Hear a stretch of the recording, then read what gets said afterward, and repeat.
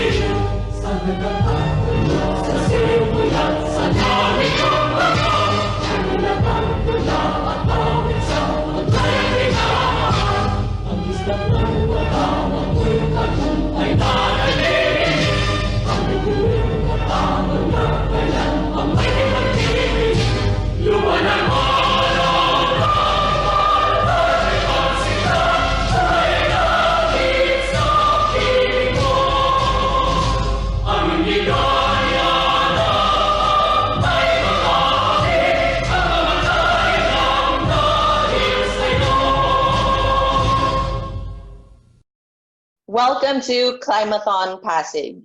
Good morning, everyone. Welcome to Climathon Pasig. My name is Carla, and I am one of the organizers, and I will be your hack master for Climathon Pasig 2020. So we are very excited to have you guys on board, and I know that just less than 24 hours ago, we experienced one of the most terrible typhoons this year.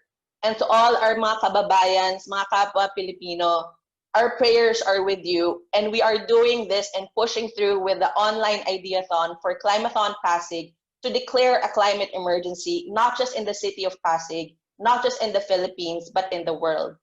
Today, November 13, we are doing a global Climathon Day with over 100 cities across the different continents all over the world.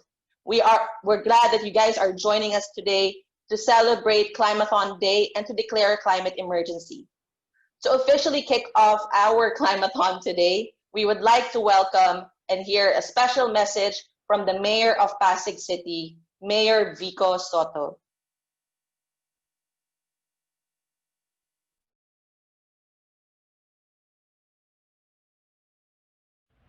Hi, and welcome to the second Climathon of Pasig City. We're really looking forward to this year's set of participants and the ideas and solutions and proposals that you are going to come up with in the course of this competition. This year, we're tackling the issue or topic of food security, specifically trying to make food accessible and affordable in a sustainable way for all Pasigueños. And the winner is going to receive a package that doesn't just include funding and implementation, but will also include mentorship from experts in the field. We don't want this to remain just a competition, and we're happy to say that last year's winners, their solutions with regard to waste management and plastic recycling, Team Club and Team Sa Recycling of last year's Climathon are now being implemented in Barangay Pineda. So we're looking forward again to this year's set of winners. Congratulations in advance. We're really looking forward to what you're going to come up with. Thank you again, and welcome to the second Climathon of Pasig City.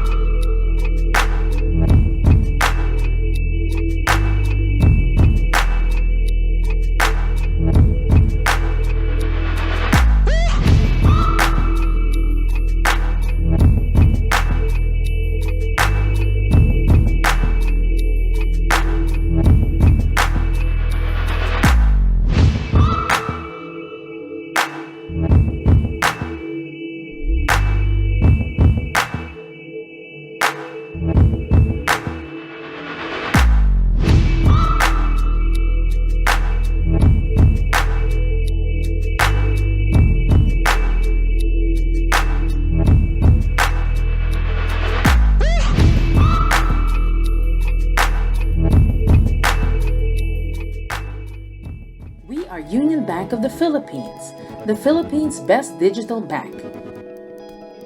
In the recent Bank Quality Consumer Survey on retail banks last April, we were ranked number 2 of the most helpful banks in Asia Pacific during the COVID-19 crisis and is the only Philippine bank in the top 20 list.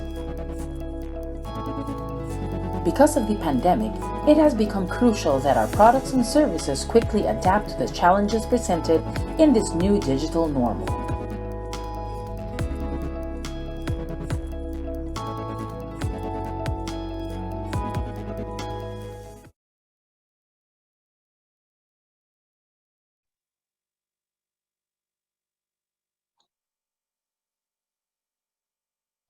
All right. So for opening our global climathon, thank you so much, Mayor Vico Soto, for giving that special message. And really, congratulations to everyone. All of you are already winners because you are taking this first step to take climate action. All right. So for our next message today, we have someone from EIT Climate Kick. He is the climathon lead. Let's hear it from Biarke Koshoy. Humanity is facing an unprecedented crisis. COVID-19 shocked the world. But climate change doesn't wait. Inaction is not an option. It's time to act and come together.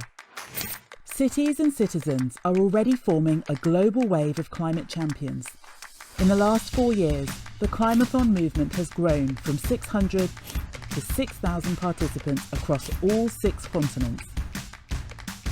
And the momentum keeps on building. We need bold ambition. We need climate-resilient ideas and initiatives. We need a green recovery. Together, let's build back better. Join us on the Climathon journey. Take action. Co-create local ideas to shared climate challenges and build tangible and impact-driven projects. Get involved in shaping the future of your city. We are all in this together. Time for change. Be the change.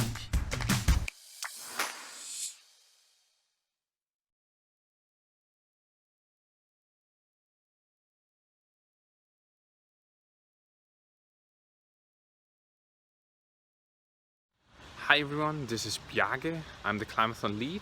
Just wanted to say hi and wish you the best of luck for your Climathon. Just so you know, in my mind, you're already winners because you've already stepped up to actually do something about climate change. There's a lot of talk about climate change, what can be done and so on, but you're actually doing something about it by taking part in the Climathon in Pasig. And I'm really happy and excited that you're part of this, and I look forward to see what will actually be the outcome of your ideation. So one thing I just wanted for you to keep in mind is actually to see the bigger picture, not always rush to solutions, but really nurture the idea that you have and think about how this idea is also influencing, the bigger system. So not just maybe one simple solution that you're thinking about, but how will this be part of something bigger? And just want to remind you that you can actually, after Global Climathon Day, apply for the Climathon Global Awards. So I hope you will do that, and I hope you will upload your solution to our website so we can promote it as well. But I just want to wish you the best of luck, everyone, and enjoy, because it's fun as well. So have fun. Thank you so much, BRK, and that's a message all the way from Copenhagen. And of course, just like what he said, for all the winning team will definitely be able to have an opportunity to sign up and submit their entry to the Global Climathon Awards. Up next is something that's very close to my heart, really. We'll hear the highlights from Team Kloop and Team Sari Cycling, looking at what they're doing, how they've progressed in their implementation in Barangay Pineda, Pasig City, and of course, a special message from our Climathon Pasig Program Advisor, Ms. Donalita Cruz.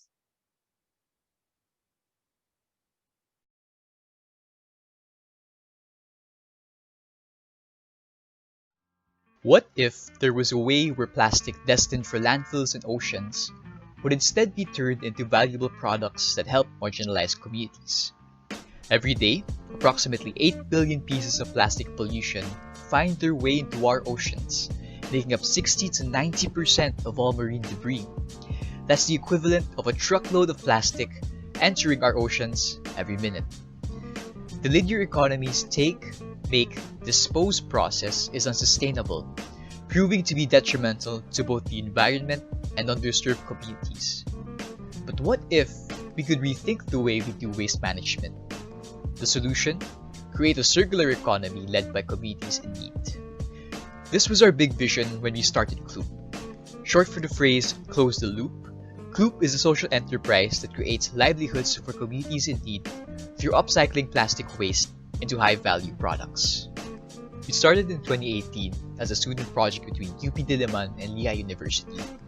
Known as Project Plastikan, our goal was to make plastic upcycling accessible to everyone, especially communities in need. See how much impact we could create? In 2019, we decided to turn it into a startup called Kloop. Our big break came when we won the Philippines' first ever Climathon.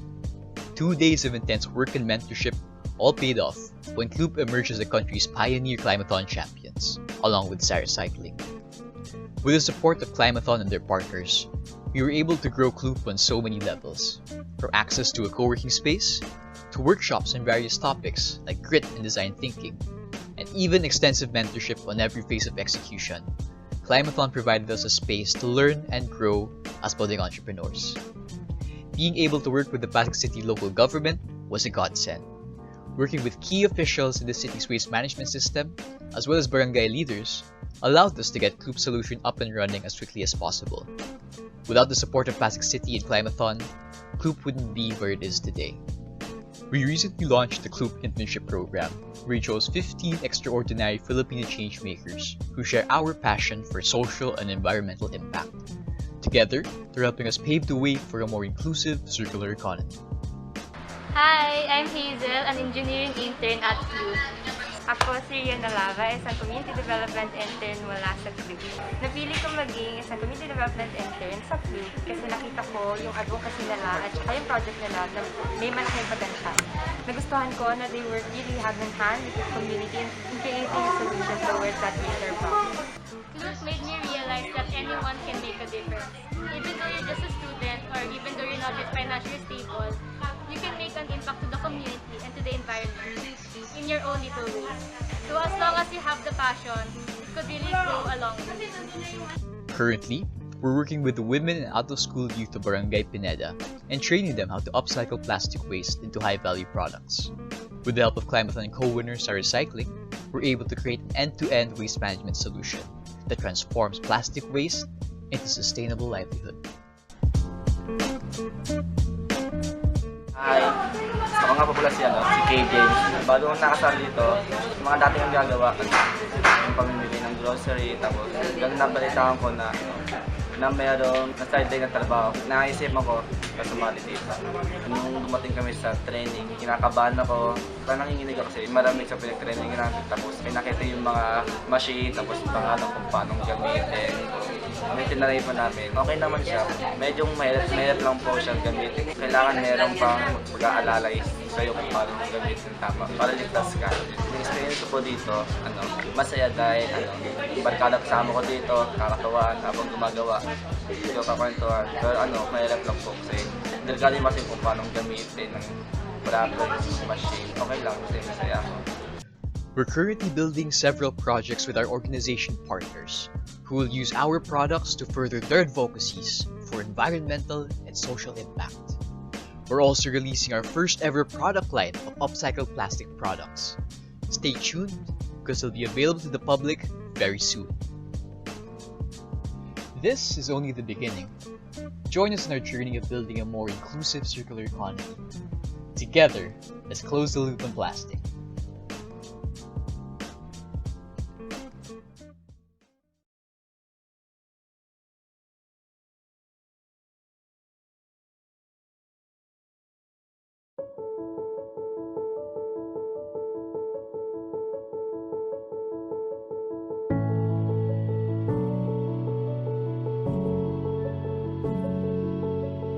Ako nga pala si Prisando Francisco. Magandang araw. Hello, I'm Bram, one of the core members of Cycling.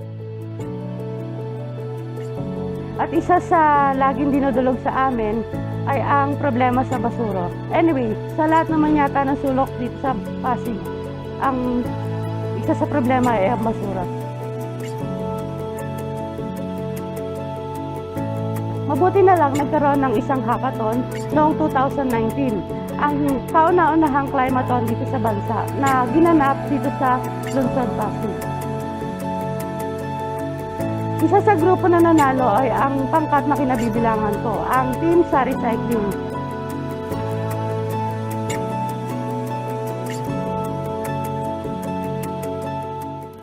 Which is a product of Climathon 2019. All of the recycling score were randomly teamed up with each other. It's like meant to be for the environment.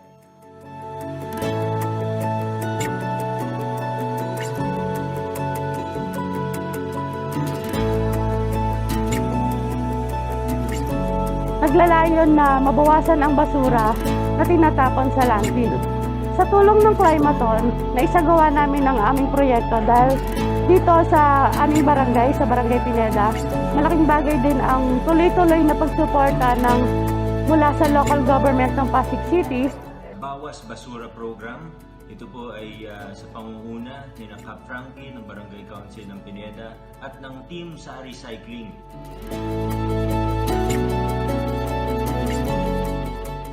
All throughout my personal experience, Climathon is the easiest part of all. Hardest part is implementing it and empowering the community with our solution. Originally, ang plano ng sa recycling ay maglagay ng mga recycling bins dito sa bawat sari-sari store. Pero dahil sa pandemic, binago namin ang aming proseso. Naglalagay na kami ng mga recycling bins sa mga designated area para sa safety ng mga tao. Kasama sa proyekto ang pagtuturo ng tamang segregation ng basura. At nagpapasalamat kami dahil sa positibong response ng mga tao dito sa aming proyekto. Pero malayo pa tayo. Marami pang, nagsisimula pa lang tayo. Marami pa tayong ibabawas na basura. Nasimulan na namin sa aming barangay at susunod na sa iba pang barangay. Magtulong-tulong tayo para sa pagbabawas ng basura sa barangay, sa buong Pasig at sa buong bansa. Let's do things that can change our world. Maraming salamat po sa bumubuo ng Team Climathon Philippines sa pangunguna nila para masagip ang ating kalikasan. Maraming salamat po. Si Kevin ang taga-sort namin ng plastic. Pinagsasama-sama niya lahat ng single-use plastic na nakokolekta namin. Tablet, dito namin nilalagay ang mga records.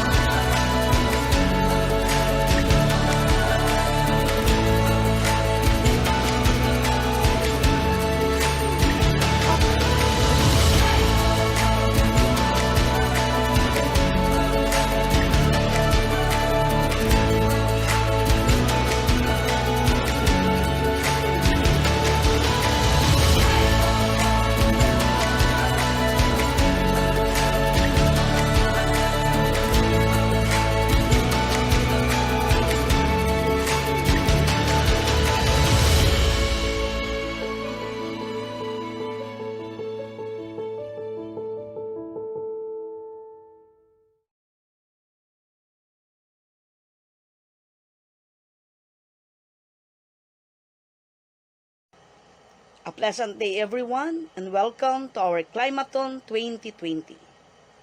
First, I would like to congratulate you for joining and to our organizers and partners who have dedicated everything and their capabilities to materialize this event a memorable one. Thank you very much. This is the second time that our city will be hosting Climathon to solve the issues affecting climate change. And I may say that Climathon 2019 is a manifestation of God's grace and recognition for our city to host the first Climathon in our country, which is not only an environmental event, but a vessel of behavioral change. I am here and proud to share two main points that I believe a good model of framework to further comprehend the impact of climate change. First, a call for everyone to act and be united towards behavioral change. This may lead to transformation. Second, a challenge on how and where to start are questions of commitment and participation that would finally answer and give meaning to our existence, as well as reflecting on our role and responsibility as God's caretaker of His creation, which is our common home. The two winners of Climathon 2019, who are Kloop and Sari Cycling, pave an opportunity of revealing this framework feasible and doable. They lead a way and directions for a concrete solutions to the problem of waste reduction and management. Recently, they presented the process of their accomplishment despite of many challenges brought by this pandemic.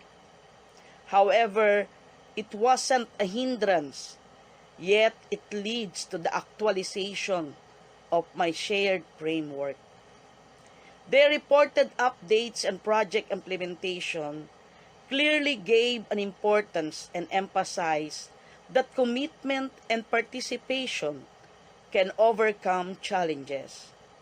Thus, Kloop and Sari Cycling, with the entire community of Barangay Pineda here in Pasig, responded to the call and united to act on how and where to start. The behavioral change manifested by a unified action of discipline and systemic change. Climathon is an avenue of ideas, solutions, and reflection to draw a concrete actions of commitment amidst with the challenges of this pandemic. And now, as we gathered for Climathon 2020, I am foreseeing a new light and a new beginning of life. Just like a seed planted to bloom and bear fruit, this pandemic is an opportunity to reimagine our common home and lifestyle. Are we ready to act and answer the questions? What have I done? And how can I rebuild the distracted common home created for us? Thank you very much, and good luck to everyone. God bless us all.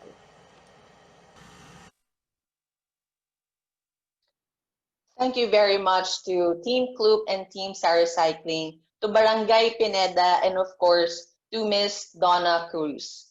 Just to let you guys know that these, Kloop and Sari Cycling have been working so hard. Barangay Pineda, the entire, LGU has been really working together, collaborating to implement the solution in Barangay Pineda. So kudos to you guys, really so excited and, seeing your progress. But that's not it, guys. So next is to inspire us as we, progress into the Ideathon. We have our first keynote speaker. He is the founder and executive director of My Shelter Foundation, also the global director for Leader of Light. Everyone, let's welcome Ilak Diaz.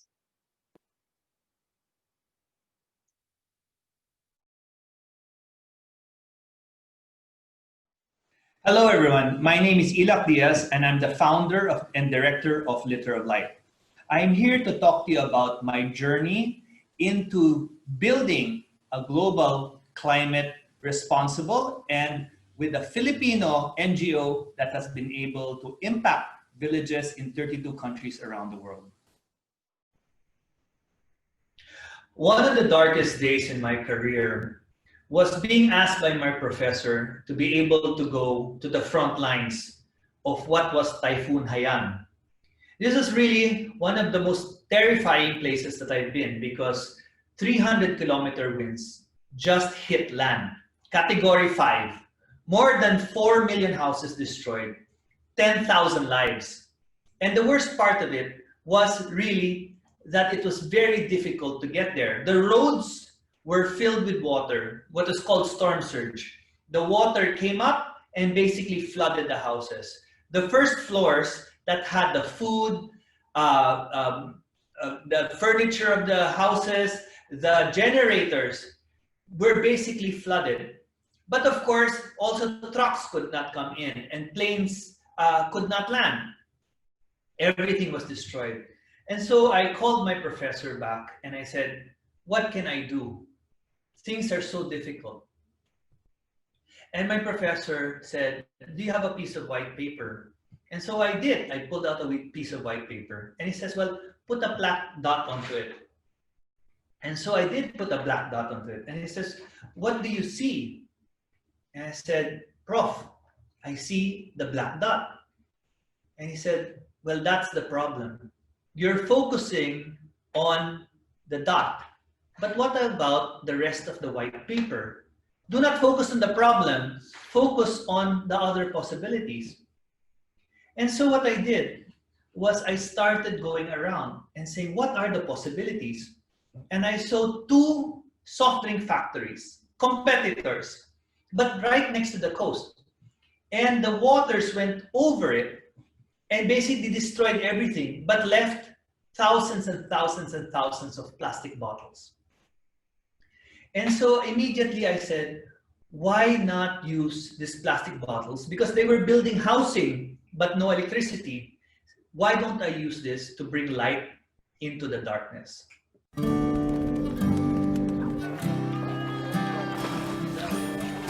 Itong lugar namin, Sitio Maligay dos, San Vicente, San Pedro, Laguna. Eh siyempre, alam mo naman, ganitong lugar, squatter area, tabing rilis, dikit-dikit ang bahay. Madilim talaga rito sa lugar ko na to. Wala kami dito sa loob, lagi kami sa labas. Nadadapa kasi madilim, yung dadaan mo, hindi mo alam, may nakaharang. Tutulog na lang ako, wala ilaw eh. Ang tawag nila sa akin dito si Mang Dimi Solar. Napaliwanag ko yung mga bahay nila madilim. Bubutas ka ng yero, lalagay mo yung bote, lagyan mo siya ng sealant, bago lagyan mo siya ng tubig na mineral, lalagyan ng sunrox. Bago kabit mo sa bahay, lagyan sealant mo para hindi tumulo. Ganun lang kasimple yun. Dati yung ganito, tukadilim nung bago ko pagkapitan. Ngayon, nung kapitan ko na, ito na ang liwanag niya. Yan ang liwanag. Pumili po ako kasi bote lang, tubig. Maliwanag na yung bahay mo. Bumaba yung binayaran ko ngayon. Simula nung makabitan ako dito. At saka itong solar bottle bulb na to, hindi mainit. Dahil sa buti na yan, sa solar na buti na yan, gumanda ang araw namin.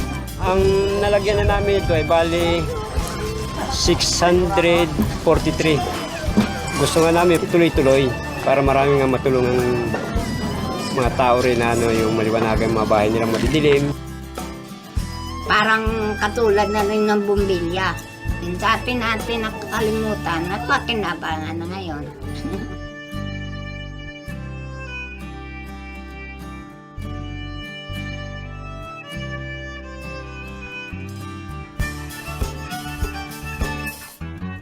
Maliwanag yan sa bahay namin!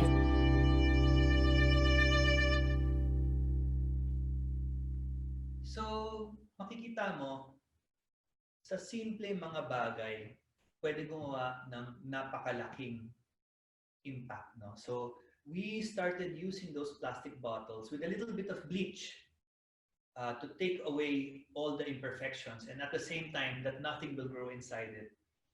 And 1/2 of the bottle above the roof and 1/2 below to be able to reflect right inside the houses. And so this was such a powerful new idea. Just with simple refraction, you could bring more than a 50-watt light inside at no cost. But liter of light is not really for the day. What was important really is at night they were safe. There were so many children getting third-degree burns because they were using kerosene lamp. And when they turn around at night, sometimes they knock it over and the kerosene sticks to the skin.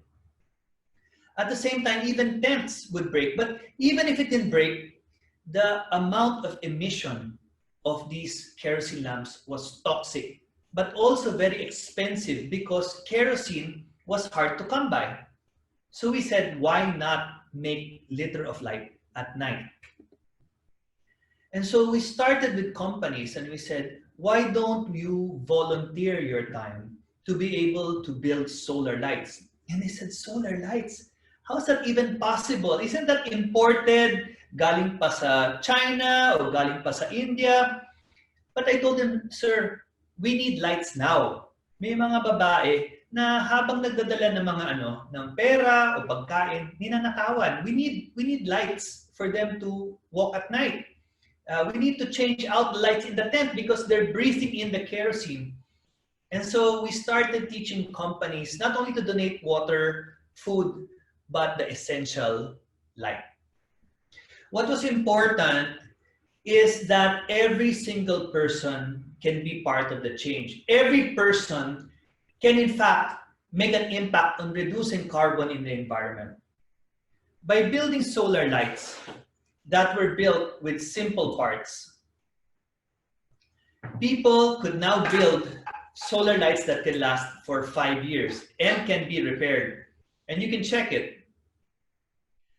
I'd like to show you a video of how we trained hundreds of employees in companies to build solar lights that were donated later to Tacloban. Please watch this video.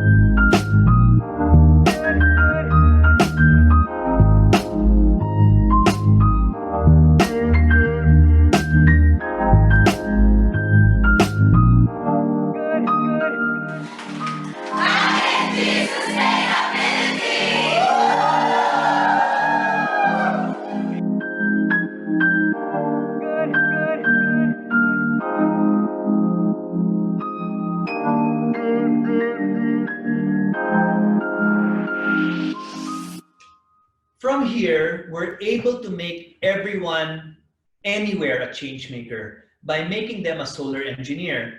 They can build solar lights by hand from the office, from the home, and also from the villages. They can fix and repair it. So one of the things that's really important is we substitute kerosene lamps that emit 200 kilos of carbon every year when you burn kerosene. And we substituted with a solar light that for the next 5 years will lead to no more carbon emissions, which is 1,000 kilos. Of course, later on, you can replace the battery with vape batteries that you can find anywhere in the country. You will see that the plastic is recyclable. So we take plastics and change it into, because we cannot afford gas blowing machines. We have, of course, the circuit that can easily be done. But the nice thing there is everything can be repaired. From this idea, we got calls from all over the world and started thinking, how come Filipinos are always the one receiving and being given grants, a handout? How about us becoming not a beneficiary, but a benefactor? And so we went all over the world to 32 countries to teach them how to be able to make solar lights by hand that we've done here in the Philippines. Please watch this video.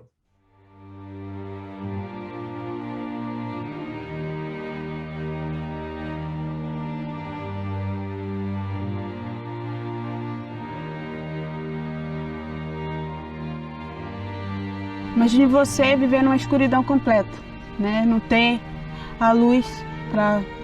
Eu como professora, eu sinto muita dificuldade de quê? De fazer minhas aulas. Comer peixe à noite é muito difícil porque a gente não tem como tá vendo a espinha, né? Beber um caldo, ele passou uma semana com uma espinha na garganta que escarrava sangue. Não tem uma saúde boa. Quando a gente fica doente,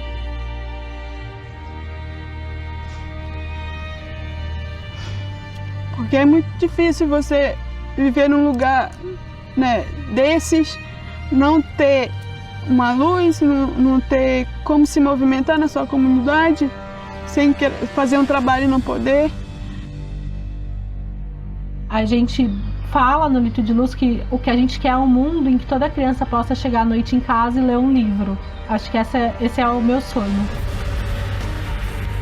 Since winning the Zayed Future Energy Prize, Liter of Light has expanded to more than 15 countries. Desde que a gente começou no Brasil, já foram mais de 6.000 pessoas impactadas. A gente ensina as pessoas a fazerem, torna eles embaixadores, e aí eles podem replicar o que a gente faz com a nossa tecnologia para outras comunidades. E hoje em dia, com esse litro de luz aí, o perigo zerou, né? Que a gente é uma energia boa, uma energia limpa, né? Que não polui. A primeira diferença que teve quando o Litro de Luz veio à comunidade foi andar com mais segurança, né, à noite pela comunidade. Foi essa aí a grande diferença. É um projeto que a gente não ganha pra gente. O dinheiro não, mas a gente ganha muito mais, que é a dignidade. It occurred to us that there are ideas from the Philippines that can change the world. The same problems that we have here, do not look away from them. Do not close your window or avoid them. Yes, there's sometimes, you know, it feels bad. You feel guilty and you shut off your window. But part of solving this world's biggest problems is to look at it and try to see if there's something that you can do about it. And even better, if you can talk to other people that feel the same way. Because even simple solutions from the Philippines are needed around the world. We know poverty, but we can also solve it. But you have to look at it and never turn away, because your idea can in fact change the world. Right now, Liter of Light is in Kenya. We light up Maasai tribes. They use street lights like we did in Tacloban. And they use it to be able to keep their cows from getting attacked by lions. So at night, the lions would always approach their cattle. And now they said, you know, we need to have lights that we can fix. What if you're gone? What if you disappear? How will we be able to repair it and maintain it? And I said, Liter of Light is not about selling. It's about empowering. We want to put into millions of hands the technology from the Philippines so that you can help yourself. Instead of just one or two people that if they don't come back, you might not be able to maintain it. And so we found out that the best way is to give it to women cooperatives. Women cooperatives around the world work with their hands. They can carve, they can stitch, they can sew, but they also use it for business. So what happens is they lend the lights out to their communities, and they charge something like 20 pesos a week. And you can charge as much as you want. But what's important is they take away the money being lost in kerosene, and now they use it for business. So the money is kept there and they become wealthier. And the most important one is they make more and more lights. They make street lights where they charge the people of the street to be able to light. And we also have mobile charging systems where they can provide light, but at the same time, using the same technology, you can charge your cell phone.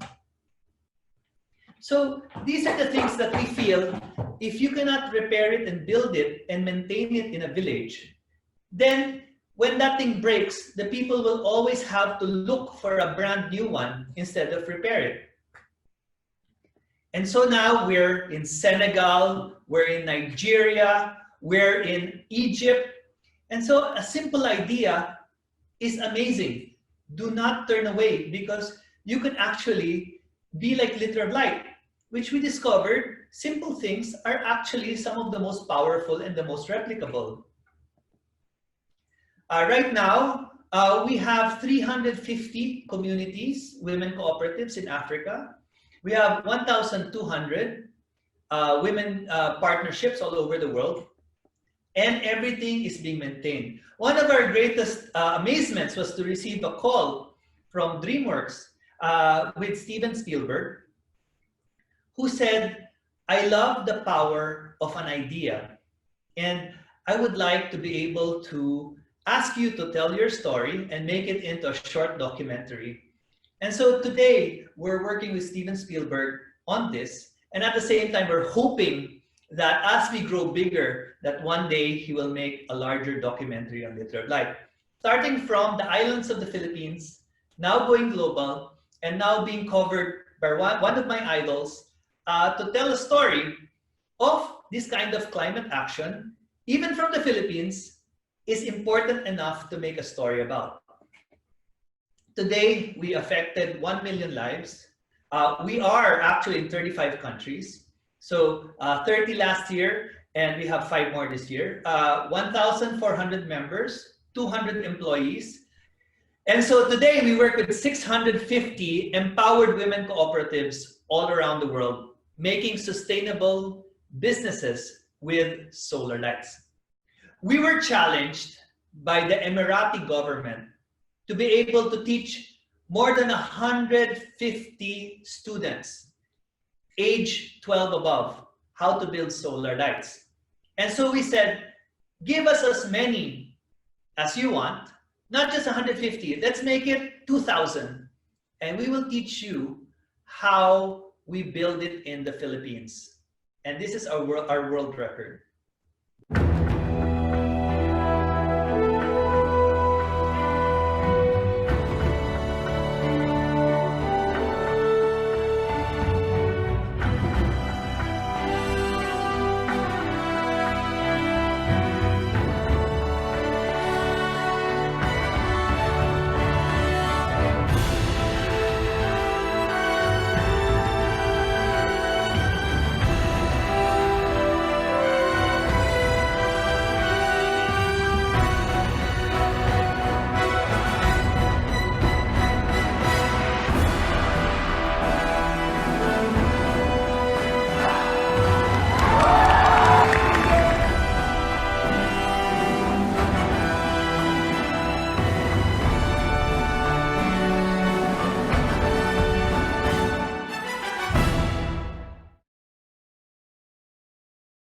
And in fact, the United Nations recognized how we were affecting the sustainable goal number 7, building sustainable and clean energy access for all.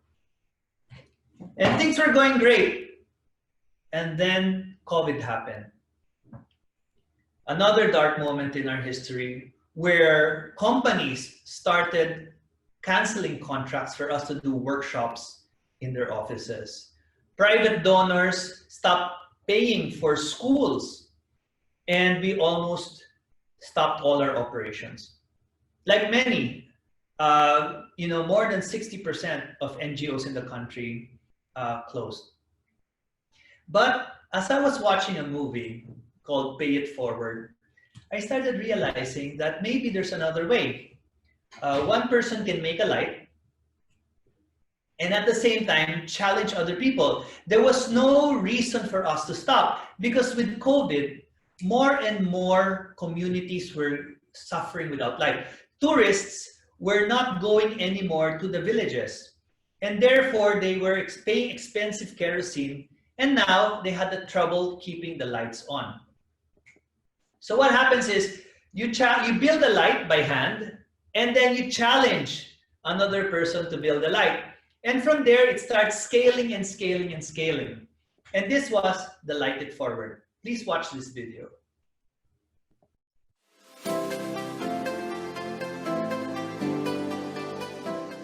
Even in the midst of this pandemic, there are thousands of households and communities still being left in the dark.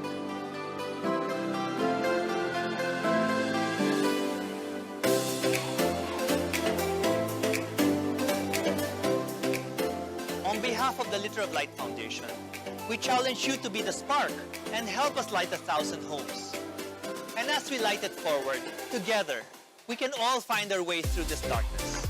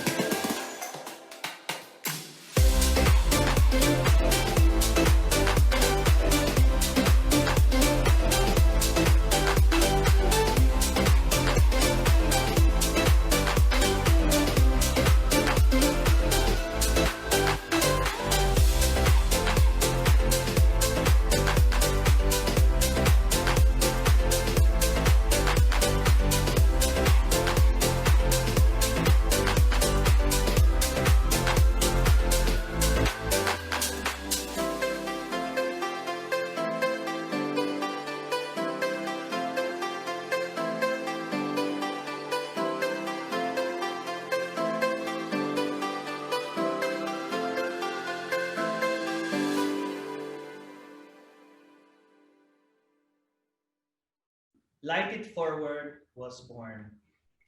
When people challenge each other and other people challenge each other, inspired by the fact that they can build solar lights by hand. And we can do this all from the safety of their homes.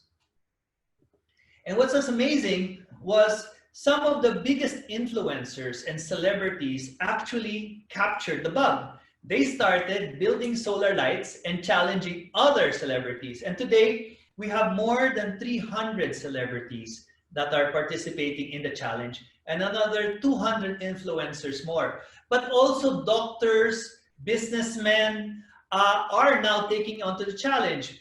And this is scaling up into 1,500 solar lights. But we have an ambition before December to bring solar lights for Christmas for 3,000 solar lights. So from almost losing our foundation, we are now actually scaling much more than we ever thought before. So do not look at the dot, look at the white paper. Let me show you a video of one of the most popular actresses who has actually made the solar light. Hey guys, it's Jasmine here. I finally got my package from Liter of Light, and it's a light source kit basically that I will be assembling, and Liter of Light will be giving out to communities that need it. Because believe it or not, there are still 16 million Filipinos who still have no access to electricity. So imagine if you can provide a light source to the communities who need it, especially in these times. So let's get building and let's give lights, light it forward.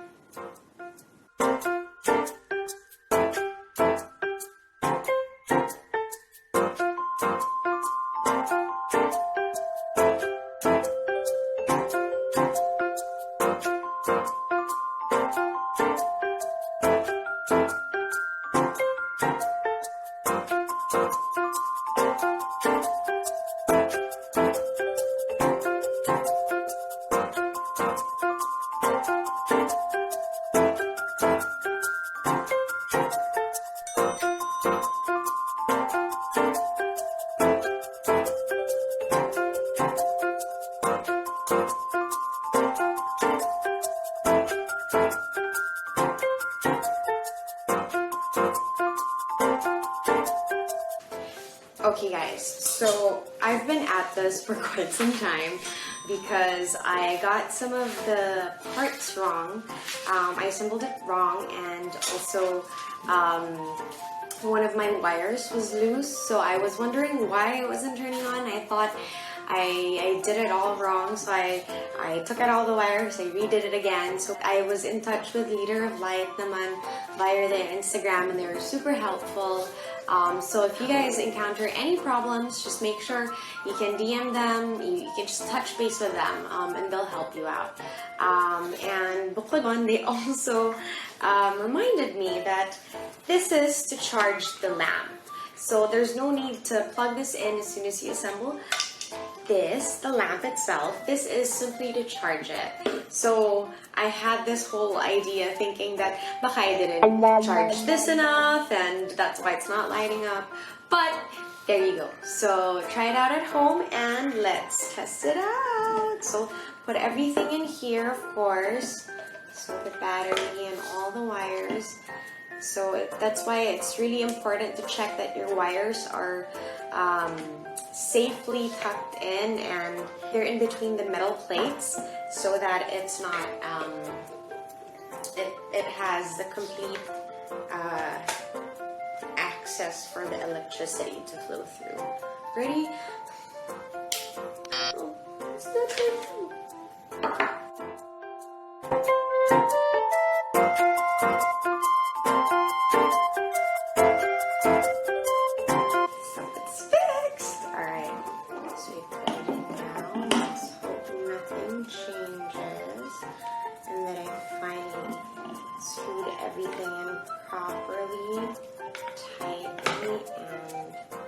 Without any problems, this should light up.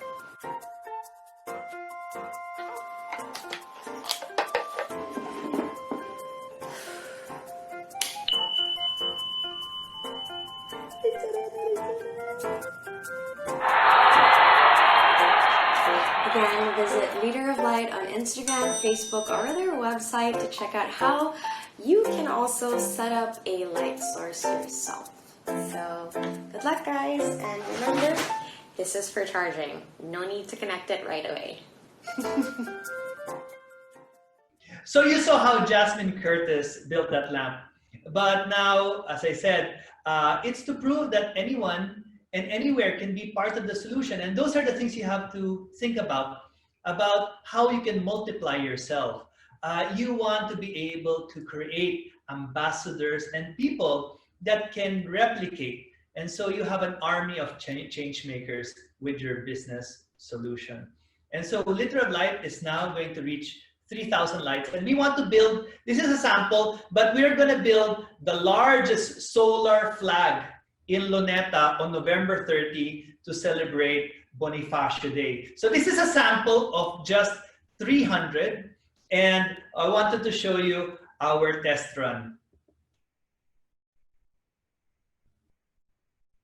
So yeah, it's going to be the biggest solar flag, and it's all going to be made by hand by you from the safety of your home, despite the challenges of COVID. So we're going to make 3,000 lights next to the monument of Rizal. And each one of these will be honoring one of our frontliners that has died or is still serving. Each one of these will be given with their names to these villages as a dedication to their service.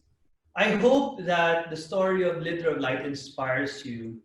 But to tell you the truth, there are so many problems with poverty, and your idea matters. Each and every one of you that does not turn away from this kind of challenges could provide the solution that the Philippines so desperately needs. We need you to be able to make a commitment and make this big decision to light it forward. Be the light, be the inspiration, and welcome.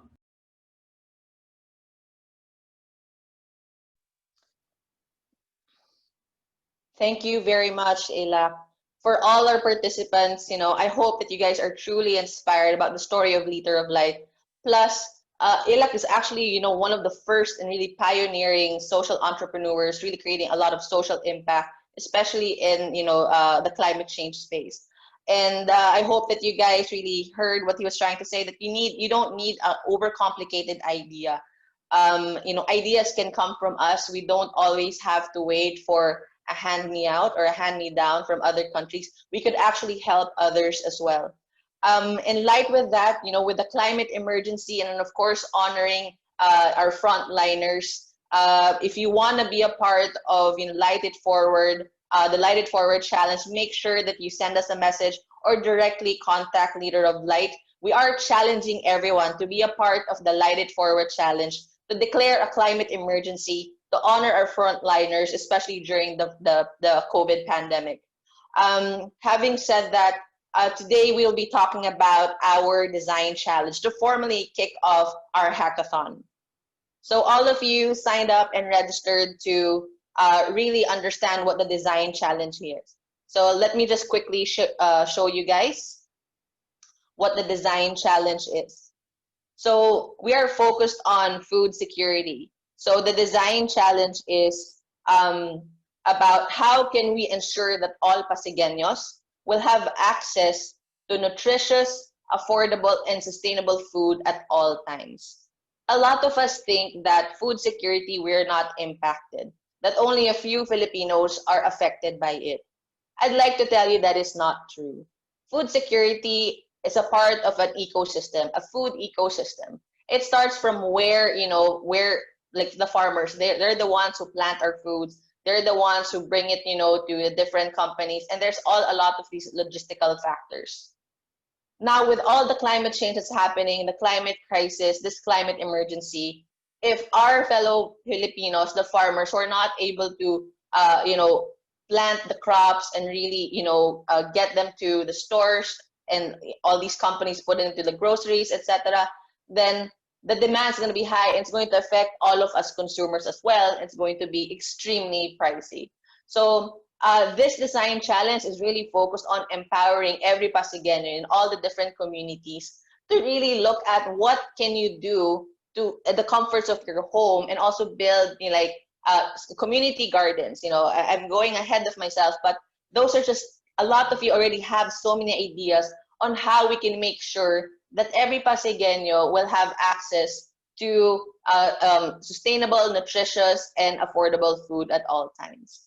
Next is, we will be providing you with some other guidelines, which you guys need to remember after our next speaker. But just to let you guys know that the Climathon criteria is, the first one is connection to the challenge.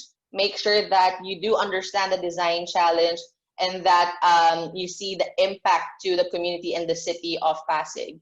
Next is the local relevance. So really understanding the impact, and also how you are able to present the design challenge to the cities and communities in Pasig. Next is your team, your level of commitment, and how you collaborate throughout the 3-day ideathon. Also, what kind of ideas that you get from your coaches and experts who will be supporting you. Next one is development potential. How are we going to be able to really look at the different stakeholders? Is there a potential for this to go to other markets and other cities and even other countries? The fourth is transformative potential. So this is like if you are able to identify how your idea can really go beyond your initial pilot or prototype here during the Climathon. The last one is people's vote.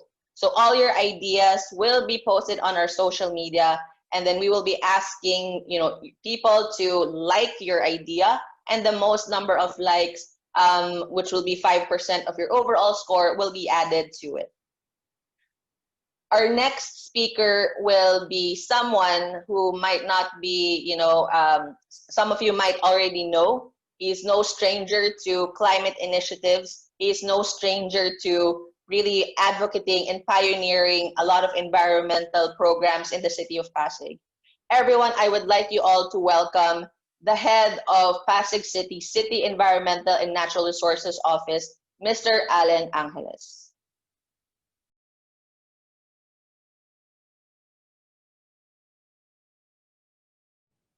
Hi, I am Alan Angeles from Pasig City Centro.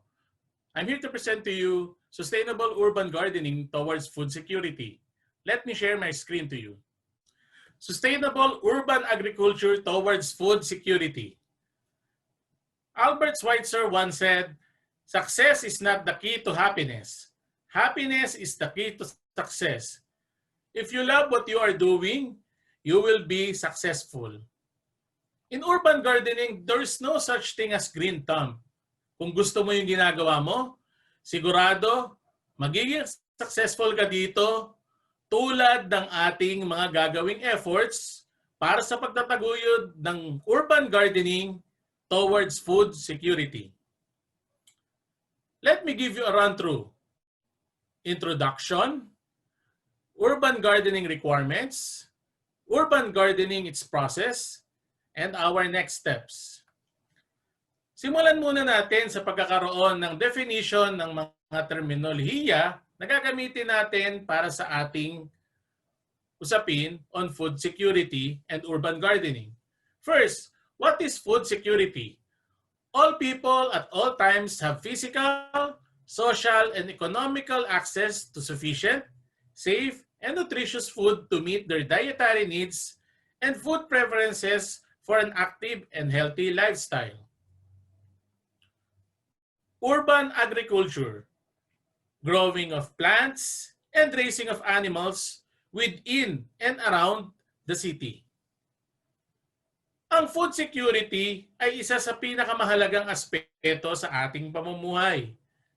Isa sa mga pamamaraan para magkaroon ng food security ay gamitin natin ang ating mga available resources at siguraduhin hindi tayo mag-aaksaya ng mga pagkain. Ano ba ang mga challenges natin kinakaharap ngayon? Una, ang conversion of agricultural lands. Marami ng lupain dito sa kalunsuran ang kinonvert na bilang mga high-rise building, mga condominiums, mga subdivisions na dati-rati tinataniman ng ating mga magsasaka. Increasing vulnerability due to natural and man-made risk. Marami din tayong na-encounter na mga man-made at natural risks kabilang na ang kadaraan lamang na bagyo na si Bagyong Rolly. Imbalanced environment. Isang malaking hamon ito para sa mga lugar na malaki na ang populasyon. Kahirapan. Laganap ang kahirapan, lalong-lalo na sa mga kalunsuran. Population density. Ito ang dami ng tao na nag-iipon-ipon sa isang lugar. Challenge ito para sa atin dahil nahihirapan tayong bigyan ng importansya o pagpapahalaga ang urban agriculture dahil pangunahin nating prioridad ang pagkakaroon ng matitirahan para sa ating ikakabuhay. Lack of job opportunities o kakulangan sa trabaho. Marami na rin tayong mga magsasaka na nagkakaedad na at wala ng kakayanan o hirap na gumawa o mag-produce at magtanim ng ating mga kakainin. Few agricultural extension workers at syempre ang bumababang numero ng mga estudyanteng nagkakaroon ng pagpapahalaga sa agriculture sector. Pangunahin nating challenge sa panahong ito ay ang dinaranas nating pandemya dulot ng COVID-19.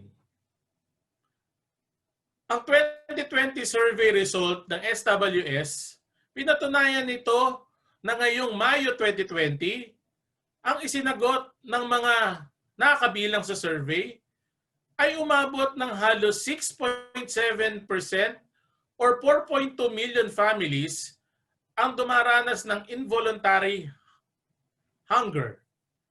At kahalintulad noong nakaraang Disyembre 2019 na umaabot lamang sa 8.8% or 2.1 million families. Napakalaki ng epekto sa atin ng nagdaang pandemya na COVID-19 na halos nagdoble ang pagkagutom na dinaranas ng ating mga kababayan. Sinabi rin noong December 2019, ang poverty ay umaabot sa halos 54% ng mga residente sa atin dito sa ating bansa or katumbas ng 13.1 million families. Ayon din sa pag-aaral ng United Nations World Food Program,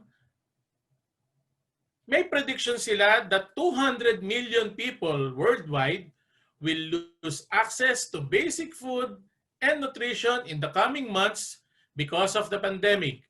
This is on top of the more than 800 million people who experience food insecurity before the crisis.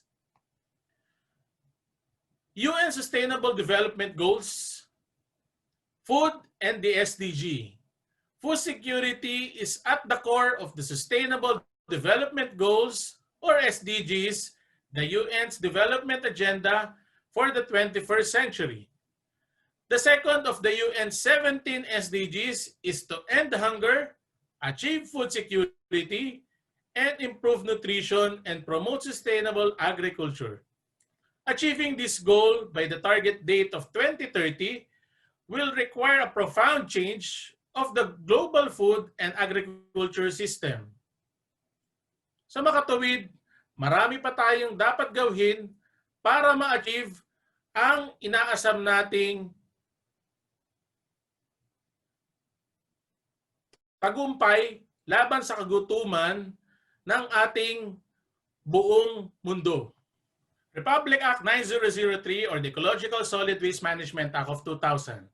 Article 1 of the General Provision states that set guidelines and targets for solid waste avoidance and volume reduction through source reduction and waste minimization measures, including composting, recycling, reuse, recovery, green charcoal process, and others before collection, treatment, and disposal in appropriate and environmentally sound solid waste management facilities in accordance with ecologically sustainable development principles. Sa makatuwid, ang composting na gagamitin natin ang mga natirang pagkain o yung tinatawag nating biodegradable waste at ipoproseso bilang mga pataba at pagre-recycle ng mga iba't ibang containers na gagamitin natin sa ating containerized gardening ay isang hakbang sa ating pagtugon at pagsunod sa ating batas na Ecological Solid Waste Management Act of 2000. Makabubuti na ito sa ating kalikasan, hindi makakarating ang basura sa ating mga sanitary landfill, magagamit pa natin ang mga mahalagang bagay na dati nating ginagawang panapon lamang. Waste Analysis and Characterization Study. Let me share with you the composition of disposed waste of Pasig City. This was conducted in the year 2015. Ayon dito, 37% ng ating mga basura ay composed ng kitchen or food waste. Sa makatuwid, napakaraming basura mula sa ating mga tirang pagkain. Ngayon, pwede pa natin itong gamitin. Kabilang naman sa ating mga gagamitin bilang mga container ay mga papel, plastic o metal na halos umaabot naman sa 40% ng ating mga itinatapong basura. Sa makatuwid, kung gagamitin natin ang ating mga kitchen waste bilang pataba at ang ating mga recyclable, halos 80% ng ating basura ay hindi na natin kailangan itapon sa ating mga sanitary landfill. Ang urban gardening ay malaking tulong din upang mabawasan ang basura na ating itinatapon sa ating sanitary landfill. Ito ay isang hakbang para mapatagal pa ang buhay ng ating sanitary landfill at tayo ay gumagawa rin ng mga hakbang na makatutulong sa ating kalikasan. Ngayon, we have to use our available resources. Tulad ng aking nabanggit kanina, yung mga panapon tulad ng mga container ng pintura, mga basyo ng plastic na soft drink, ay pwede nating gamitin para sa ating containerized gardening. Pwede rin ang mga pinaggamitang doy pack at iba't iba pang pinaglagyan o sisidlan ng ating mga inumin na pwedeng mag-contain o maipon ang mga soil. Pwede natin dito itanim ang ating mga vegetable seeds. Depende na lamang sa laki ng kailangan nating itanim ang kailangan nating gamitin bilang mga container para paglagyan ng ating lupa. Biodegradable waste through composting ay mapapakinabangan pa natin bilang mga soil conditioner. May mga kinakailangang prosesong pagdaanan tulad ng mga eksaminasyon para masabi na ang mga compost ay naging fertilizer nga. Pero mas malimit ang level na kinahihinatnan ng ating mga tirang pagkain ay tinatawag na soil conditioner o pampataba ng ating mga lupa. Let us all be resourceful. Let us do creative recycling, upcycling, and combine it with our urban gardening. Now, part of our ideal waste management is the composting of organic waste material. First, it will be collected by our kitchen waste collector, bring it to our MRF, process it, and then utilize it for plant life. And then, after we plant our vegetables, we will then eat it, and part of the leftover will once again be part of our generated kitchen waste, which we once again be utilized as part of our compost and process material.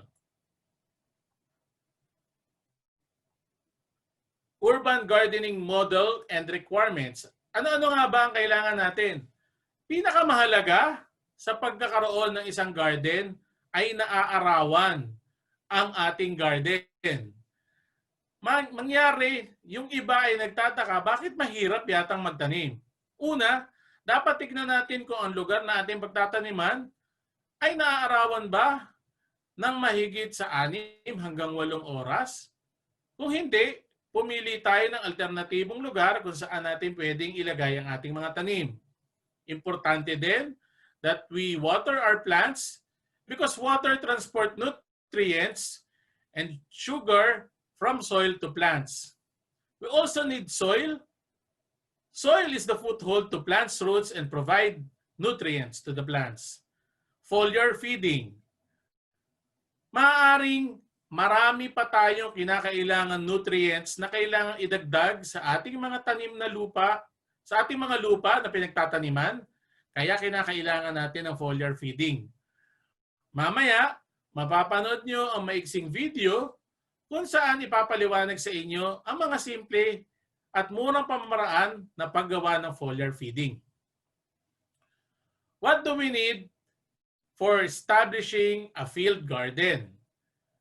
May mga lugar tayong tinatawag na open spaces na po pwede natin gamitin. Pero, tignan muna natin kung ito ba ay ligtas sa mga stray animals o galang mga aso o pusa na maaaring sumira nito. Ano mga kailangan natin munang gawin? Una, lagyan ito ng bakod. Pangalawa, lagyan ito ng mga lupa. At syempre, kinakailangan lagyan natin ng pataba o nutrients or foliars ang ating mga lupa. I-cultivate natin ito para natin ito magamit. May mga challenges tayo kakaharapin sa pagtatanim sa mga open spaces. May mga lugar na mabato, may mga lugar na maputik.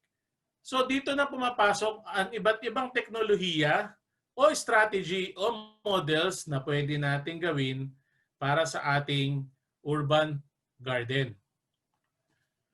Kailangan natin ng lupa. Soil is the primary medium where plants derive the essential nutrients necessary for growth and development. Ang mga fertilizer naman, dalawa ito, pero mas hinihikayat natin na gumamit ng natural kaysa sa mga synthetic materials. Dahil ito ay maaaring may idulot sa ating hindi maganda. Kailangan natin gumamit ng mas natural na paraan. Ito ay mas nakakatipid pa para sa ating budget. Ito ay nagdadagdag ng mga mineral at nutrients na kakailanganin ng ating mga gulay na itatanim. NPK. Anong ibig sabihin ng NPK? Nitrogen para sa letter N. Ito ay necessary for leaf development o para sa ating mga dahon o madadahong gulay. P para sa phosphorus, also known as phosphate, for root formation and growth. At K naman para sa potassium, also known as potash, for quality of flowers and fruits. Other nutrients for better growth and development. So tandaan natin, kinakailangan natin ng NPK para sa ating mga soil at fertilizer. Ilan sa mga model ng vegetable garden ay ang backyard gardening, na kung saan raising of different kinds of vegetables in the backyard to provide supplementary source of essential nutrients for the family. Isa din sa mga halimbawa, kung ikaw ay walang sufisyente or if you do not have sufficient space, ay una, below ground. So dapat pag-aralan natin kung ano ba ang suitable para sa ating kakayahan. Kung wala tayong available na lupa, we can use vertical gardening, but we should always consider its exposure to sunlight. Or pwede naman din natin gamitin both below ground and above ground using container gardening and plots. Other vegetable garden models. Containerized gardening or container gardening.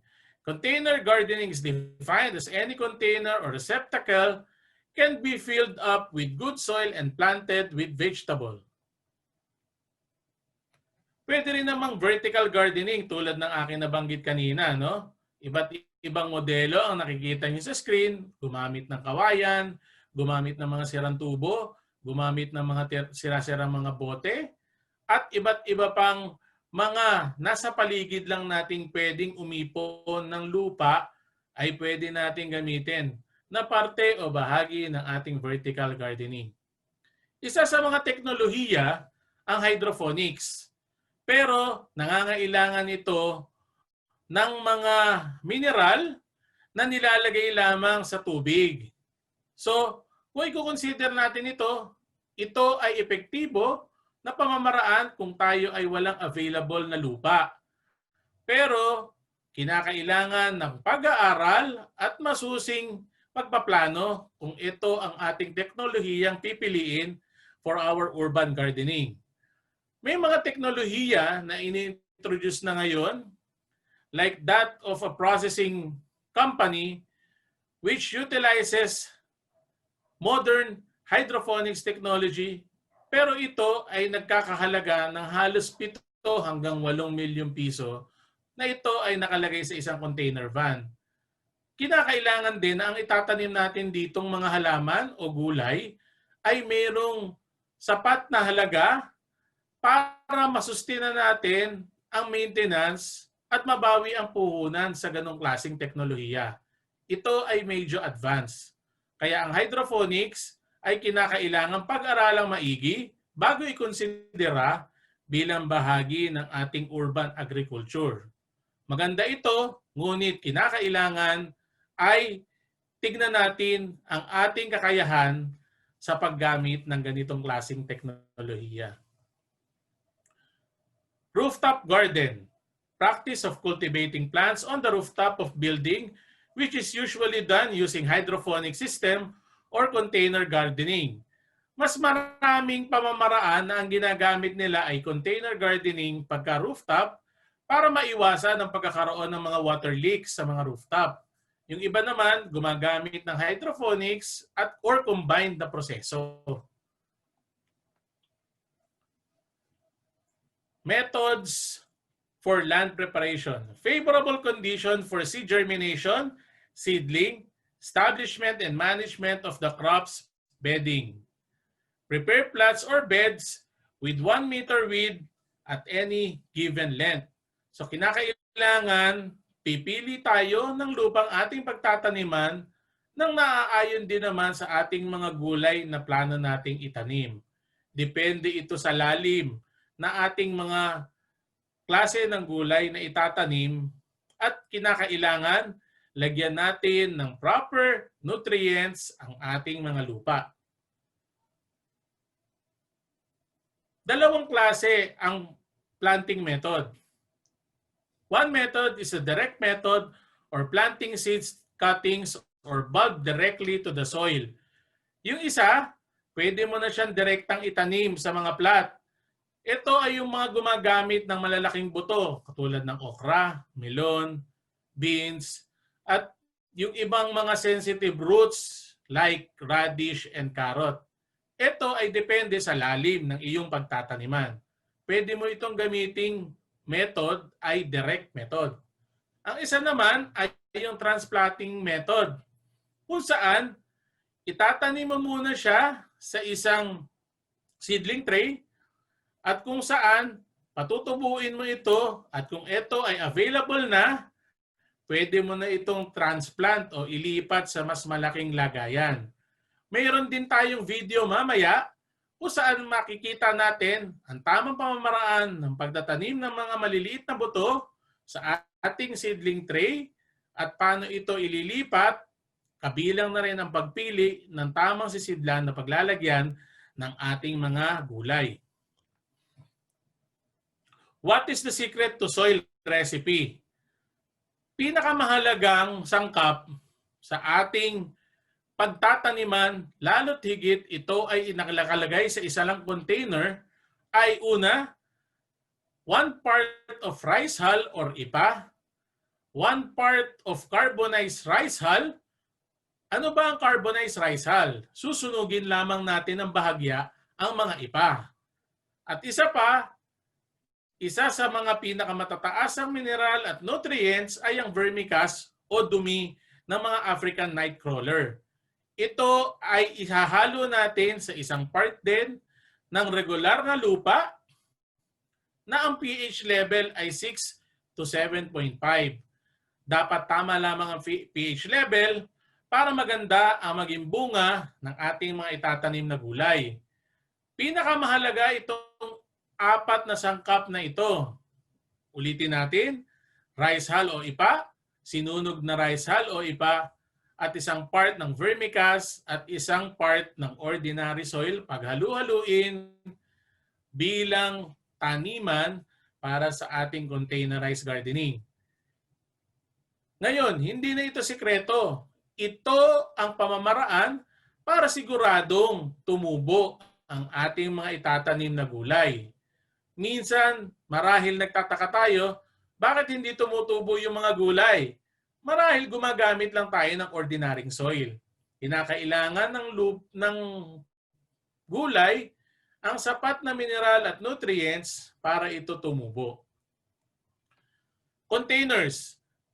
Parte ng containers para sa ating recycling ay ang mga plastic na egg trays na pwede natin gamitin bilang mga seedling tray.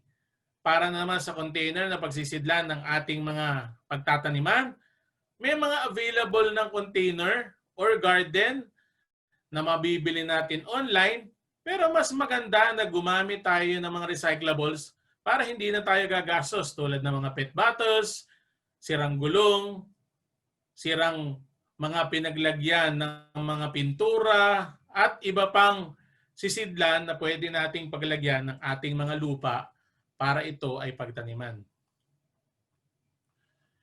Containerized gardening process. First step would be seed preparation. Second will be planting.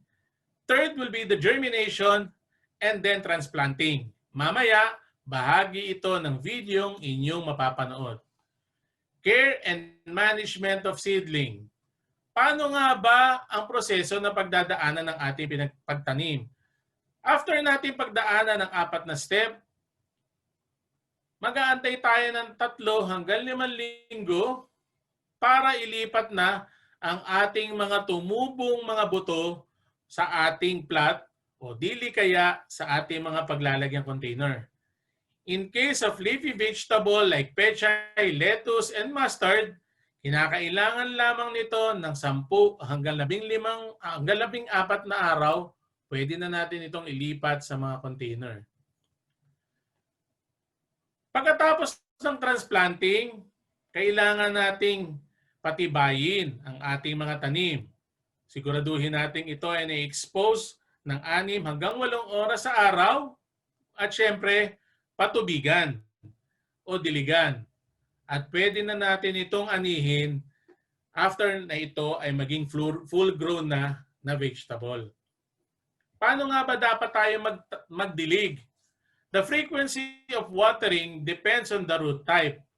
Shallow-rooted crops like pechay, cabbage, mustard, and kangkong needs more frequent watering or at least twice a day during dry season. Deep-rooted crops tulad ng okra, tomato, and eggplant would require less frequent watering or at least thrice a week during dry season. Water management. What you can see on screen are the different types of soil. We have clay soil, loam, and sand. Now, for the water management, the frequency of watering depends on the soil type. Sandy soil would require more frequent watering because of the poor water holding capacity. The clay soil requires less watering because of high water holding capacity. Ang loamy soil is rich in organic matter. It would be requiring less watering since organic matter improves water holding capacity. Soil and fertilizer management. We advise you to utilize organic fertilizer, naturally grown fertilizer which make the soil fertile without any negative impact to the soil, water, and biodiversity. Ilan sa mga halimbawa kaninang nabanggit ko na is the vermicompost, fermented plant juices which acts as our foliars, at iba pa. Minsan makaka-encounter tayo ng mga peste na dumadapo sa ating mga alaga na tanim o gulay. Ano ba ang organikong pamamaraan? Pwede naman tayong gumawa ng tinatawag nating all-in-one organic pesticide. What are the recipe? Una, 100 grams of chili, 2 bulbs of garlic, 1 bulb onion o isang ulo ng sibuyas, at isang tablespoon ng liquid soap. Una, gigilingin natin gamit ang blender ang ating chili, garlic, at onion.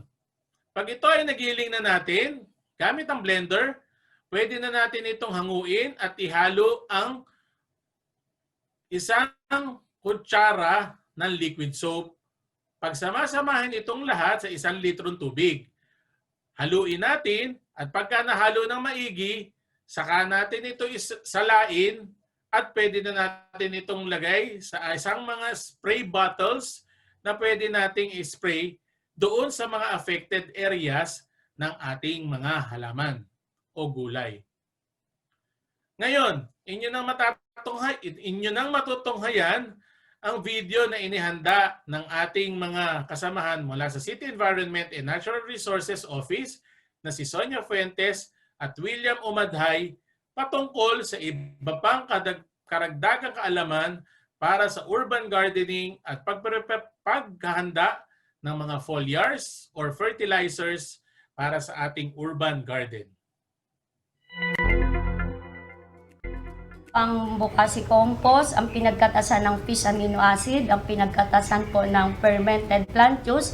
Pagsama-samahin po natin siya sa tamang lalagyan at ibaon natin. Makakakuha po tayo dyan ng gagamitin natin lupa para sa ating potting media. Pwede po tayong gumamit ng tray ng itlog. Pwede po yung ganitong lalagyan. So, paggawa naman po nito is may proseso din po. 2 takal po ng carbonized rice hull. Paghahaluin po natin siya at ito pong tinatawag na vermicast. Kailangan po buwag ang lupa para maganda po ang ating paglalagyan ng buto. Hahaluin po natin siya, halong mabuti, at ilalagay po natin siya dito sa seedling tray or dun sa tinatawag po na tray ng itlog.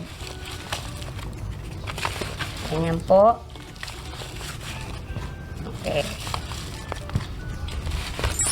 Pwede na po natin itong taniman. Bakit nga po pala tayo gumagamit ng seedling tray? Kaya po tayo gumagamit ng seedling tray kasi kapag inilagay po natin siya sa isang lalagyan, pwede po tayong maglagay sa isang ganito, pwede rin sa ganito. Depende po sa gusto ninyo. Matapos mapuno ang ating potting media na, pwede na po natin siyang lagyan ng buto. Bawat butas po lalagyan natin. Tatakpan po natin siya ng kaunting lupa at didiligan po natin ng 3 beses sa loob ng isang araw. Isa sa umaga, sa tanghali at sa gabi. Pwede rin po tayong gumamit ng ibang lalagyan kagaya po ng mga palangganang butas. Pwede rin po yung mga lalagyan ng timba. Pero siguraduhin lang po ninyo na yung buto na ilalagay ninyo ay hindi mawawash out dahil ang tubig po, kapag pidiligan natin siya, yung pressure ng tubig, kapag malakas, sasama po sa tubig yung kanyang buto. Mawawala po siya sa posisyon, mawawala na po tayo ng inaalagaan sa ating lalagyan. Bibilang po tayo ng 15 days. After 15 days po, kapag nakita na natin siya na lumalabas na, ito na po yung kalalagyan ng ating halaman. Ito po. Meron na po siyang 5 dahon. Ibig sabihin, pag siya po ay meron ng 5 dahon, pwede na po natin siyang ilipat sa mga tamang lalagyan. Ito po yung tinatawag nila na totoong dahon na ng ating halaman. Ito po yung balat. Kaya kailangan po, pag tayo ay naglipat, siguraduhin po natin na 5 na yung kanyang dahon. Pipili po tayo ng kanyang lalagyan. Pwede na natin siyang ilipat. Kung wala po tayong malaking bakuran, pwede po tayong gumamit ng containerized gardening. Kagaya po ng basyo ng soft drinks, puputulin po natin siya. 4 liters po, pwede rin. Pinaglagyan ng toyo, pwede rin. Basyo ng tubig, pwede rin po. Pwede po natin siyang lagyan. Bubutasan po natin siya, pwede natin siyang lagyan ng pansabit. Ganito po ang magiging itsura niyan. Depende po sa lugar na paglalagyan ninyo. Kapag nandito naman po sa malaking lalagyan, pwede nyo po itong lagyan ng 3. 3 seedling po ang ilalagay ninyo dito. Depende po sa lalagyan. Pagka dito po at gumamit po tayo ng 2 seedling dito, hindi po niya kayang isupply ng lalagyan natin yung kailangan ng 2 halaman na kailangan ng lupa. Kaya kailangan po, depende sa lalagyan. Pag ganito lang, 1 seedling lang po ilalagay natin. Kapag ganito naman ang lalagyan natin, 4 liters, pwede pong 3 seedling. Depende po sa gusto ninyo. Kung gusto ninyo yung malalaki ang dahon, pumili po tayo ng maayos na lalagyan. Pwede rin po sa styrofoam. Pwede po yan. Pagkatapos po, ang ididilig po natin is yung tinatawag po nating fermented plant juice. Magagamit na po natin yung ginawa nating juice sa ating halaman. Ang pag-a-apply po naman nito o ang pagbibigay nito ay bibilang po kayo. Kagaya nito, naglipat po tayo ngayon, bibilang po kayo. Bilang kayo ng 7 days, didiligan po ulit ninyo siya yan. After 7 days, dilig po ulit ng ginawa nating fermented plant juice. Ganun po ang pagsusupply ng tinatawag na organic fertilizer. After 15 days po, dito po ganito ang itsura niya. 22 days, eto na po siya. Lumalaki na siya. After 30 days, pwede na po natin siyang harvestin. Bakit kailangan pong may butas ang ating mga container? Kailangan po natin siyang lagyan ng butas para pag siya po ay ating dinidiligan, hindi po malulunod ang ating halaman. madidrain po unti-unti ang tubig at nakakakuha rin po siya ng carbon dioxide. Kailangan din po niyang magkaroon ng carbon dioxide para mabilis din pong lumaki ang ating halaman. At siguraduhin din po ninyo na ang paglalagay po ng inyong halaman ay sisiguraduhin ninyo na naaarawan siya sa loob ng isang araw ng 8 oras. Kailangan po ng halaman ng 8 oras na araw. Importante po yon. Makakatulong po siya para sa mabilis na paglaki ng dahon at makakapagpaberde din po ng dahon. Kailangan po natin siyang maarawan para sa proseso ng photosynthesis. Ito po ang iba't ibang uri ng container na pwedeng ating pagtaniman. Ito po katulad po ng talong. Kung napapansin nyo po, malaki po siya, lumalaki, kaya inilagay po natin isa sa malaking lalagyan. Ang lifespan po ng talong, 2 taon po, namumunga po siya. Samantalang po yung ating pong lettuce, yung ating petsay, ang lifespan po niyan is 1 month. So nilalagay lang po natin siya sa 4 liters na container. Mayroon din po tayong sili, mayroon din po tayong kamatis, at mayroon din po tayong mga lettuce na nilalagay natin sa ating mga pit bottles. Kung wala naman po tayong espasyo na pagtataniman, pwede po tayong mag-set up ng vertical sa ating mga tahanan. Magtatanim po tayo gamit ang pit bottles pataas para po makapag-produce po tayo ng organikong gulay, walang pestisidyo, at nakakasigurado po tayo mayroon tayong pagkain sa ating hapagkainan na masustansya. Hanggang dito na lang po. Nagpapaalam po kami, ang inyong pong lingkod, William Umadhay. Maraming salamat po.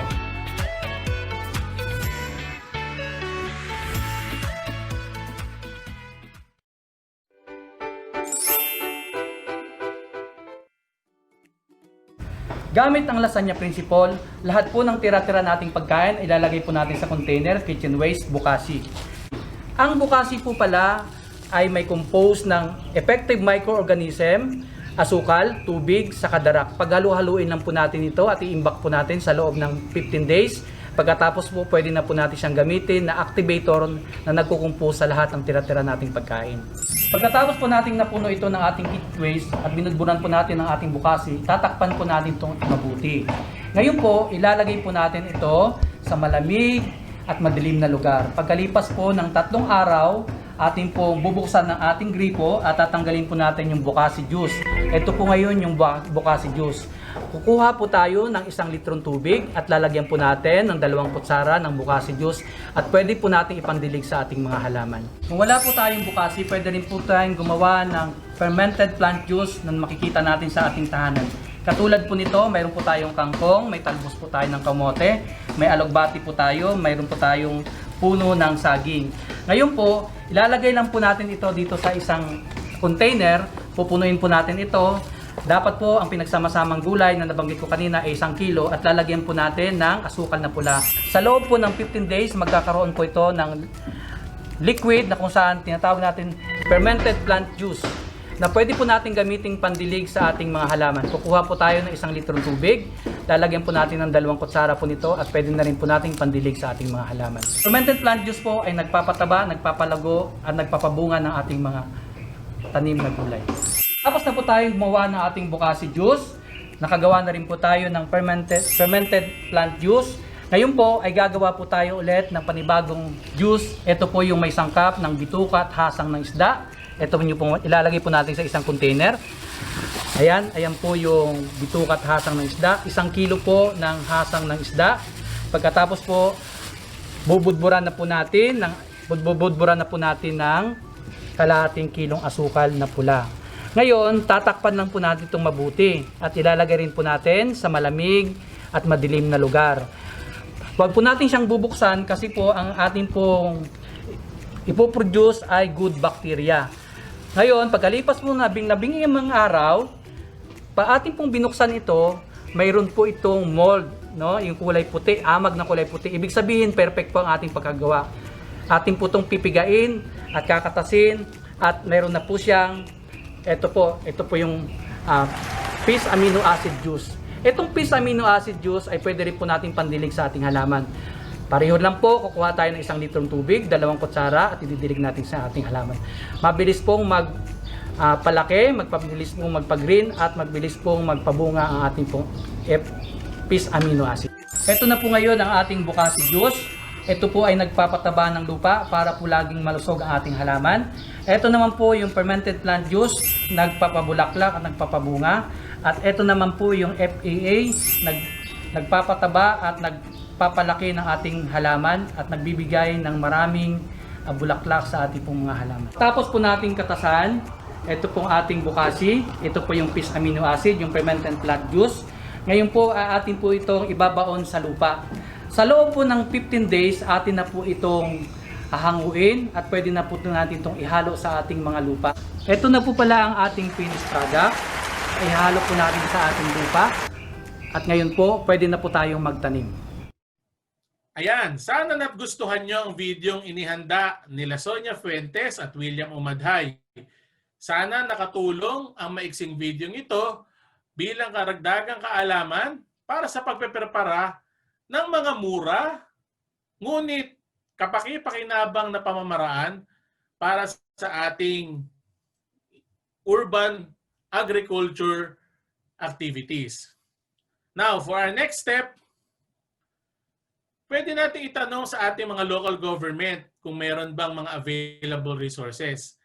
Dito sa atin sa lungsod ng Pasig, nagbibigay tayo ng mga buto ng gulay at meron din tayong mga halaman sa ating rave park. Pwede rin kami magbigay ng mga compost or fertilizer or soil conditioner para sa panimulang urban garden. Or kung hindi naman nagbibigay ang inyong mga local government units, pwede naman tayong bumili sa mga agricultural shops or sa mga malalaking supermarket o grocery kung saan located ito sa mga vegetable section or counter. The way to get started is to quit talking and begin the doing. Ika nga ni Walt Disney, simulan na natin para mas marami tayong magawa. Maraming salamat po sa inyong pakikinig. I am Alan Angeles, Pasig City's Acting Senro and Solid Waste Management Officer. Kami po ay matatagpuan sa 4th floor, Pasig City Hall. You can contact us at 8643-1111 Local 530. Maraming salamat po sa inyong lahat.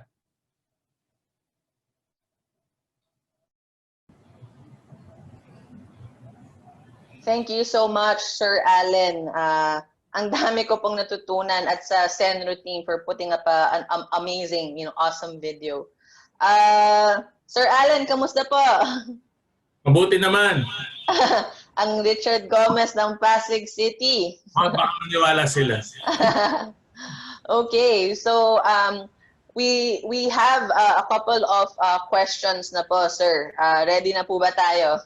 Yes.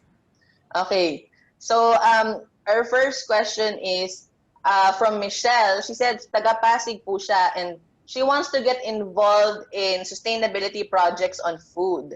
So how can she, work with the Pasig City Senro po?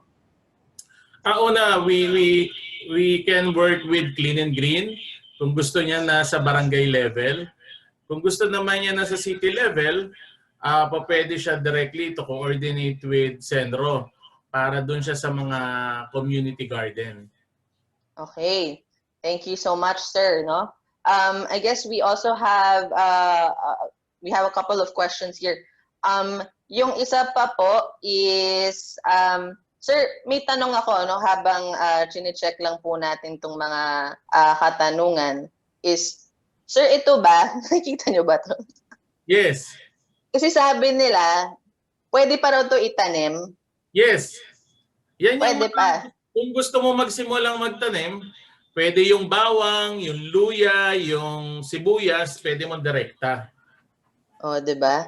Pwede, kasi hintayin daw tumubo yung itong mga parang spokes, ganun. Yes, yes. Okay, yun. So guys, pag meron kayong mga vegetables na hindi nyo nagagamit na tulad nitong luya ko na to, itatanim ko na to mamaya, sir. Okay. Yan yung hindi na natin sinama sa video, baka kasi mas ma-encourage yung iba na tama rin pero mas maganda syempre yung mga buto, mas challenging yon. Yan kasi, pag tinanim mo yan, katulad nung halimbawa, mapapansin mo naman kahit maiwan mo lang yung mga sibuyas, bawang at saka yung luya sa lagayan mo ng ilang buwan, makikita mo talagang tumutubo siya na nakusa. So yan, pag mo lang ng konti na makikita lang yung pinaka top niya o ibabaw niya, automatic yan, makakapagpatubo ka na agad yan, sibuyas, bawang at saka luya. Sige. Sige sir, update po kita kung anong mangyari kay Ginger. Okay. May next question pa po. Ano ba yung composition ng secret soil ulit po, sir? Yung secret soil po na nabanggit nyo kanina. Kanina, yung sinasabi natin na yung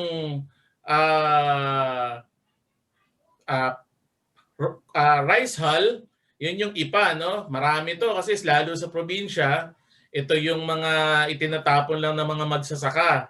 Tapos merong portion nito na sinunog, yung carbonized rice hull. Tapos ang hindi lang natin readily available pero pwede natin gawin ay yung magkaroon tayo ng tinatawag na vermicomposting. Kasi yung dumi ng mga African night crawlers, maganda rin yun para sa ating mga soil, no? Tapos syempre yung regular at saka ordinary soil.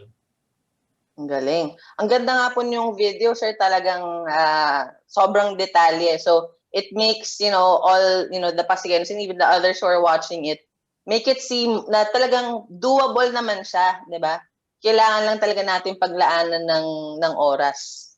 I made it simple para din magkaroon ng challenge yung mga advanced na rin yung pagpaplano. So para yung people that would attend for our ideathon, they will just enhance what was readily provided and they will just improve it para din sa purpose din ng ideathon challenge natin. Yes, okay.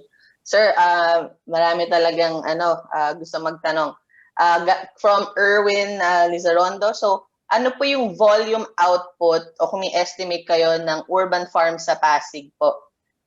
May target po ba kayo per year since food security po ang ating design challenge?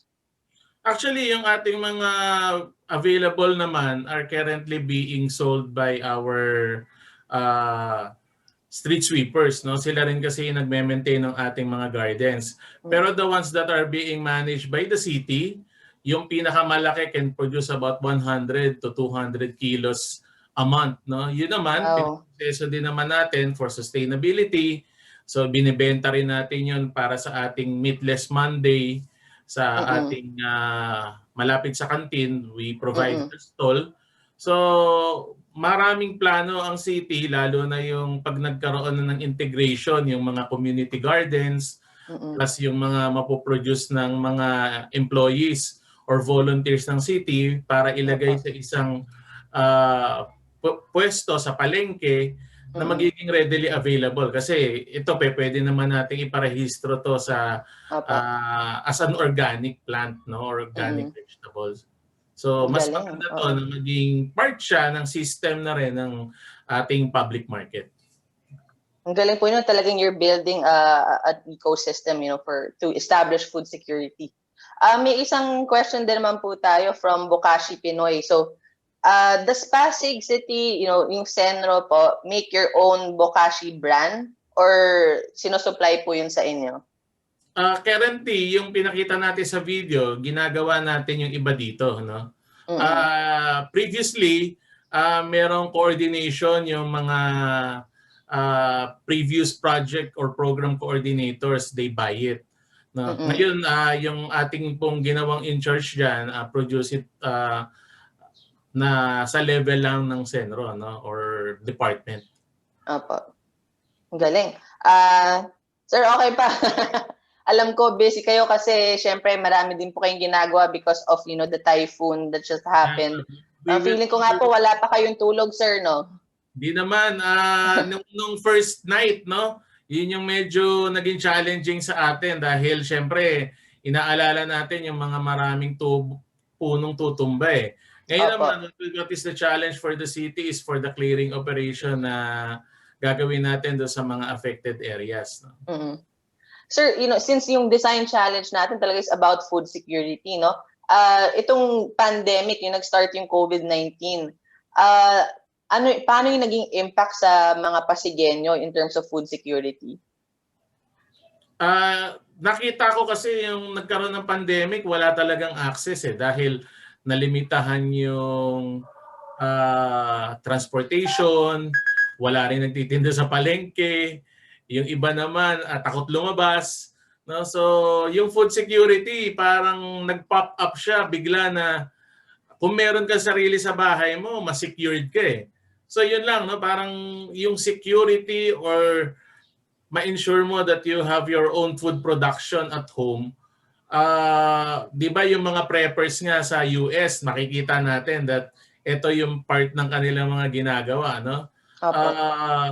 Dapat din lagi tayong handa, lalo katulad nitong nagdaang bagyo. No? Kung meron tayong sariling mga manageable na movable like vertical garden sa ating mga sariling bahay, mape-preserve pa rin natin, no? May tatabi natin para hindi ito maapektuhan nitong bagyo, no?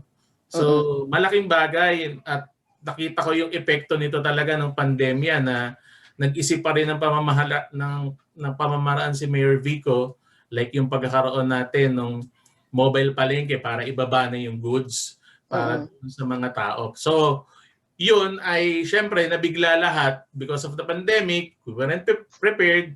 So one thing that we need to have as a solution ay food security by producing your own food within your garden or within your compound or premises. Okay, thank you, sir. Meron pa tayong question from Karen Hizola. How many open or community spaces po are available for edible gardens in Pasig City? Sa ngayon, we have about mga 60 to 80 na gardens, no?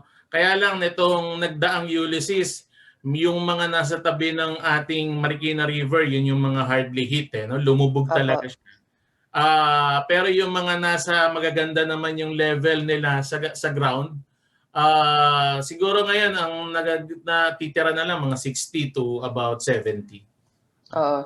Okay. So kaya talagang kailangan hingkayatin talaga natin lahat, no, na ma-empower ang mga Pasigueño to build more community gardens and also their own gardens at home.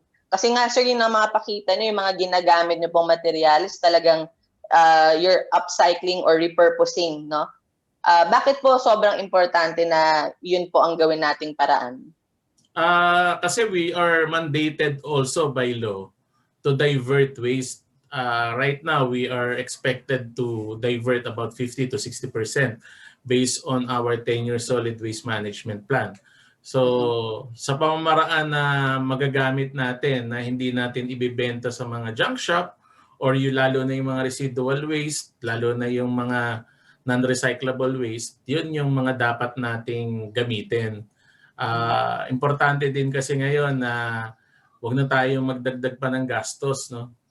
Readily available naman yung resources eh. Yeah. Okay. Thank you. Just for our viewers, our participants, let me just remind you to put it on the Q&A, your questions on the Q&A box so that we don't miss the questions, okay? All right, so another question from Bokashi Pinoy. Sabi niya, sir, Pasig is highly urbanized, so especially sa Ortigas Center. Are we implementing the urban farming bill where we can use unused government or private lands for urban farming? Actually, we are requiring green spaces sa Senro. So, part yan ang hinahanap din namin lalo do sa mga areas. No? Lalo ngayon, magkakaroon tayo ng tinatawag na implementing rules and regulations para sa amendment ng ating Green Building Ordinance. Part yun na pagkaroon ng green spaces. Lahat ng mga developments dito sa Pasig, may it be existing, may it be new or proposed na mga buildings, part siya, i-incorporate siya sa paghahanap ng mga requirements, no, sa ating Green Building Ordinance. Okay. So sir, sa mga baguhan, no, na about, doing this urban gardening, even, sa sarili ng bahay, ano yung parang mga maybe 2 or 3 tips, for them to start? Una, maglaan ka nung itatanim mo na talaga namang kakainin mo. Siyempre, magsasayang ka naman ng pagod na resources kung magtatanim ka ng isang halaman o gulay na hindi mo kakainin. No? So, yun yung pinaka-importante. Pangalawa, manage your time. Dahil siyempre, importante na kung meron kang available space, hindi mo rin naman siya madidiligan o hindi mo siya ma-maintain. So dapat una, priority mo, yung ano yung gusto mo, yun ang muna gawin mo. Dapat merong puso eh. Di ba sabi ko kanina, when I quoted Sir Albert, na dapat you love what you do. Kasi itong pinag-uusapan naman natin, lahat ito, wala kung hindi mo rin gusto yung gagawin mo eh. Tama. Then, everything else will follow. Dapat yung gagawin mo, kakainin mo rin, di ba? Opo. Siyempre, yung maganda dapat yung site na i-consider mo doon sa bahay. Dapat talaga naaarawan. No? Yan. Tama yun. Sir, may isa pa, before we wrap things up for the Q&A. Si Bukashi talagang excited siya, no? Si Bukashi Pinoy, hello. Pwede ba raw sila mabibigyan ba sila ng access sa list ng mga green spaces in Pasig? Parang gusto talaga nila to help and do something po. Sure. Available naman siya kasi yung ating mga street sweepers, sila yung multiplier natin sa program natin on Urban Garden. Ngayon nga, meron silang ongoing contest para din mas ma-challenge sila on improving and developing their areas. No? Kaya lang itong typhoon na Ulysses medyo untimely dahil ngayon yung judging ng contest. Oo nga po na damage eh. So that's very kumbaga untimely. Okay. Last question, sir. Okay. Ano ang paboritong gulay ni Mr. Allen Angeles? Nako, paborito kong gulay. Marami.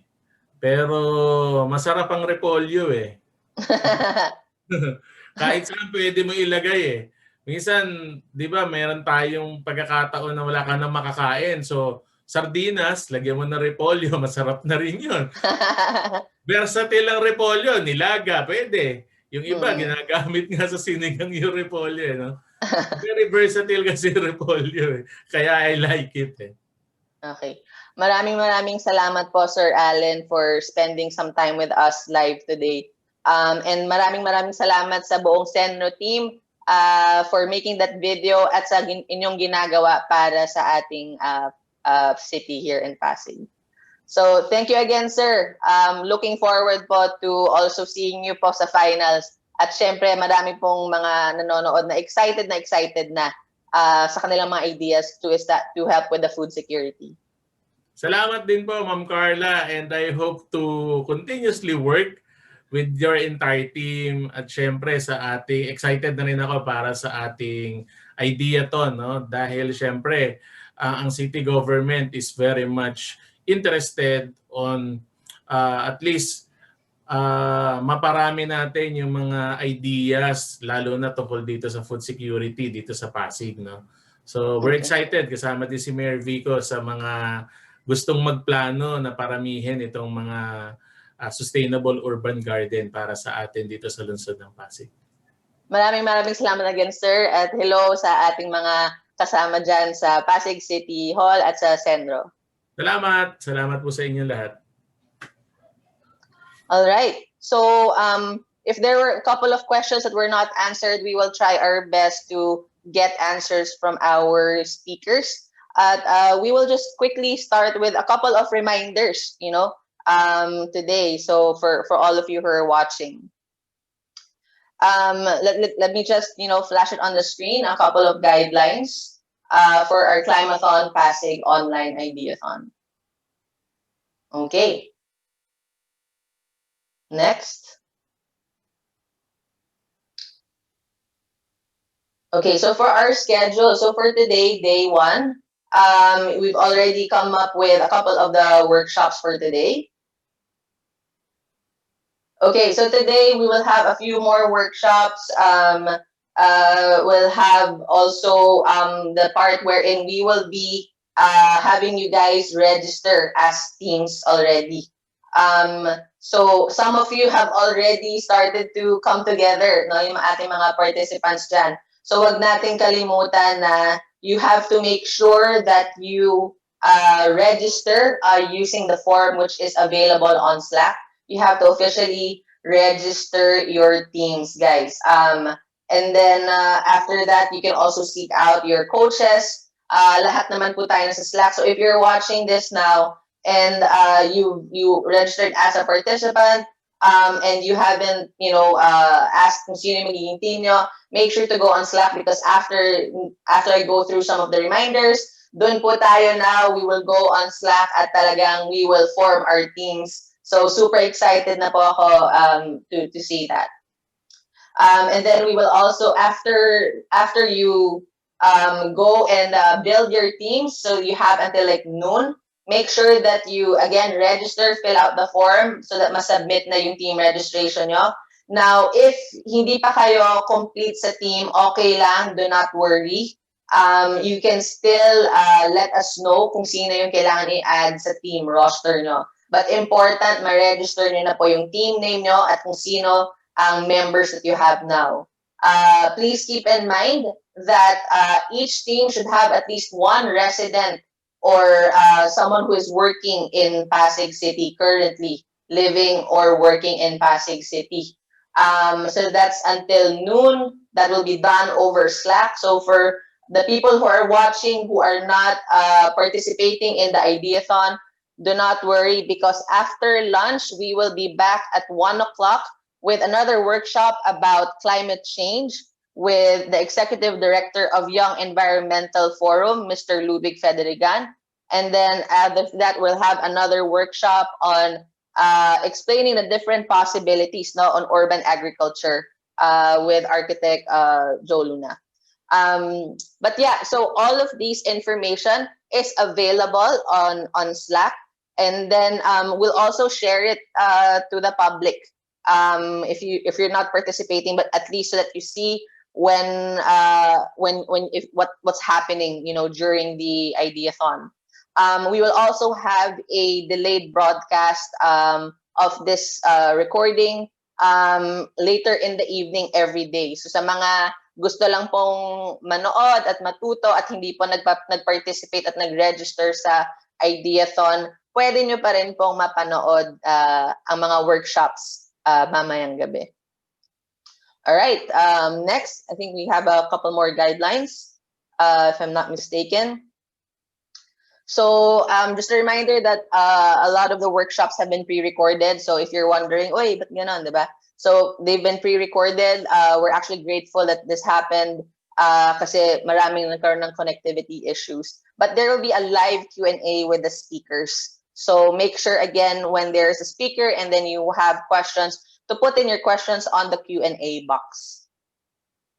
Next. Okay. Again, how to find your teams and your coaches.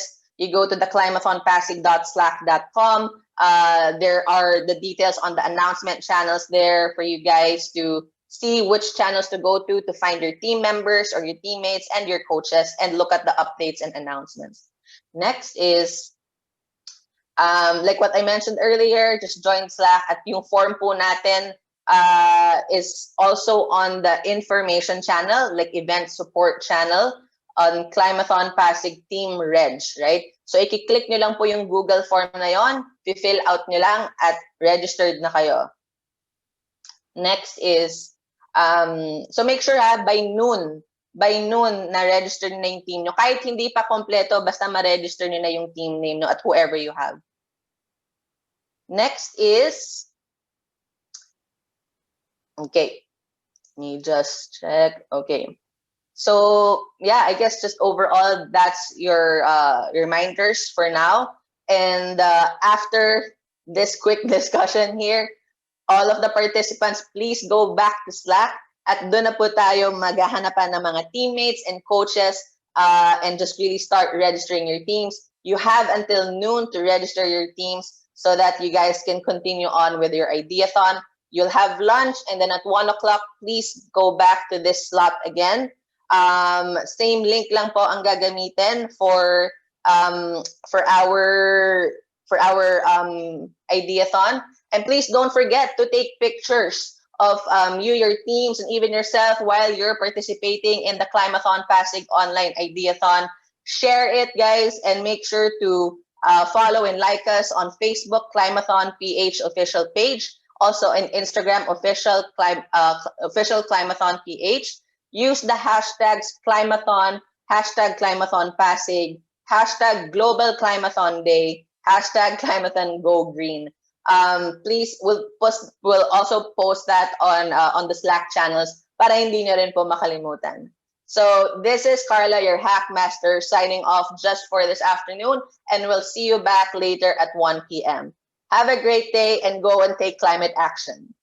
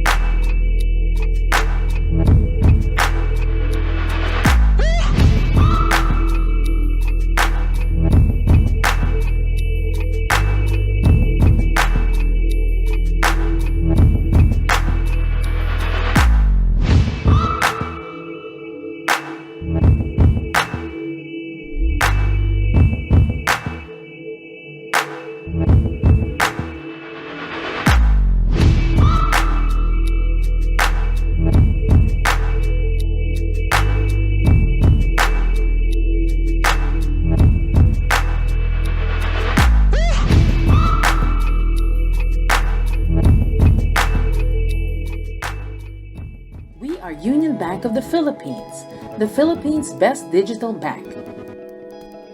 In the recent Bank Quality Consumer Survey on retail banks last April, we were ranked number 2 of the most helpful banks in Asia Pacific during the COVID-19 crisis, and is the only Philippine bank in the top 20 list. Because of the pandemic, it has become crucial that our products and services quickly adapt to the challenges presented in this new digital normal.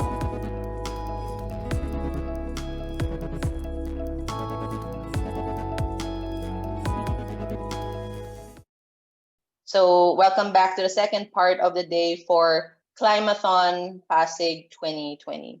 So I hope you guys had a good lunch, and I'm sure that, you know, for all the participants, we already saw that everyone was, you know, just running around and virtually running around to put their teams together. Okay.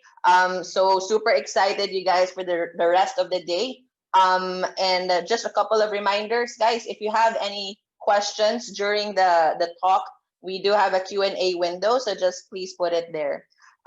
So this afternoon, to start our afternoon sessions, we actually have the executive director of the Young Environmental Forum. He's also with the Climate Change Commission here in the Philippines. He is also a writer for the Manila Times. He has so many accomplishments. I think, like, if I go through all of it, talagang parang how to be you po, diba? I think the millennials call it like Lodi, like idol, right? So without any further ado, everyone, let us all welcome Mr. Ludwig Federigan. Okay, good afternoon once again. First and foremost, I would like to thank the organizers of this event, doing it in the second year, Climathon Pasig 2020, especially to Scale Solutions, led by Carla Mumar, and of course their partner for this year of Future Proofed PH. You know? So for this afternoon, I'll be sharing with you this very brief presentation, which I entitled The Climate Crisis, the Philippine Story.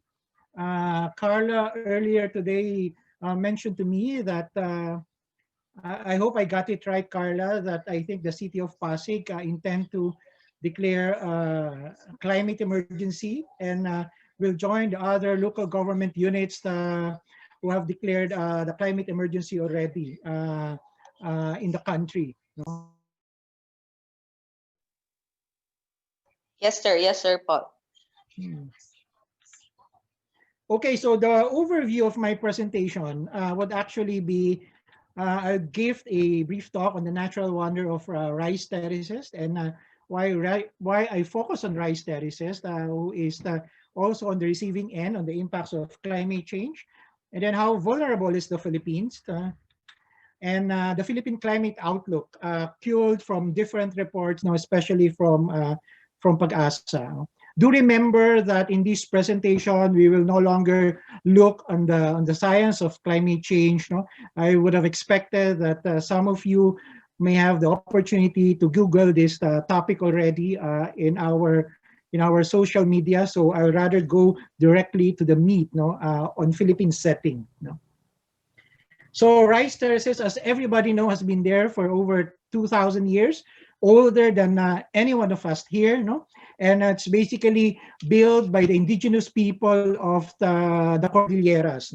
That's why in the conversation of climate change, IPs or indigenous peoples remain to be very important as protector of our environment. The mountains, the watershed, all of this natural environment. So in the rice terraces, of course, they have a very nice landscape, but these also very sensitive to the impacts of climate change. And just like any one of us here in the urban area, they're also suffering from the negative effects of the changing climate. So we can see that manifestation of climate change that can be seen in warming temperature since the start of the Industrial Revolution until the present. Temperature of increase of over 1 degree Celsius already. And we know that when temperature increases, and the heat of these temperatures already on the ground, we expect that the same heat will be absorbed by the oceans. That's why there is a potential increase in rainfall, because in basic science we know that water from the oceans evaporates, and this became vapor and just stay in the clouds, So that's why in every typhoon, just like what we experience right now, not only in Typhoon Ulysses, just for the past 1 month when we received typhoons from Pipito until Ulysses, the last we had was Rolly, we expect a considerable amount of the rainfall. So the impacts of climate change differs on a per area basis. There are the manifestation may be the same, but the impacts would be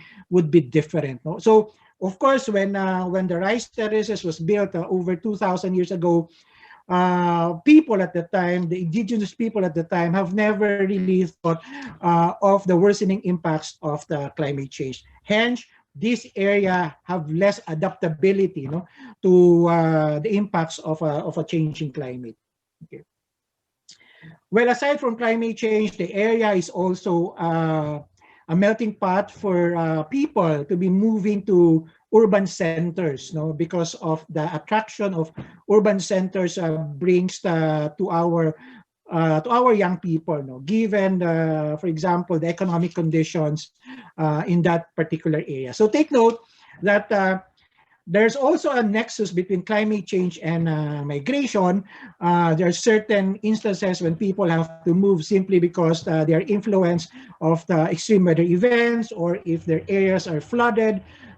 Just like what we've seen today or the other day, where predominantly a lot of parts of Metro Manila are flooded, so they have to move to higher ground or to evacuation centers.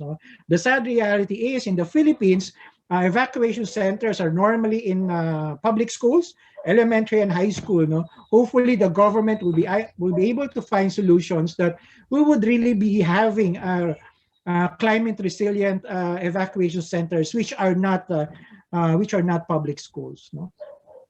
So how vulnerable are we to climate change? This photo that you see is actually a photo taken during the aftermath of the Typhoon Yolanda, when that vessel was moved toward the shoreline. So in this part of the talk, I'll be giving you some data, not really very scientific. I rather hide it. Some data on how vulnerable Philippines is to the impacts of the climate change.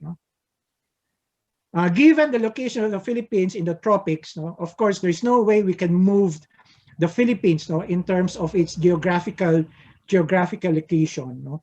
The only means where we can address really climate change as far as the Philippine lens is concerned is really to adapt to this changing climate, no. But this data from Global Climate Risk Index, who studies data for a period of every 20 years, no, have shown that Philippines have remained to be the second most affected country in 2018 alone. No? There was even a time when Typhoon Yolanda hit the Philippines in 2013. The 2014 Global Climate Risk Index have shown the Philippines on the top most, no, the most affected country. No, if you look at it over a period of 20 years, the Philippines is ranked number 4. Not so good ranking. There were years that we were ranked even lower than the rank of 5, but it only shows how vulnerable the Philippines is in terms of the disasters. No, so when we talk of disasters, you have to remember that events like weather events these are natural hazards. No, originally these are not disasters. They only become disasters when people die and infrastructure are affected. No, those are the first two conditions. Or if there is a declaration of a state of calamity that gives rise to a real disaster or to a disaster, or if there is an international call for international humanitarian assistance. So these are parameters that are used by countries where to identify whether events, no, like extreme weather events, can be called a disaster. No? But originally, these are natural hazards because climate change has been there throughout history. There is no particular year where climate change is not part of the conversation. But of course, right now, it is more pronounced because the impacts are very evident and there are more people that is being affected. No? In the recent Global Peace Index that was released in 2019, for the very first time, no, in their 2019 edition, that the Philippines leads the countries with the highest risk of climate hazards. No? Normally, the Global Peace Index would always rank countries worldwide in terms of their peace situation. But in this particular report that they released, I think sometime May of last year, they have considered Philippines and identified Philippines as the leading country with the highest risk of the climate hazards. No? So there are different forms of hazards. No? It may be meteorological, it may be geological or geophysical, it may be hydrological, or it may be climatological. No? But all of these manifestations are actually present in the Philippines. No?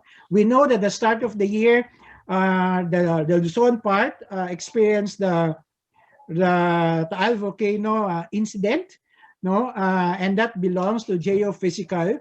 But the Taal volcano incident, just in case, no, just for clarity, is not in any way considered a climate-related event. No. Another study that shows that the Philippines is very vulnerable to climate change is in this study that was released, I think, June of this year, Ecological Threat Register, when they said that the Philippines is a second natural disaster hotspot in terms of cyclones. No? We're actually only next to Japan. The number of typhoons that we receive have not changed. From the time when I was studying elementary or high school, we have over 20 typhoons.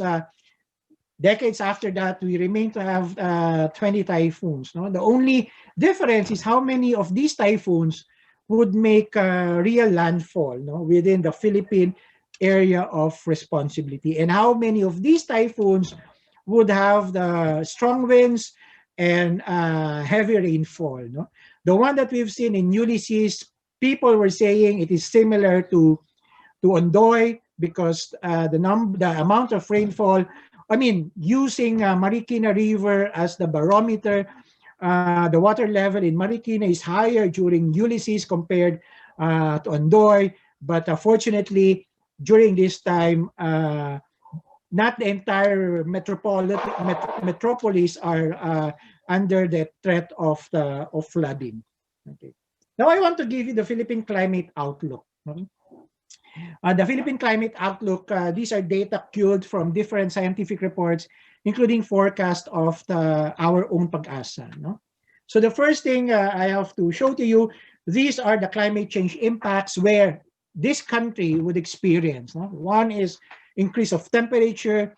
We are projected to have an increase of temperature between 1 to over 2 degrees Celsius until the mid-century. That is based on the forecast of the Pag-asa. Perhaps Filipinos may not be able to feel this much, because this is a very tropical country. So our summer is normally hot, but we know recently or in the last few years that Pag-asa have introduced what we call heat index, and the heat index will tell us the amount of the heat that our body would normally feel when we are outside of our respective houses. The second potential impact, and it's happening, is the changes in precipitation patterns. So when we talk of patterns, long before, certain parts of the Philippines are not devastated with strong typhoons, but at present, typhoons can just enter the Philippines in any part. It can enter via Mindanao or via Visayas, or of course via Luzon, which are, because Bicol is always the entry point of the most typhoons. But it does not exempt any other regions for the entry of any typhoon. Like for example, Typhoon Pablo entered the Mindanao area way back in 2011, if I'm not mistaken. And when you talk with people of Mindanao, they would say perhaps the last time Mindanao or the southern Mindanao experienced that strong of a typhoon would have been perhaps way back in the early 90s. This one is one of the stories I got with one of the climate scientists based in Ateneo de Davao. Sea level rise is a slow onset event. In climate change, there are quick onset events and there are slow onset events. Quick onset events are like typhoons that we are experiencing periodically, and sea level rise is actually a slow onset event, meaning it's an event that would create a creeping disaster, because it's just there. It is just waiting to happen. As long as the world continues to warm, the potential for sea level rise is very evident. Later on, I would have a very specific slide on what would be the impact of sea level rise in the Philippines. And of course, ocean acidification. When we feel, and when we go to our beaches, to the ocean, and we feel it's a little bit hot, perhaps you would be very happy about that feeling because it's not cold. So it's nice to swim in an ocean that is hot. But do remember that a hot ocean threatens our marine life. So it can actually kill marine life, including the coral system. Okay, and of course, extreme climate events. It is not only manifested through typhoons, it can also be manifested to massive flooding, to drought as well. These are also manifestation of extreme climate events. So we know that climate change is not only an environmental issue, it is a developmental issue because it affects every facets of our lives. So this is just a projection given by Pag-asa, that giving a projection in terms of the more rains and less rains.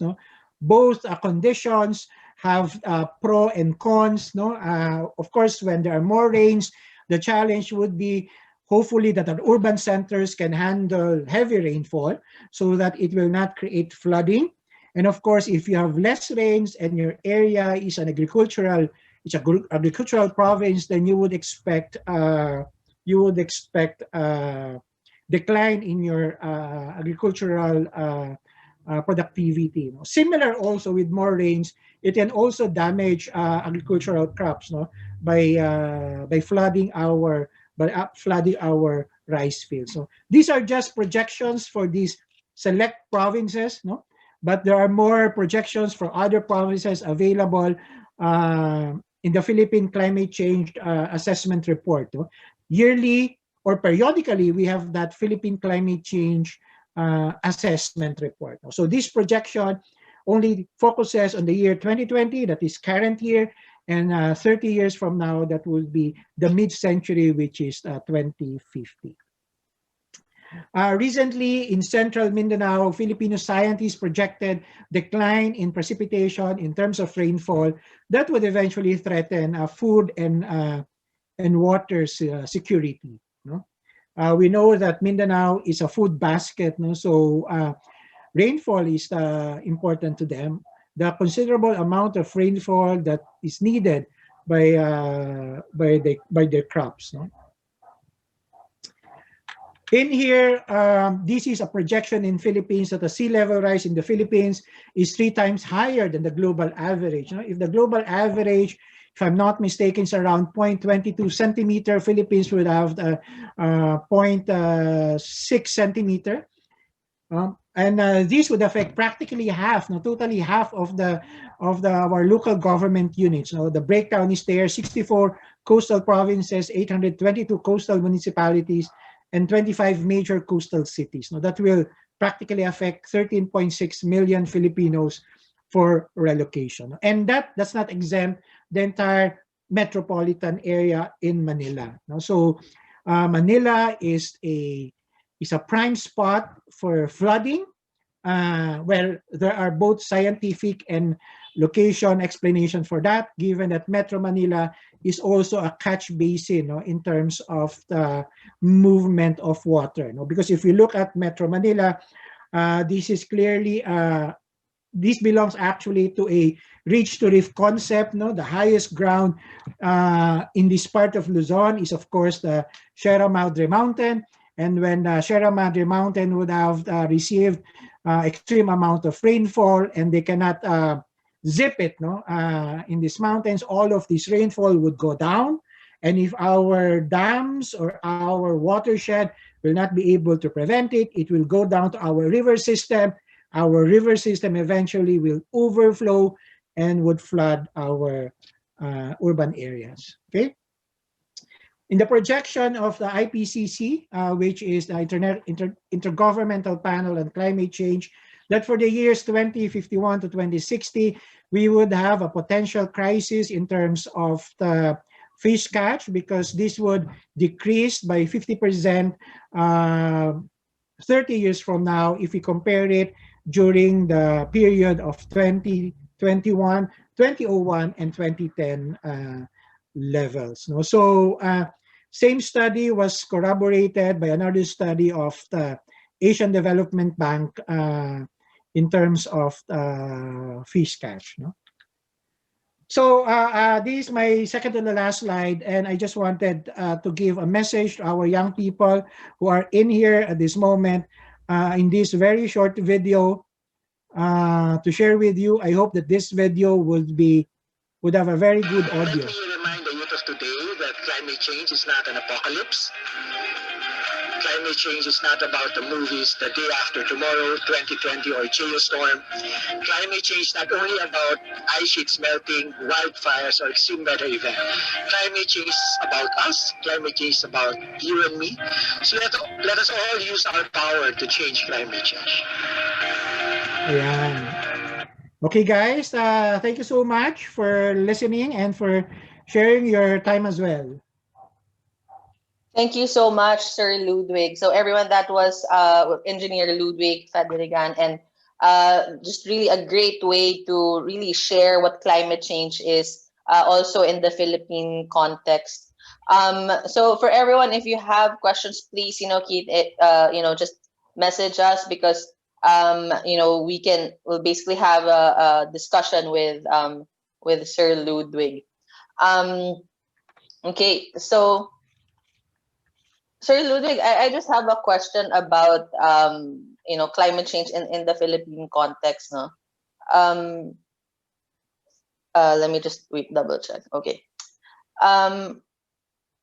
why do you think that there's, because a lot, especially like there's so much happening right now, and the young people are just really taking the lead in creating the awareness, calling out, organizations and even, governments to take notice that it is a crisis, there is a climate emergency. what do you think is like one of the reasons why it has to come from the youth? Like, like si Greta Thunberg, di ba? Parang, I think she was one of the ones who talagang really shifted everything. If I can only meet her. So why do you think there's that level of passion and desire, that urgency, and it's coming from the young people? Okay. Let me answer that in the context of putting Paris Agreement into the picture. So when Paris Agreement was agreed by over 190 nations way back in 2015, the real goal of Paris Agreement is, as much as possible, that the increase of temperature will not be exceeding way below of 2 degrees Celsius. No? The aspirational goal is actually 1.5 degrees Celsius. No? So given these parameters, we know that different projections have been made that even the last IPCC report, or Intergovernmental Panel on Climate Change report, entitled Special Report on Global Warming of 1.5 degrees Celsius, that was released in October 2018, it says that humanity would experience the 1.5 degrees Celsius between 2030 to 2052. That was the projection. Okay, so if you look at the median, that would probably would happen the year 2041. Okay, so if I'm a young person, let's say perhaps between 15 to 20 years old, that would be 21 years from today. By the year 2041, I would be either 36 years old to 41. So the impacts, the worst impacts of climate change, much worse than what we are experiencing as of the moment, will be experienced by these young people. Okay, so of course, I cannot deny that the older generation, perhaps including me, may have overlooked this issue when we were younger, of the same age of the young people right now. But science then was not so definite. No, in fact, I got hold of a National Geographic way back in 1978. No, and that was practically 42 years ago.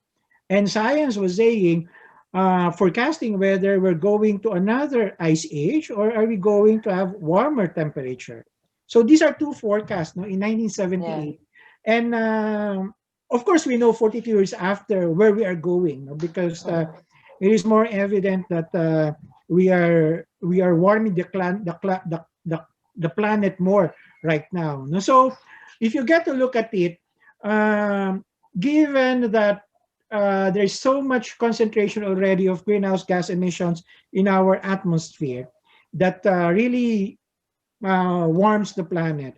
The impacts of this will happen during the time these young people would start having, or perhaps would have in the middle of their career, would start their own families, no, and bearing their own children. No? So they are concerned of what is happening as of the moment, and a decade from now, and probably 2 decades from now. But perhaps those concerns also bore for the fact that they would also have children in the future who would experience much worse than this.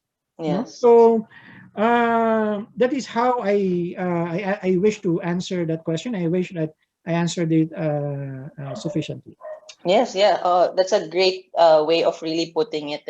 Because some people think na wala, they're just doing it because parang it's an in thing to do. But looking at even and listening to them, like whether do they speak or whatever they post on social media, they really research, they really study it, and like me, as one of the older people,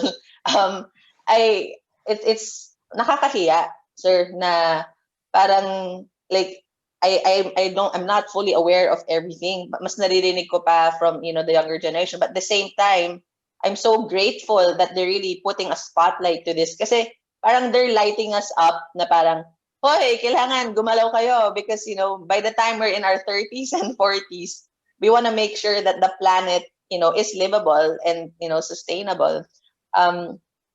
So, sir, like another question, since the design challenge revolves around food security, and you mentioned earlier na, syempre, like part of, climate change is magkakaroon ng drought, iba-iba yung sa weather. Can we can you share with us na parang like even for our farmers, out there na gaano kagrabe yung impact? Kasi I think not a lot of people really fully understand it, the gravity on the impact of climate change to our food security. Okay. I cannot give you the entire Philippine context, no, on the impacts of climate change on food security. But given the ranking of Philippines as one of the most vulnerable countries, no, so I would believe that impacts will be greater compared to those countries who live in the northern part, no? Because when you look at the globe, there's what we call the global north and the global south. No? We belong to the global south together with the rest of the Southeast Asian nations, including predominantly the African countries. No? When they're also in the worst receiving end of the impacts of the climate change. No? Normally, these were, I think, where policy should come in, because given the mindset that there would be more people who would be living in the urban areas. No? We are in the period where we wanted to achieve a high industrial output. No? We're on the pathway of industrialization, and because of that pathway, we're also in the pathway of the urbanizing most of our centers. No? And part of that moving to urbanization, some of our agri-lands are being converted. No? Well, of course, there's still other underlying issues. Our farmers are not really generating enough income. Our farmers remains to be in the basket of those who belong to the poor members of our society. No? But there has to be intervention, not only coming from national government, but including to local governments, including with other stakeholders, no, civil society or NGO, really to help our farmers know how they will be able to make their land or our agri-land to be more productive and produce more food. No? We've seen that during this pandemic, no, the funny part here is even during pandemic, climate change does not rest. Okay, it is always there. No, it's just there. No, but of course, during this pandemic, we've seen that for the past 3 quarters of the year, the only sector, economic sector that have increased their output is basically the agri sector. No? So second quarter and third quarter, the agri sector output increased by a very small figure of 1.2%, no? Compared to the entire gross domestic product of the country. No? But of course, you have to consider that primary to the essentials to Filipinos are really food. No? So there's no way that we cannot, there's no way we have to disregard food, especially on our dining tables, no, on a daily basis, because everyone have to eat food. No? So there are a lot of ways where we can address this issue. Of course, one is to strengthen our intervention for farmers, and another one, I think I've seen one of the questions in the Q&A. Other intervention is how do we manage our wasteful attitude, no, as far as the food is concerned.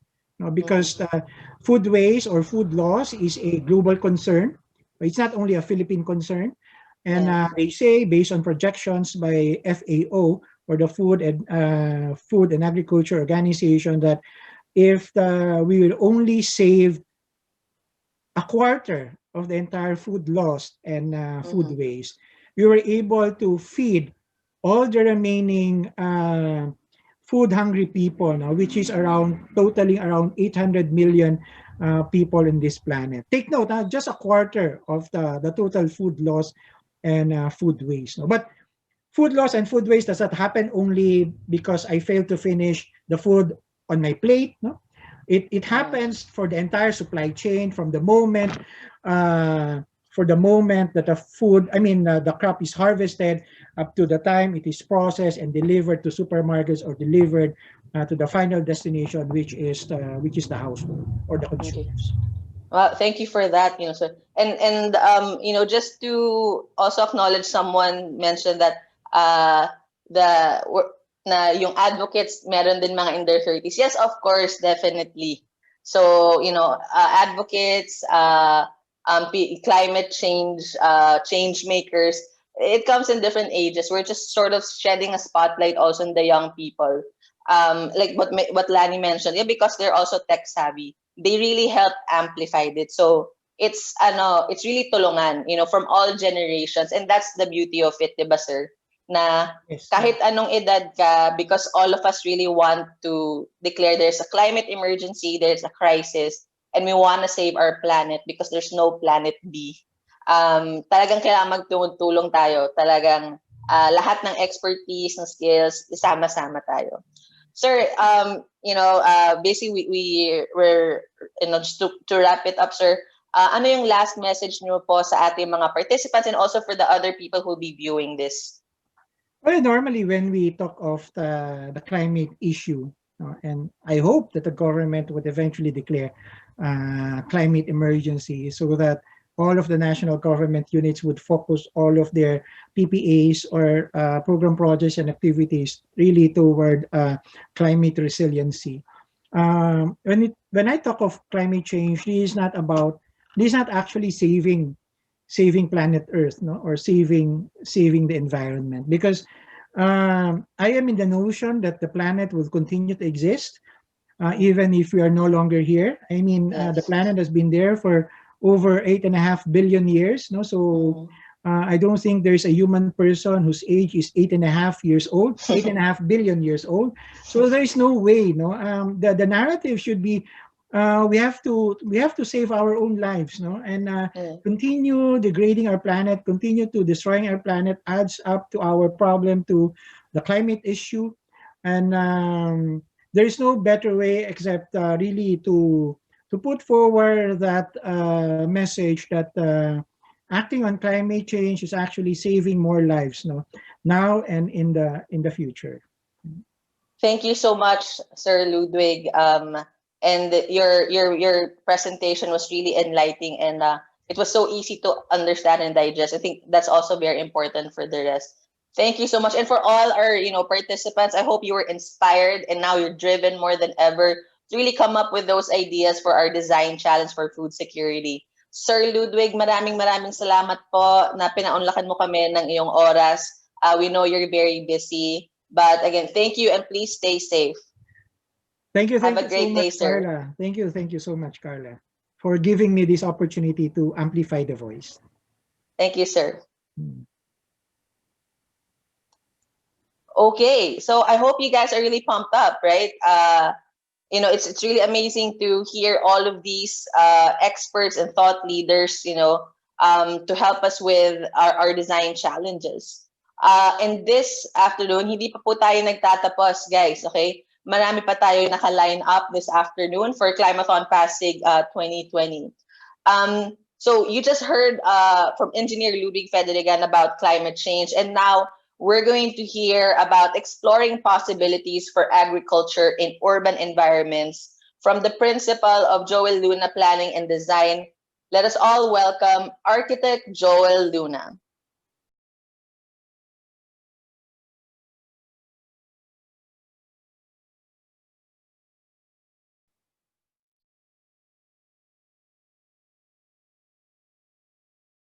Good morning, everyone. It's a pleasure to be here. I'm Joel Luna, Principal of Joel Luna Planning and Design. I'd like to thank Mayor Vico Soto, the City of Pasig, and Climathon for having me here on this wonderful event. I would like to share our thinking, and it's more like provocations, on the opportunities for urban agriculture, basically bringing food production as part of city development. We've started this firm about more than 3 years ago, almost 4 years ago. After having been with the corporate practice for half of my life, we started this practice that focuses on urbanism, placemaking, and designing places, basically, and balancing it with the objectives of business. So we have been focusing on master planning and township developments, and our focus really is on creating places for people. Our fascination is cities. We enjoy walking around cities, studying cities, and trying our best to contribute to a better built environment in cities. And many of you are probably very familiar with the mega trend of urbanization. Cities presently occupy 2% of the world's land, and but they contain 60% of the world's population. They are engines of economic growth, generating about 80% of global GDP. However, they also consume 75% of the total energy produced in the world, and they emit 50 to 60% of greenhouse gases. They are also big generators of waste that generate over 2 billion tons of solid waste every year. So this is the contradicting facets of cities. They are essential for modern living, but they are also the sources of many of the pitfalls of modern life. Now, as a megatrend, urbanization seems to be an inevitable outcome of modern living. By 2050, 2/3 of people will be living in cities globally. 2.5 billion will be added to the urban population, and 90% of that increase will be coming from developing nations such as ourselves. And that, of course, brings into question, do we have enough to sustain the urban environment? Our objective, of course, is not just continuous economic growth, but the real important objective for every city is to increase its livability. And livability has numerous facets. It goes into resilience, health, creating places for people, etc. But overall, it's really creating a more livable environment for people. The growth of urbanization is both a demographic as well as geographic phenomenon. So urbanization is about people moving into cities, but it's also about cities that are expanding physically, and they're expanding into farmlands and into forests. Now, cities continue to depend on these hinterlands for food, for energy, for water and resources. Thus, it raises that question as cities grow, where will the resources come from if we have started to expand the urban territory into the areas that support life in the urban setting? Now, there are even these estimates that with this increasing growth in urbanization, there would be a 40% shortfall in water, a 50% increase in food demand, and 40% increase in electricity consumption by 2040.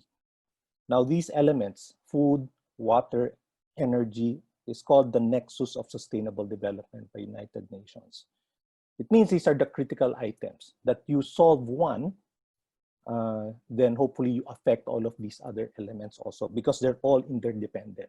Taking a look at food, for instance, you need water to grow food. You also need energy to produce food and to transport food. So this increase in demand in resources is not about population growth per se, but it is an outcome of increasing affluence and prosperity. As more people move to cities, and since cities are engines of growth, then the resulting affluence of people in general creates these patterns of higher consumption which strains our resources. A few more numbers here, reflecting our pattern of consumption. So 44.5 billion tons of resources will be extracted from the earth this year. That's our annual rate of consumption of resources. 2.12 billion tons of waste will be generated this year also. And 99% of what we buy will be discarded within the next 6 months. So what we discard, which is mainly packaging and the waste that comes because of our value chain in producing goods, most of that is wasted. Our pattern of consumption is also reflected in our use of the land. So this map shows if we are to aggregate the land taken up by cities, by forests, by croplands, and we put them across, we consolidate them and put them into these different continents, you can see how land use is distributed. Built up area, which is cities, that what's colored in purple, that occupies just 1%. Forest, 26%, freshwater, 1%, cropland or agricultural land, 7%. What is most striking here is the amount of land taken up by livestock. So these include the actual area occupied by the meat and dairy production, as well as the food that is grown to support livestock. So it's the entire Americas, about 27% of land area, higher than the amount of area occupied by forests. So sustainability in food is not just about where we get our food, but it's mostly about what we eat. So that previous map actually shows that our dependence on livestock is affecting how we use land, basically. And by 2030, the UN predicts that about 2/3 of meat and milk supplies will be consumed by developing nations. And by 2050, global meat consumption will have doubled. Again, this is a result of increasing affluence, and as more people move to cities, we become more of meat eaters, and we tend to lean more towards beef, poultry, and pork in our diets. Now, what's apart from that statistic, one of the biggest tragedies is the loss of connection between human life and the things that sustain life. So modern society is not immediately aware of the impacts of our consumptive lifestyle and economic system. Where does our waste go? Where does our food come from? Or how long can our environment can take this type of lifestyle? In our modern life, we have been cut off from the land, and we have disassociated ourselves, and the connection between man, food, and nature has been lost. In fact, if you ask a child nowadays on where their food comes from, they'll probably say that it comes from the supermarket. So we're no longer aware of the effort it takes to bring food to our homes because of the invisibility of the process to us. So if we want to plan for livable cities, we also need to think about how cities are fed.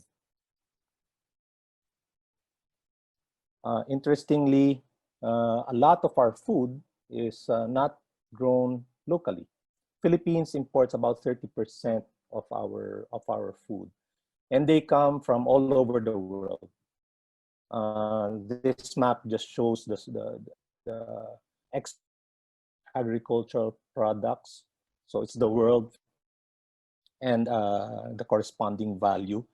And an interesting fact behind this is that today, only 30 companies handle 30% of all global trade in food. In 2018, the sales of the top 10 biggest food conglomerates amounted to about $450 billion. That's 1.5 times the total economic output of the Philippines in the same year.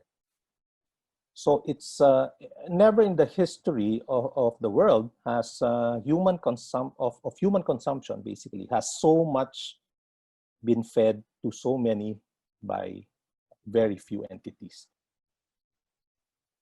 The world has obviously benefited from free trade. It has created a lot of wealth, created jobs, allowed underdeveloped nations to catch up.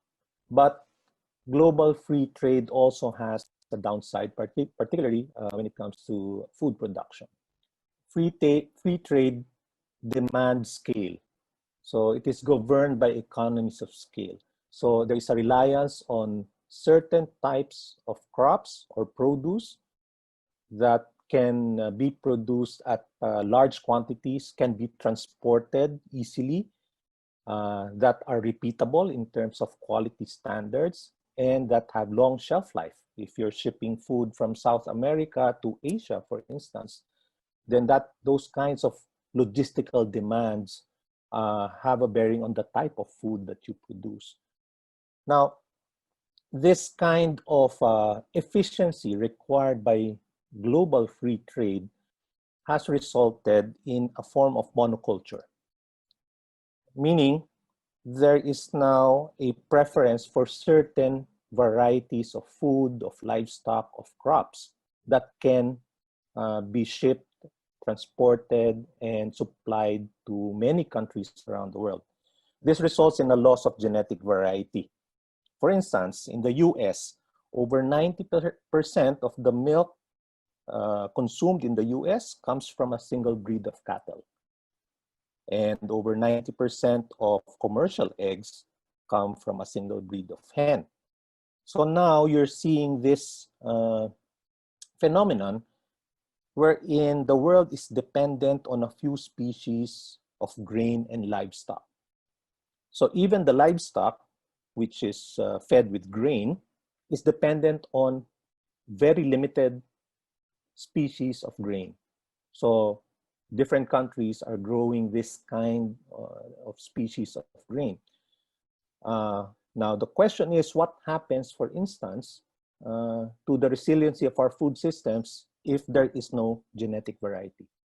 If, for instance, there is a pandemic on livestock, and given that there's not enough variety in DNA, then all of a sudden our food is susceptible. The food supply could suddenly collapse because of this lopsided monoculture kind of situation that this global food trading has created.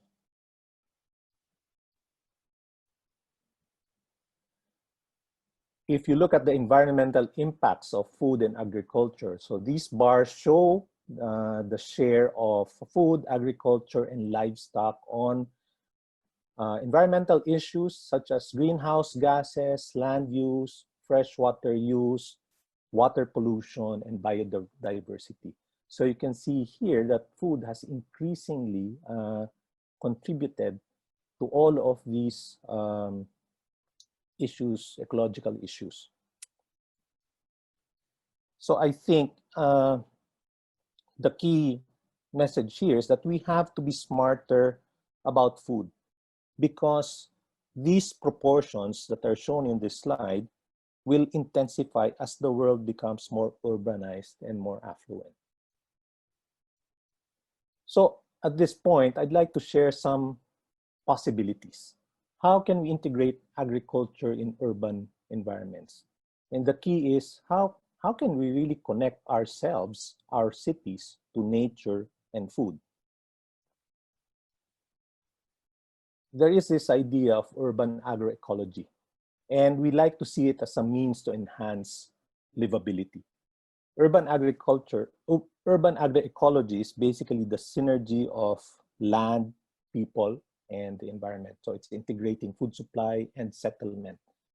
So it's looking simultaneously at land resources, people, and the environment through a synergistic lens, and trying to imitate the no waste or the closed loop system that we see in the natural environment.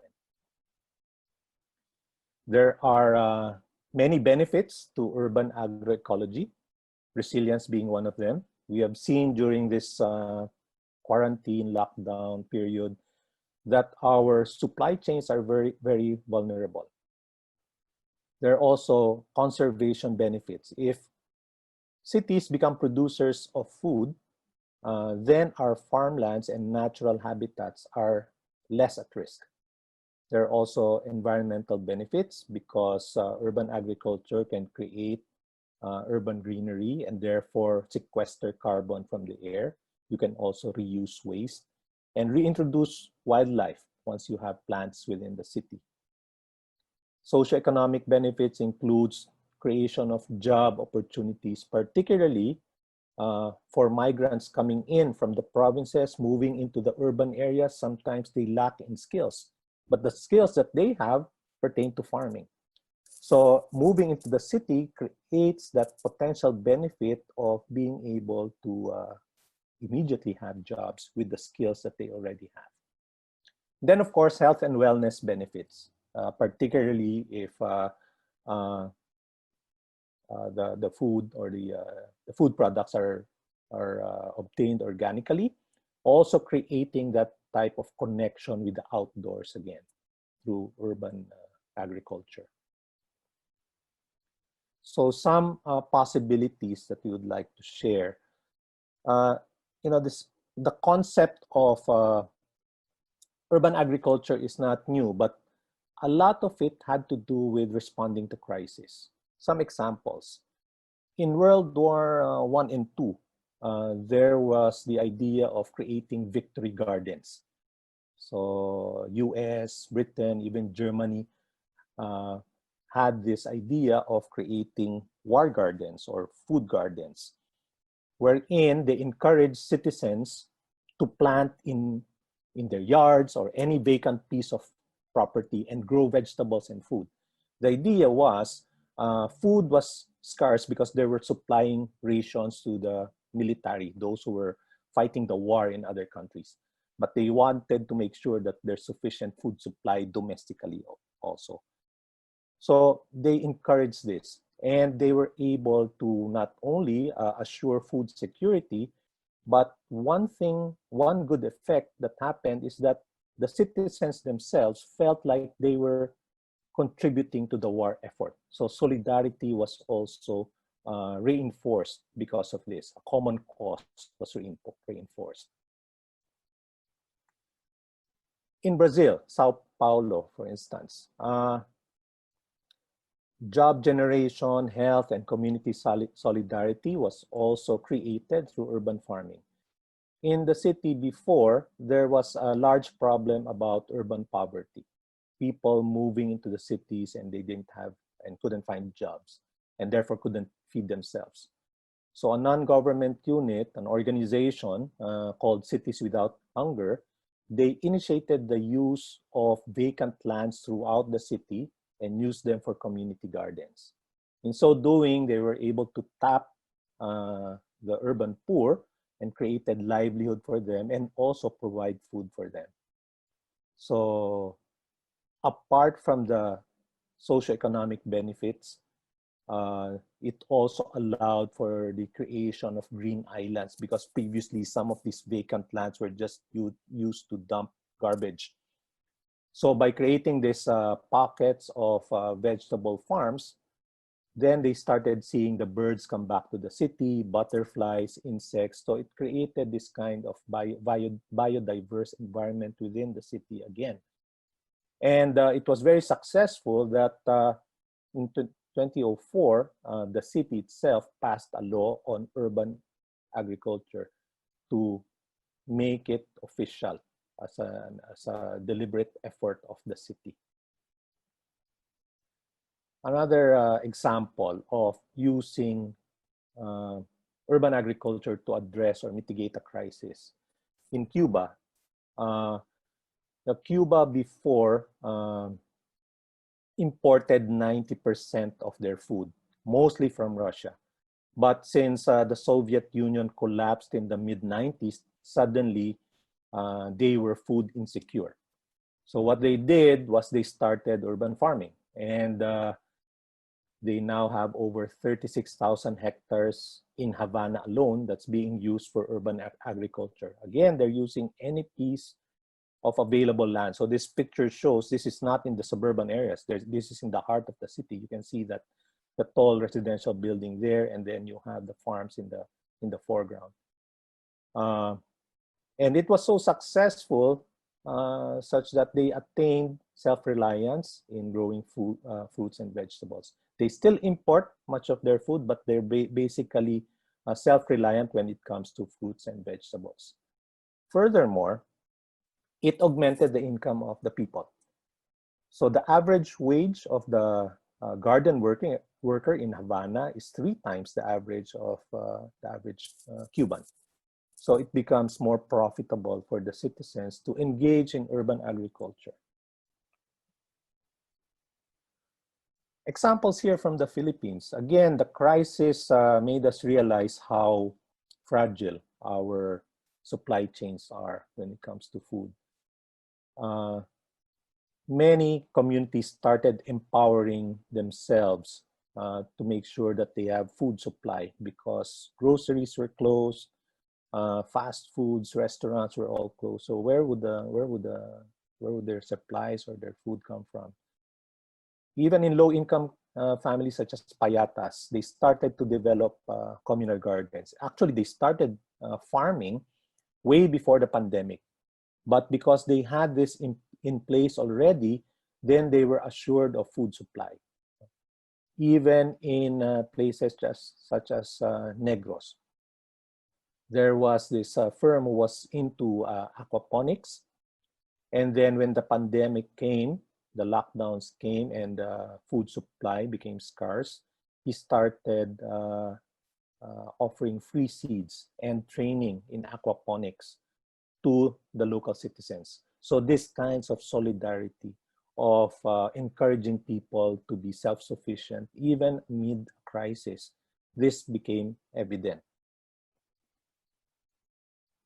In our own firm, we also saw the need to start to challenge ourselves. We came up with this design challenge. What sort of tactical interventions can we make given the situation that we're in? We have a lot of roads that are unused. We have places that seem to be less relevant, such as tourist destinations. Can we grow food there? So we had this design exercise, and it's a way to rethink cities and food, try to reconnect cities with food. And in other countries, you see this all over, trying to combine settlements with food production or with agriculture. Verge agriculture is a type of urban street farming. Verge is actually the roadside reserve. It's the sidewalks and the small planting strip that you see along the streets. And in places such as New Zealand, Australia, or Amsterdam, they use this the sides of the streets to grow bananas, as you can see in this picture, or even grapes in that upper right picture, which was taken from Amsterdam. So these are ground up approaches, bottom up approaches initiated by citizens themselves to be able to be self-sufficient in terms of food. In Vancouver, for instance, a bit of a guerrilla agriculture, wherein people just started grafting fruit-bearing branches onto existing street trees. And the idea was to create an orchard throughout the city of Vancouver. So these are ground-up interventions organized by people themselves, and they tried to create something that is more productive in the city. Now, those are more tactical, but maybe how do we scale it up? How do we now really and more deliberately integrate food and cities? So a few more provocations that we would like to share. The concept of agrihoods, for instance, wherein you really master plan a community with food as the focus. So agrihood is a term that has been used for the past several years and Urban Land Institute defines it as a master planned housing community with working farms as their focus. There are about 90 agri-hoods in the US alone. And what this shows is a changing preference.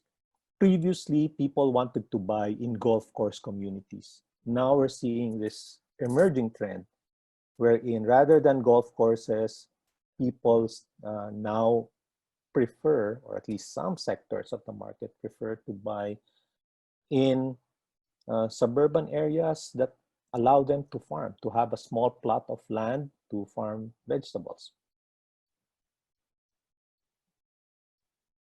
The idea of food forests or food gardens, wherein rather than very meticulously planted agricultural plots, you let your farm emulate a forest. So you have more randomly placed trees and shrubs and ground cover, all of which produce edible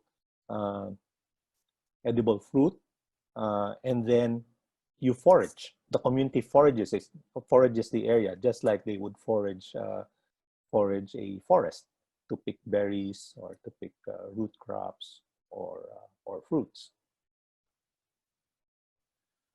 Here in the Philippines, there was this idea proposed by Sasaki Associates of a new community south of Metro Manila, wherein agriculture was also the focus.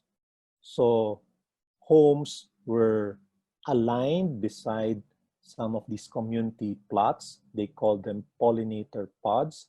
So the idea was, by reintroducing agriculture, you can also reintroduce animal species back into the community, using the natural systems to also enhance the food production, encouraging bees and insects and birds to cohabitate with the humans in this particular development. And so there is that symbiosis within this community. And the idea actually is, if you really want to scale up, the idea is not just to limit yourselves to these pockets of intervention, but what if you can start to connect all of your landscapes so that you are able to create a network of what is called a continuous productive urban landscape, or CPUL. It was an idea first proposed by Bon and Bilyowen, wherein leftover spaces in the city, parking lots, verges, vacant properties, can be used for agriculture, but they can also be integrated for community spaces and also for micro-mobility. So the idea is, you now have a network throughout the city that is productive for planting as well as for community building. We took a look at that idea and we took a sample of a typical industrial estate, for instance. An industrial estate, as you know, it's homogeneous, it's a single use, it's really just factories, and it's gated. Can we turn this type of development into a CPUL, a continuous productive urban landscape, for instance? Now, if you look at this sample of an industrial estate, you will notice that there are a lot of vacant properties, those that are not built on. They're probably industrial lots, but no factories have been put up yet. Some of them are parking areas. Now, what if those can be used even on a temporary basis as food gardens? And interestingly, around this particular industrial estate, there are a lot of communities. Most of them are low-income families. Previously, some of them depended on agriculture before the area became urbanized. But if the industrial estate allowed for farming, would it be possible then to achieve a more inclusive type of development that allows for livelihood for these surrounding communities? And what if the roadsides are also developed as corridors for urban agriculture? So what you will now see is this network that utilizes vacant land, the streets, and even the natural open spaces along the rivers and creeks, connecting them to the built-up areas of the industrial park as well as with the existing community, so that it's a network. And adding to that ecosystem is what if you start to create produce markets so that there's a real integration between the factories, the communities, and they are co-producing these means to sustain themselves. So this is an idea that we thought might be worth exploring. Of course, there are limitations because unfortunately, the type of urban development that we see is still exclusive. We see exclusive villages, we see exclusive enclaves, gated enclaves. Hopefully, our type of urban planning will start to evolve into something that is more inclusive in terms of use and activity. It's not just monoculture, but one of polyculture. And the idea behind something like that, the advantage is not just inclusivity, but if you integrate food in your urban development, then there are other synergies. The waste becomes the means to create more food, to create more sustenance. So for instance, the factories generate a lot of waste. Some of them can be harvested and recycled. Some bio-waste can be processed so that they become fertilizers that contribute to the organic farms that can then supply the homes and the restaurants.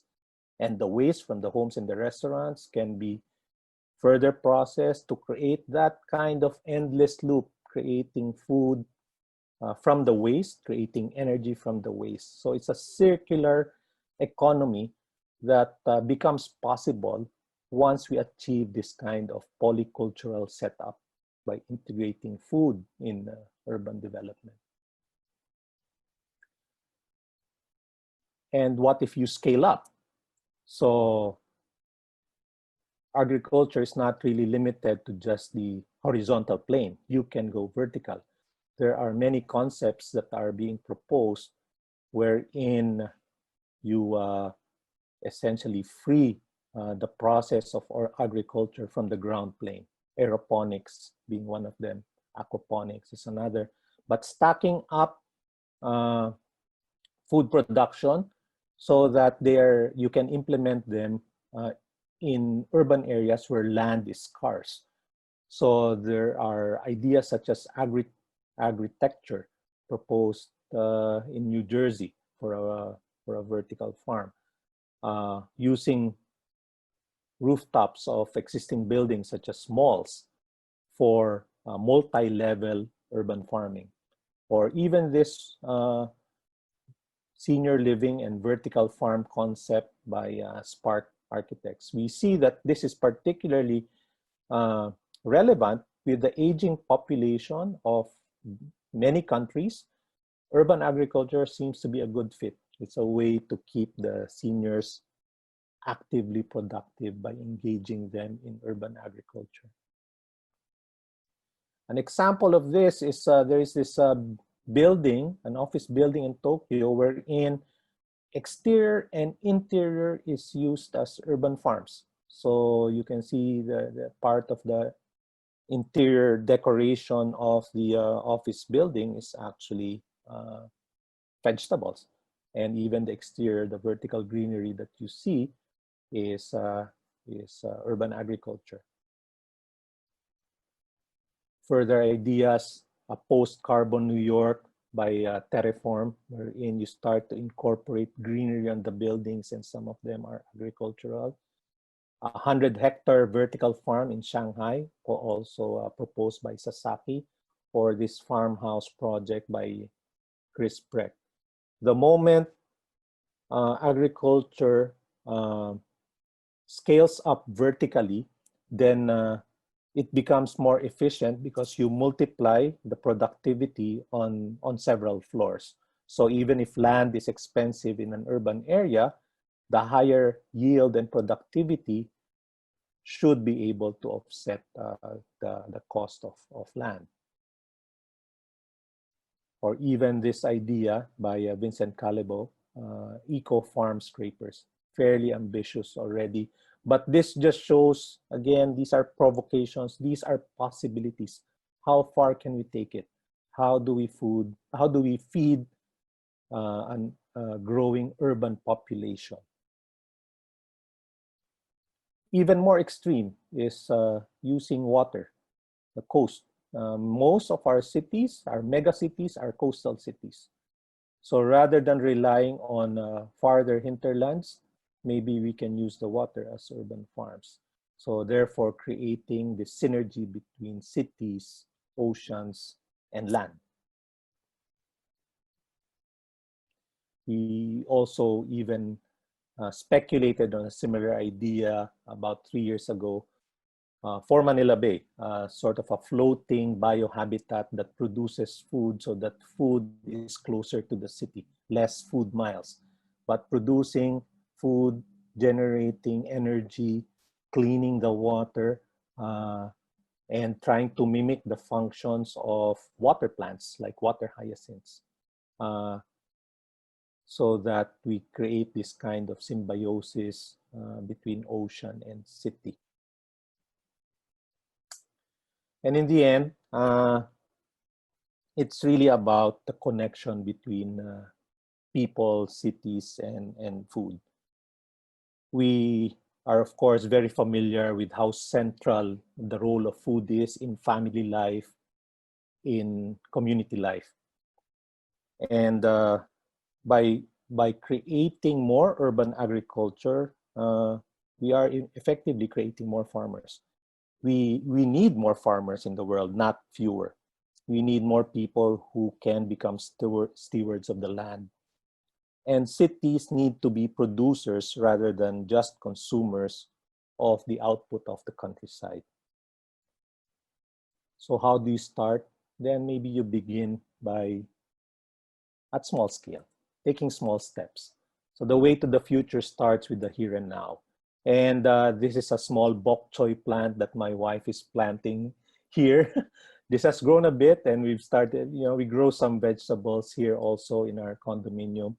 The irony is that in many condominiums, you are not allowed to put plants that are beyond a certain height. So that is reflective of the types of policy and structural changes that we need to make in terms of land use and building regulations, and even in mindset as far as integrating agriculture, modern lifestyle, and cities are concerned. So thank you very much. So at this point, I'd be happy to entertain any questions that you may have regarding the what I shared. Thank you again for the opportunity for allowing us to share our thoughts and ideas. We hope that you found it helpful and provocative. We hope that it inspires you as you go through the challenges that you're working on for the Climathon and even beyond. There's really a lot of opportunity to make cities better, to make people more engaged, communities that are more closely knit, and more self-sufficient, basically. So the challenges in front of us are really large. Food security is just one of them, but addressing the issue of food in cities is a very big step, because it's part of this network of responsible development that it can spin off to many other benefits if we follow these principles of resilience and self-sufficiency. Thank you.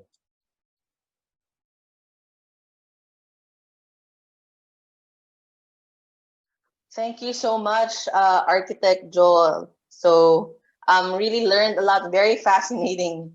Good afternoon, sir. Good afternoon. Good afternoon. Yes, okay.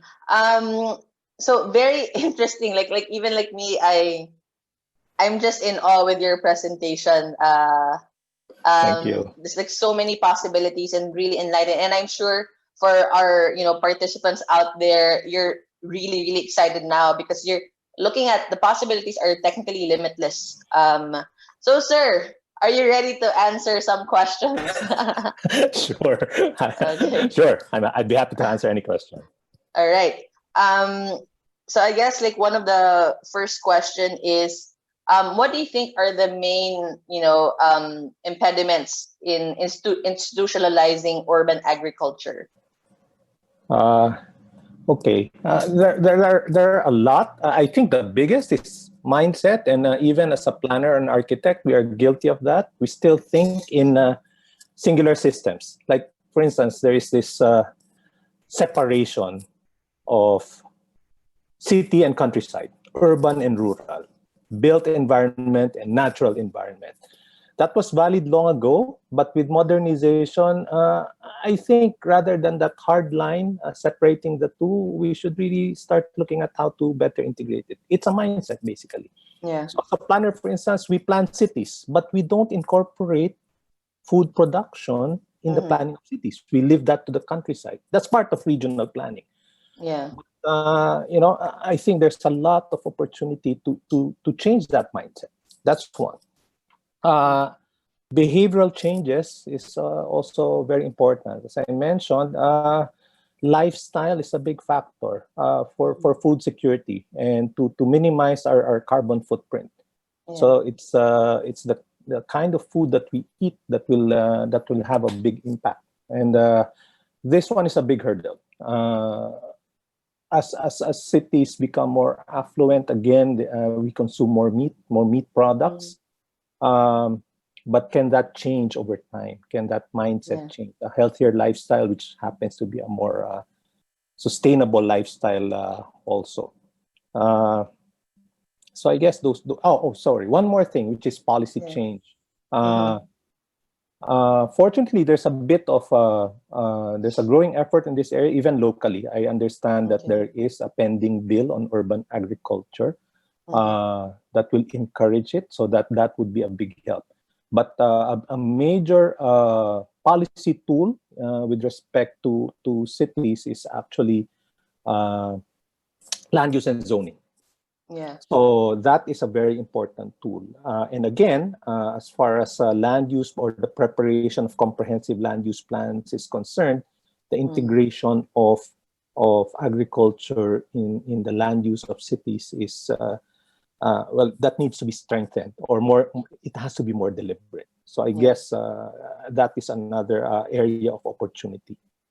Okay, thank you for that. And just reading some of the comments here, Karen said that that's why it's important to have seed libraries, because it also add varieties to your the urban agriculture space, especially with the climate change happening. There's another question here is, from your experience, architect, what is the extent of the government support in urban farming in these places, in that setting, urban agriculture? I guess, as mentioned, there is that pending bill, so that's one move. I think what government can do is to be more explicit in the policies to support urban agriculture. Some policy seems to contradict it. For instance, farmlands that are being converted for urban development. Of course, as people move into cities, you cannot stop that urbanization. But what the current policy for urban conversion is that you have to show that the land is not suitable for agriculture for it to be converted to non-agricultural use. So to me, that probably deserves a bit of investigation, because if you want to integrate agriculture with the urban environment, then it has to remain productive. So right now it's still exclusionary. So maybe that deserves some review, so that you can make both uses compatible. Presently, there are some policies that sort of, again, draw that line between agriculture and cities. So that has to blur. That line has to blur. Yeah. I hope we don't need to hold our breath for that long to see these policies, come to life. And I'm sure, like, even you as a practitioner, of like really looking at, like urban agriculture and it's like really designing places as such, that I hope that, we'll be able to see it in the next few years. There's another question here is, sir, like, so from Karen, have you looked into permaculture and incorporating this in your urban designs? Oh, permaculture. Permaculture, yeah. Permaculture. Yeah. Permaculture is, I think it's a term that's derived from permanent and culture. So it's a more synergistic or more holistic view. So it's not just focusing on agriculture, but it's the whole systems thinking or the whole systems approach wherein you use waste. It's mimicking nature, using waste to create that kind of circular loop. So it's similar to what I described earlier. Again, we're trying to push this idea. It is very new. That example that I showed, we're trying to create that small circular economy of converting industrial waste, biological waste into, processing it and converting it into fertilizer, into a food farm, which will then create produce for residential and commercial uses. So that's an example of a permaculture system. We're trying to propose that for some developers as much as we can, but this is something that is very new, at least in our context. So you start in small scale, and hopefully it will gain ground and momentum until it becomes mainstream, and that is our hope. So I think the challenge for us, whether you're a planner, an architect, a policy maker, or any of our participants in this Climathon ideation, is to really just push the thinking, and if there's a possibility to start small, hopefully, again, it will gain ground and momentum later. Yeah. And it's great. It's really like people with different ideas and different industries just really coming together. And that's what we're really trying to do here. And sir, we just have one more question. And for the ones, I know that there are other questions. We will try to, we'll send them to Architect Joel, and hopefully he can answer them even via chat to us so that we could share it with you guys. But so we have one last question, sir, from Diho. Is it Diho or Dijo? So sorry about that. How does waste management help or aid urban agriculture? All right. Firstly, okay, I have to qualify. I'm not an agricultural expert, so I'm really an urban planning practitioner, so I wouldn't know the technicalities. But the general principle is all land uses generate waste. So even agriculture produces waste. Factories create waste. Of course, homes create waste. Yeah. So that's where the synergy is. If you try and mimic natural processes, there's no such thing as waste. In a complete ecosystem, waste of one element becomes the food of the next element in that whole ecosystem. So that is what we're trying to emulate here. So domestic waste or industrial waste, for instance, typically our method is to get rid of it. Even that whole process is invisible to us. We throw it in the garbage can and it's someone else's problem. Now, what we hope to do in a more deliberate fashion is, say, domestic waste, kitchen waste. You process that, and as much as possible, as close to the source as possible, so that it's not invisible to you.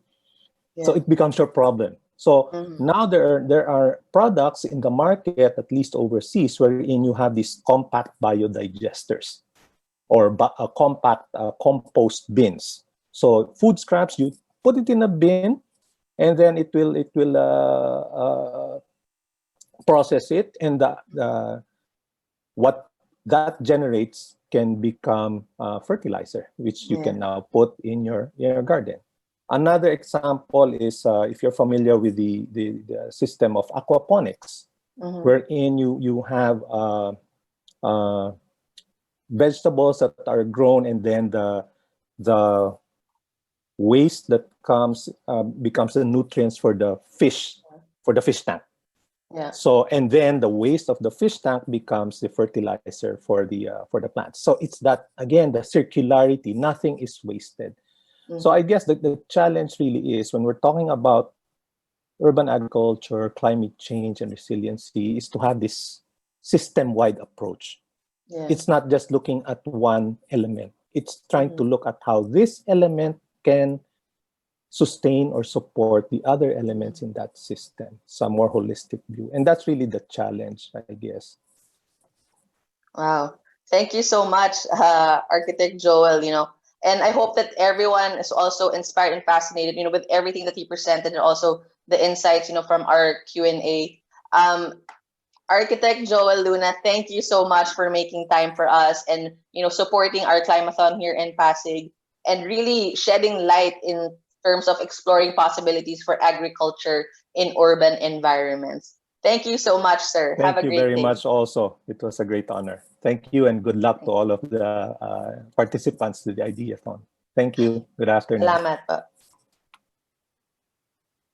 Okay, so I know that some of you have other Q&As, and we are taking note of that, and we will try our best to answer them even through chat once we've collated all of them, if we were not able to answer it live.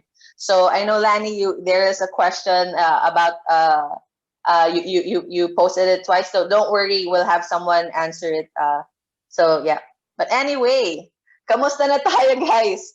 I hope that you guys are stretching a bit, moving around, the beauty of doing things virtually, that you can do other things and move around and walk, walk around your place, right? Hindi pa po nagtatapos. We have more in store for you. And we talked about climate change, urban agriculture, and really being also inspired about what the possibilities are, and really also understanding what food security is in urban agriculture in the context of Pasig City. The next person that we will be having today to speak to us will help you with the design thinking process. So it's very, very important that with all of these ideas, you're able to formulate them and put them in order, so that you're able to come up with a prototype and really focus on how will you be able to really come up with these solutions in addressing, food security in Pasig City. So our next speaker, she is the head of faculty from LAMPCO. Everyone, let us all welcome Ms. Lei Mission Santa Maria.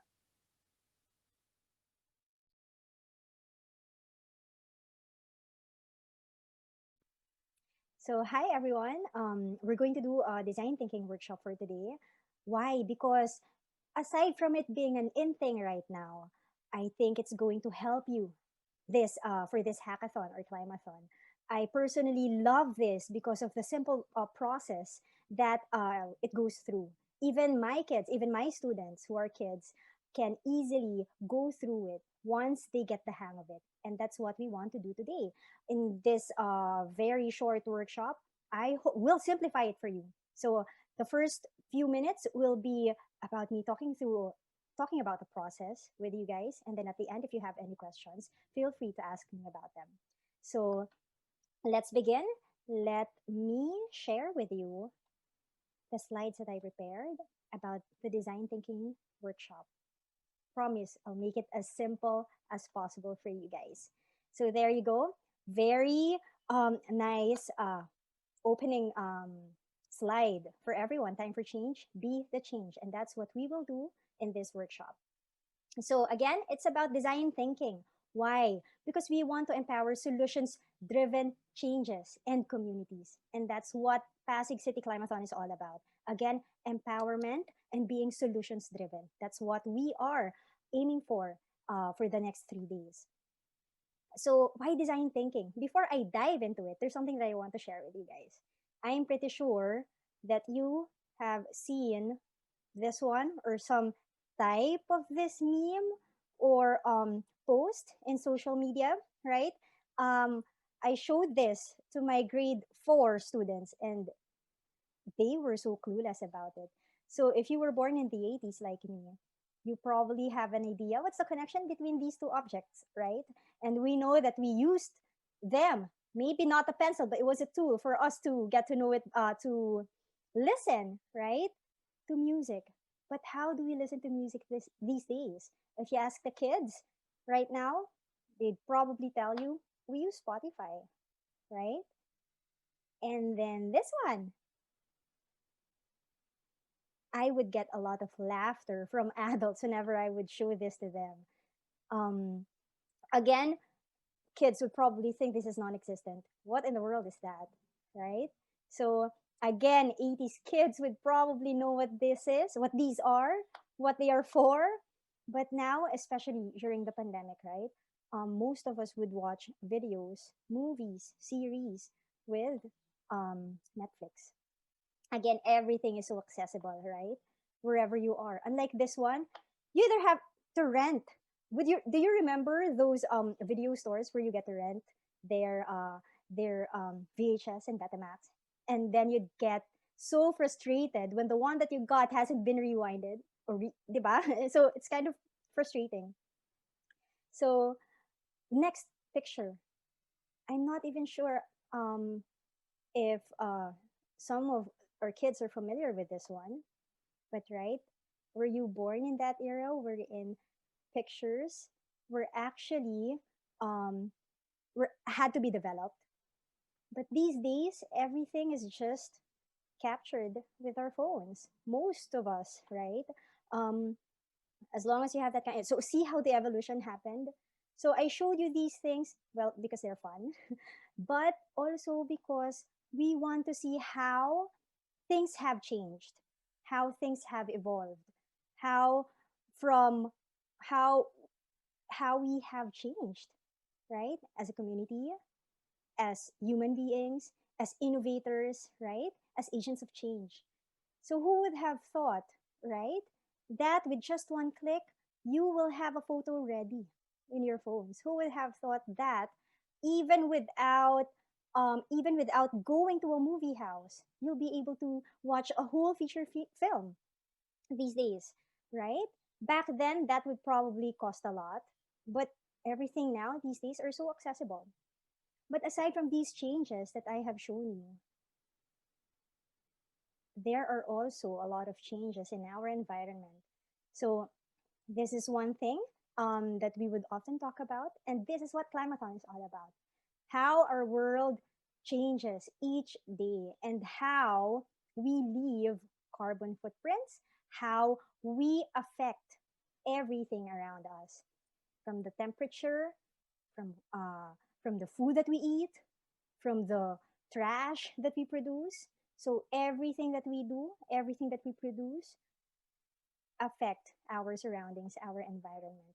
So I just want us to shift to that thinking that everything around us changes, right? But see how the previous slides showed accessibility and innovation. That is also something that we can do for our environment and for our own good, actually, right? And that is why I love design thinking. So you're looking at one of the first probably, Apple mouse, which is actually a product of design thinking. So back then, when they were trying to design a mouse for Apple computers, the first one was actually very, very expensive. So the company thought, who would buy that?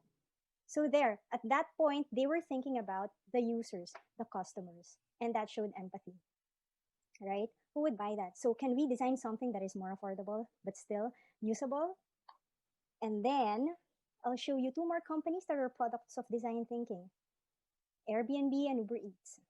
Who would have thought that a company called Airbnb would not have any structures of their own? They did not have to build a resort. They did not have to build a hotel.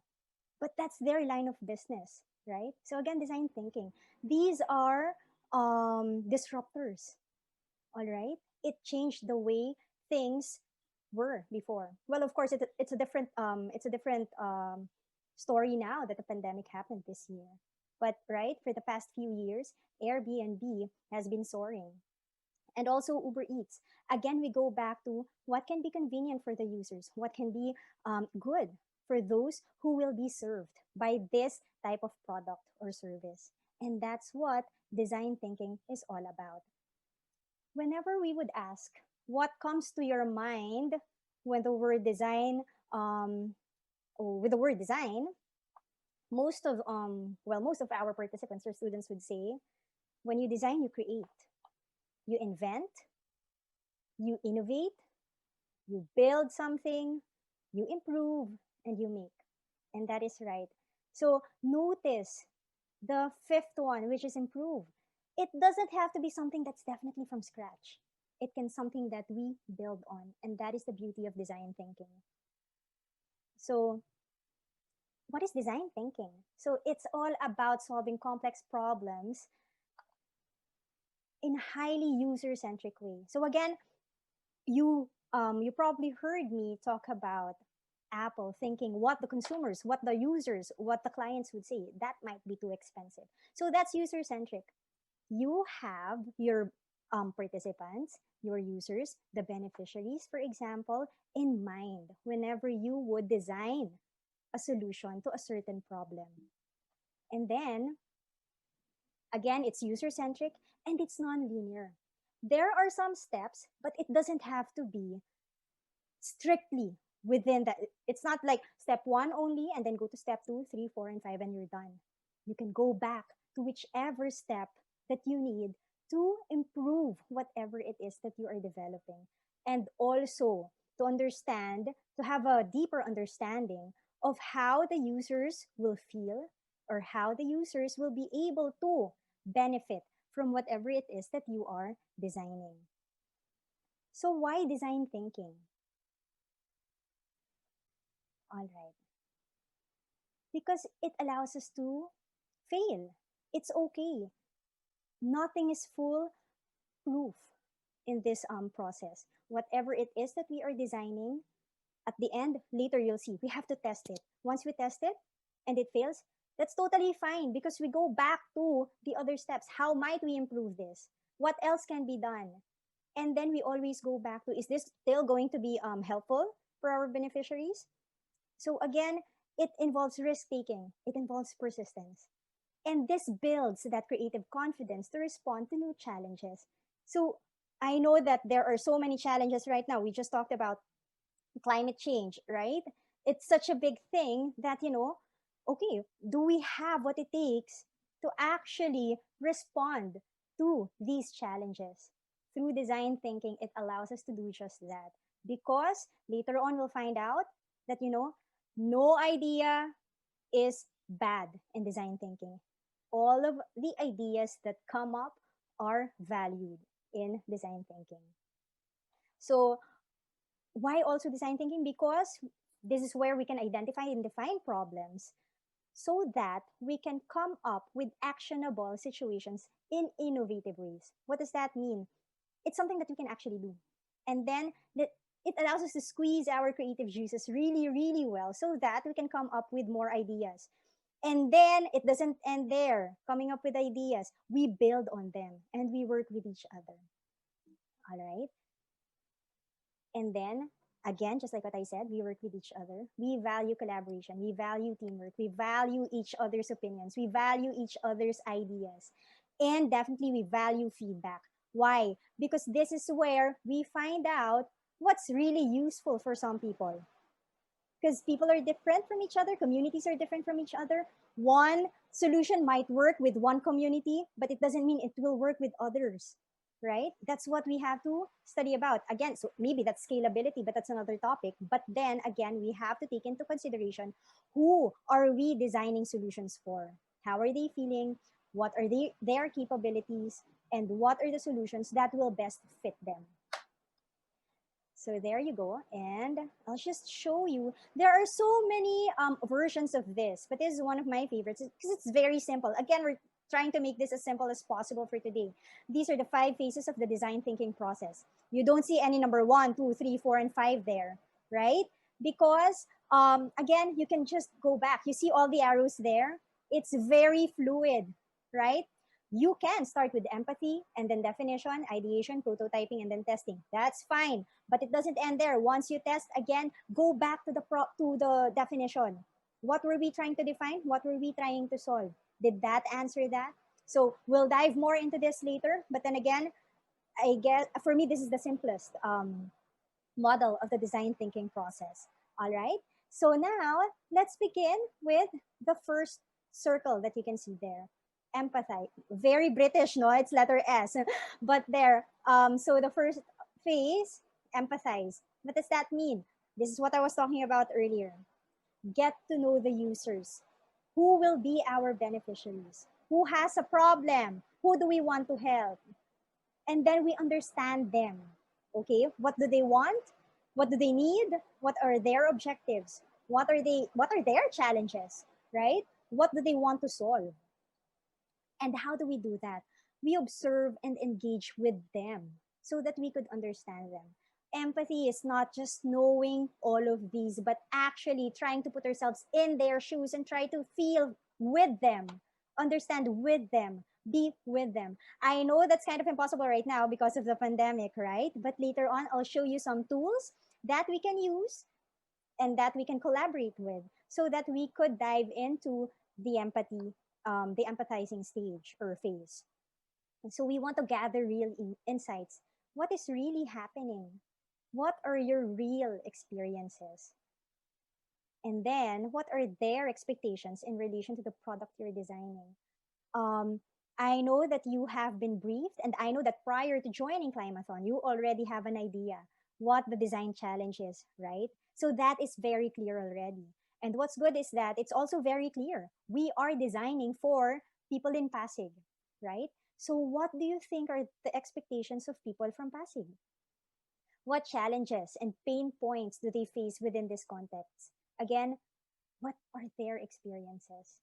Why do we want to help them? In what context? In what aspect? And then if there is an existing product or system or product, system, or campaign that they have in place, how are they interacting with that? And how do these affect their lives? And how might we improve that? And how do they behave in the current situation? So these are the things that we want to find out in the first phase. And this is very, very specific to design thinking. When we talk about problem solving, it's usually problem-centric. We're focused on the problem. How do we solve this? That's it. But with design thinking, we have to dive into who will benefit, who will use the product, who will participate in the campaign, and how will we be able to help them. So again, this one is something that's very, very important. We might come up with a very, very good product, but not everyone might be able to enjoy that. Not everyone might be able to find that useful. Why? Because maybe it hasn't been tested with them. Maybe it wasn't designed for them, but we give it to them. So again, we want to be user-centric. We want to be user-centered, right? We are doing this for the benefit of the users, of those who will participate. And in your case, in our case, it's the Pasigueños, right? So this is one way of getting insights remotely. All right, so we did this. I did this with my students. I used mentimeter.com. At the end of this presentation, you'll see a list of all these online tools that we can use. So this one, you just give them, I think you give them a link or a code that they have to key in, and then you post there a question. In my case, I asked them, this is pre-pandemic, all right, but we did this online. What do you think is the problem? What is the problem that concerns you the most? And I remember there. And most of them, they answered these things. And if you can see, climate change is the biggest one. It's smack right there in the middle. That means a lot of them answered that. All right. So you'll notice it's pre-pandemic because the pandemic is not there. COVID is not there, right? Quarantine is not there. So I could just imagine those things would probably be added if we did this during the quarantine. right? But then there you go. This is one way of getting feedback from them, getting to know them. And then this is just one part of it. Dive into it. How do you experience climate change? How do you experience traffic? How do you experience pollution? So that will give you a better idea of how they think, of how of what they do, how they are, how they behave. So you can start with that, and then you can move on to the use of an empathy map. So right there in the middle is the user. So just like what I said, what is the user saying? What do you hear them say, or what do you think are they saying? What do you imagine them saying? Or you can ask them, what can you say about this topic? What can you say about this problem, right? And then what do they see in their environment? That is most likely related to the problem or to the design challenge. What do they hear from the people around them? Actually, not just people. What do they hear in their surroundings, right? And then, of course, what are their thoughts and feelings about it? This is very important. If we're talking about the design challenge, does it make them feel hopeful, or does it make them feel frustrated, right? Is there something that they are looking forward to? So again, this is an empathy map that we can use to identify more with our users. And then towards the bottom part, you have their pains. What are their fears? What are their frustrations? What are their anxieties? Again, we want to get to know them better. We want to know where they are at. And then their gains. What are their wants? What are their dreams? What are their hopes? Because this will hopefully inspire us to design something that is applicable for them, that can help solve whatever it is that they are going through. So there's your first phase, empathy, all right? And then the next one is define. What do we define? We define the problem, all right? So it's a problem statement or a design challenge, again, in a user-centered way. So what are the difficulties and barriers that the users are coming up against? Again, we go back to the user. We always go back to the user, right? What's their problem? How are they dealing with it? What are their difficulties? What are the barriers? Because at the end of the day, that's what we want to break down. We want to break down the barriers. And that's what we want to solve. We want to help them solve these problems or these difficulties, right? So what patterns can be observed with that particular problem or design challenge? What is the big user problem that needs to be solved? So again, we have to know what we are trying to solve, right? And we're lucky, again, because we already know that design challenge. And this is the challenge vision for Pasig City Climathon, right? Making sustainable and nutritious food accessible to all Pasigueños, regardless of their living condition and situation. So I'm pretty sure you have knowledge of this one, right? It's in the web. That's where I got it from their website. And then this is what we can do right now. As the problem has already been defined, we already have our design challenge, right? You can use this KWL chart. What do I already know about what's happening? What do I already know about my users, perhaps? What do I know about the situation? What's the food situation in Pasig? And I know that we can get that data, right? And then, what do I want to know? Because this will lead you towards what solutions you can come up with. I want to know how to provide food security. You can even make it more specific. It's really up to you, again, what you want to know. This will keep you on track, what you want to come up with.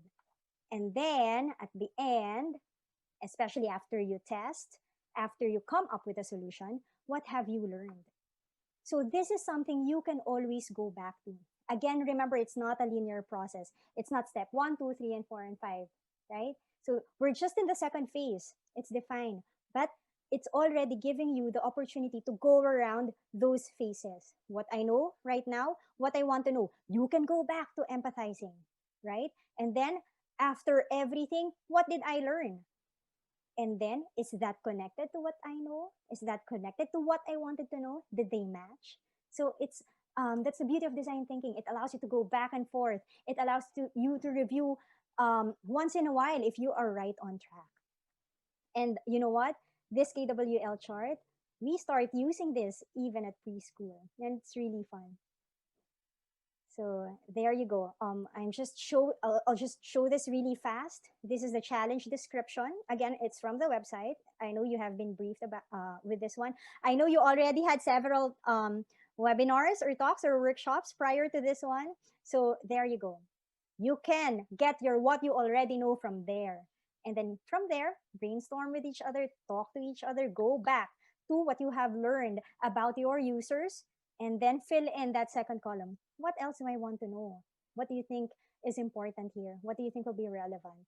And then you can move on to the third phase, which is ideate. Remember that this is a judgment-free zone. I already mentioned this earlier. It's where creativity happens. This is where we come up with possible solutions with as many new angles and ideas as possible. This is where we veer away from what's already normal and we think outside the box.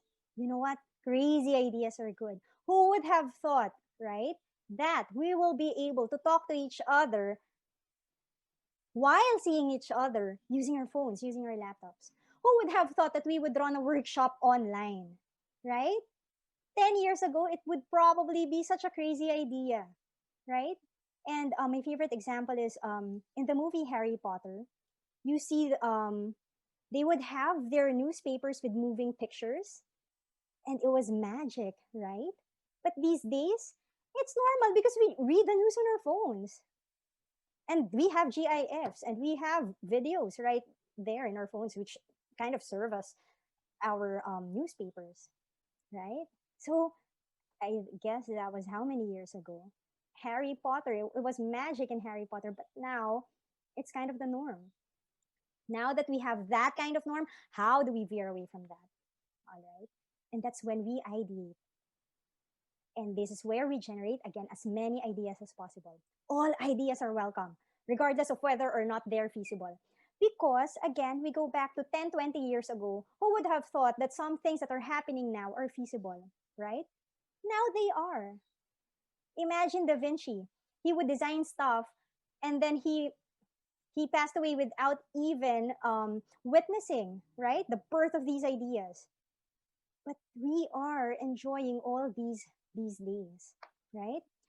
The next part, I'm very excited with this one because I will show you some of the things that we do or that we use so that we can ideate with each other, even via online, even if it's online and even if we're not together. We were used to doing this together, and you would see walls covered with post-its. There's lots of cartulinas, there's lots of pieces of paper. Everybody would be writing, scribbling, and all that.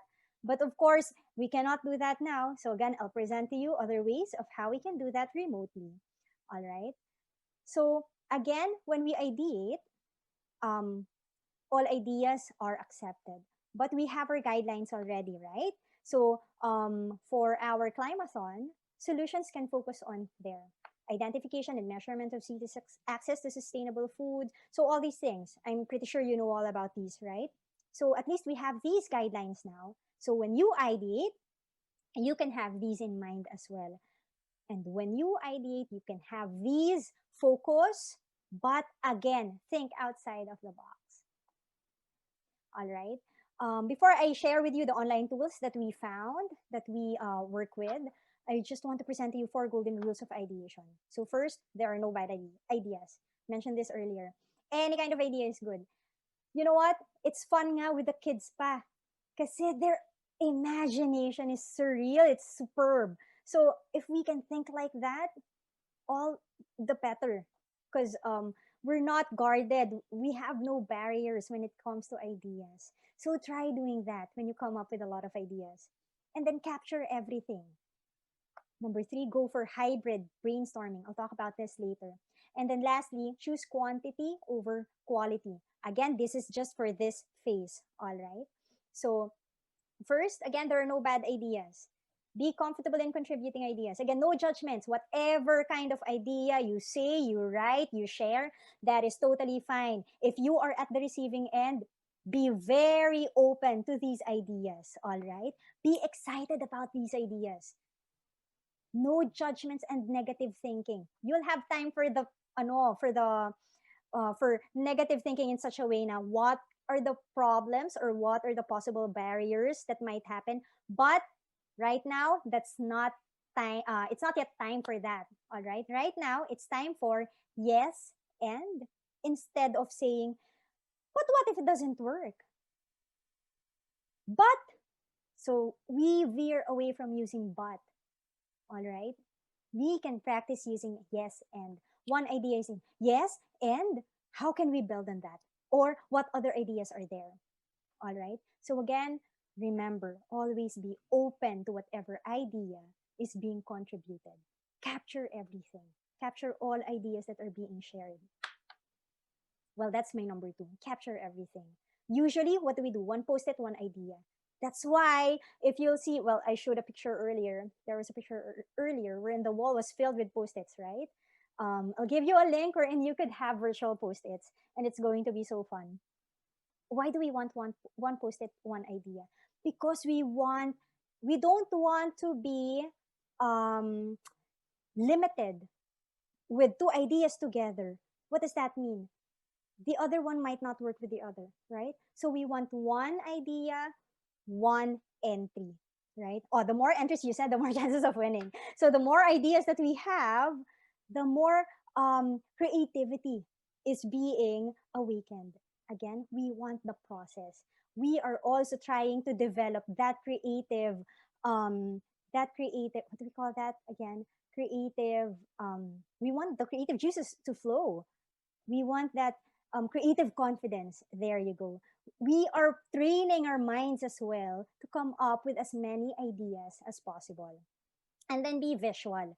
You can draw, you can write, again, as long as it's seen by everyone. And be concise.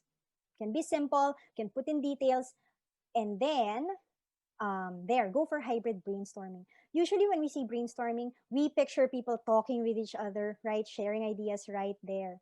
But we can combine individual brainstorming and then group exercises. Let's try to be reflective for a while.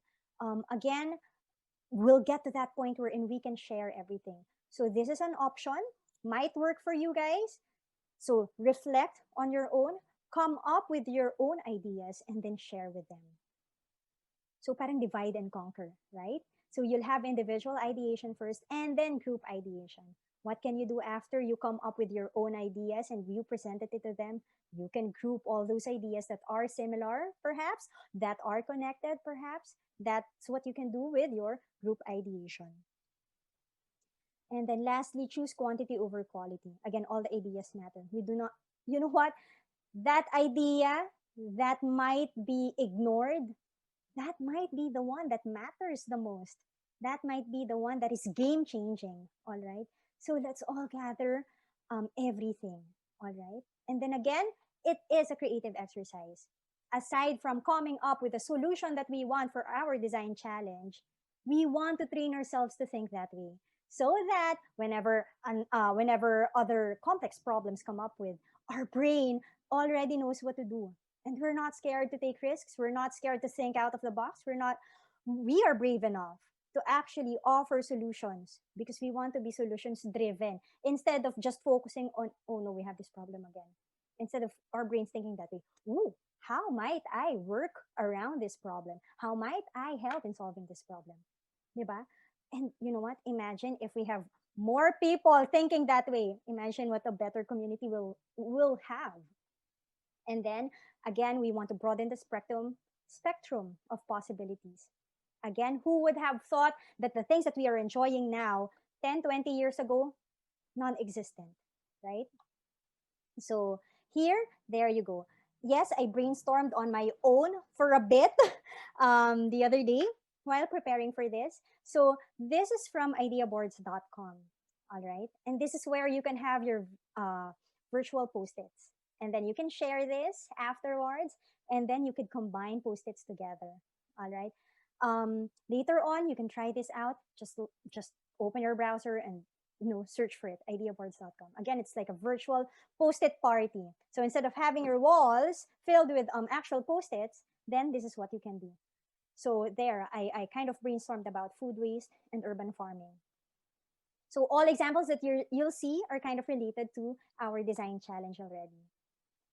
And then, there you go. I'll share other ideation activities. So for example, opposite thinking, all right? So first, list and then share your assumptions. After that, think of 1 or 2 opposite realities for each assumption. I'll give you examples later, all right? And then after that, think about the realities and possible solutions for them. And then build upon the realities and solutions. What other ideas can stem from these realities and solutions? All right, and then review all proposed solutions as a team builds on each other's ideas. So there's your collaboration already happening. So again, I told you I'll give you an example. So here, I used mindmop.com, all right? So the challenge vision is this one, all right? Making sustainable and nutritious food, you know this already, so that's Climathon. What is one assumption? To be able to address this challenge, we need a big patch of land. Well, this is, I'm speaking for myself, all right? Whenever I would think about sustainable farming, nutritious food, organic farming, I imagine the need for a big patch of land. But we're right in the middle of a city, right? That is our opposite reality. What's the reality? I don't think we have enough patches of land right where we are. What else? There are actually more structures, more buildings, more houses than patches of land in our city, right? But we won't stop there. Again, we are practicing creative thinking. We're practicing design thinking. What do we want as possible solutions? On top of my mind, these are the things that came up, no? So maybe aquaponics, rooftop farming, vertical farming. I'm sure there are so many other ideas, good ideas out there. But then again, this is just an example. And you'll see this come up once in a while in this presentation, all right? So there, so you can do this together with each other, all right? So this is the beauty of technology. Less paper pa. So, let's maximize the time that we have now. And we can use, and these are all free, freemium, premium sites and apps. All right. So that's for opposite thinking. Again, you think of an assumption and then think of the opposite reality of it. And then next, we have round robin. This is quite more, the process is quite more complicated. Simpler yung opposite thinking, but very doable. I'll show you how to do it also. So have a clear how might we statement. So that's our design challenge. And then each person thinks of an unconventional solution. And then pass it to another person who will think of a reason why it could fail. So in this exercise, that's where we can start thinking why it could fail. And then pass it to another person who will think of a solution. So in my head, it's like 1, 2, 3 pass. 1, 2, 3 pass, right? And if you're physically together, you can do that. You can build on the ideas and solutions doing that. 1, 2, 3 pass. 1, 2, 3 pass, right? But since we're doing everything remotely, okay, I love Padlet. So this one I did with my friends. So we started with the how might we question or the design challenge over there. And then what was the, all right. Oops, sorry about that. There you go. So 2 unconventional ideas, urban farming, and let people plant on vacant lots, all right? And then reason why these might fail, no land area. And then water not accessible to all, if you can see it there. And then how can we solve that? Maybe government can supply water and all other materials needed. Actually, this one has to be separated nga eh. But there you go. And then ask landowners for permission. All right. Community work naman. Maybe it will work, right? And then there are other solutions. Again, I go back to aquaponics, use rooftops, and then see how all these lines are connected. And then from here, you know what you can do? Try to see which one has the most number of connections. Maybe that will work. Maybe that's very relevant. Maybe that matters a lot in this presentation. So again, this is Padlet.com. So again, you start with your how might we question, your design challenge, then come up with unconventional solutions, come up with the reason why those two might not work, and then come up with solutions. And then you continue building up. Can you imagine this growing a lot longer? Can you imagine having a lot of boxes there and a lot of arrows and connections? Because it's possible. You can, because sometimes when you actually see ideas right there, that's when more ideas will pop up, diba? And that's how collaboration works. And then after all the ideation that you have done, after squeezing all the creative juices that you have, it's time to prototype. My kids love this word. Sounds so complicated, no? But it's actually just trying to experiment and turn your ideas into tangible products. It may be a product, it may be an app, it may be a system, it may be a campaign. So it's a scaled down version of the product. So it's designed for a specific number of users for now. But then what we are looking for in this Climathon is it's supposed to be scalable to the city. And then eventually, if it really works well, maybe it's scalable for the whole country, right? So again, this is your guide. Solutions can be in the form of a campaign, a network, an app, or a product. So for our techie participants, perhaps, you might want to start planning what kind of coding is needed for your app. If it's an actual product, maybe come up with a model, maybe come up with, if it's something like a diorama, perhaps, or an actual prototype, a sample product, perhaps. If it's a form of a campaign, show the plan or come up with a plan. Maybe a timeline as well. And a network, it could be a network. Again, start with your plans. How can you, basically prototyping is how you can make it happen. So after ideation, after getting ideas, of course, you would try to evaluate these ideas. Then choose one that you want to present. Choose one that you think will work best. And then try to make it happen in this stage. And then after trying to make it happen, trying to build it, all the planning happens here. Of course, at the end, we would want to test it. All right? If you can, make real users experience it and then gather feedback. And then evaluate what works well, what needs improvement, what changes are needed. And then go back and make improvements based on gathered data and observations. This is where we are going around the 5 phases of design thinking already, right? So the results of the testing phase will often require you to revisit the empathize stage. Does it help my users? Does it make their lives easier? Does it help solve the design challenge? So that's probably for empathize and the define part, right? And then feel free to ideate again and again. Ideate and iterate on these ideas that you already have. There you go. So this is where we go back to the other phases. I wasn't able to show this pala, no? I kept on making loops with my fingers, but there you go. So again, feel free to go back.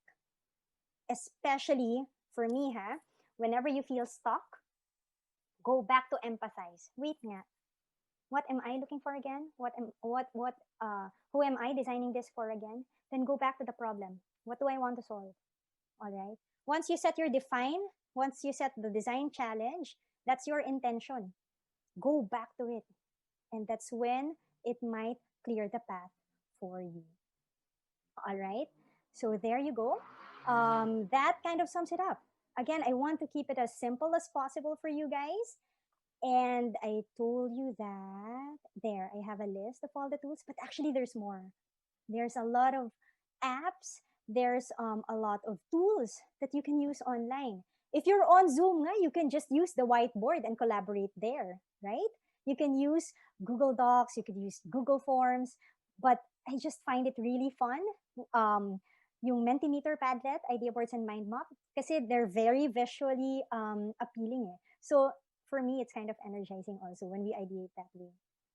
And then, ayan, image credits lang for the pictures that I've shown you.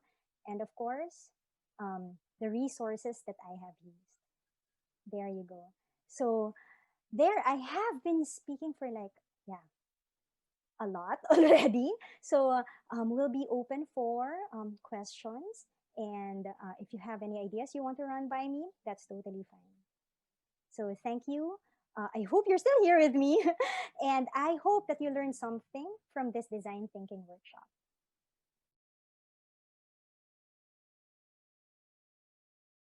Talking about design thinking and just really sharing even, the different ways we can collaborate. So we have a couple of questions, right? Okay, I think the sun is really shining out there. I can see the sun right in your face.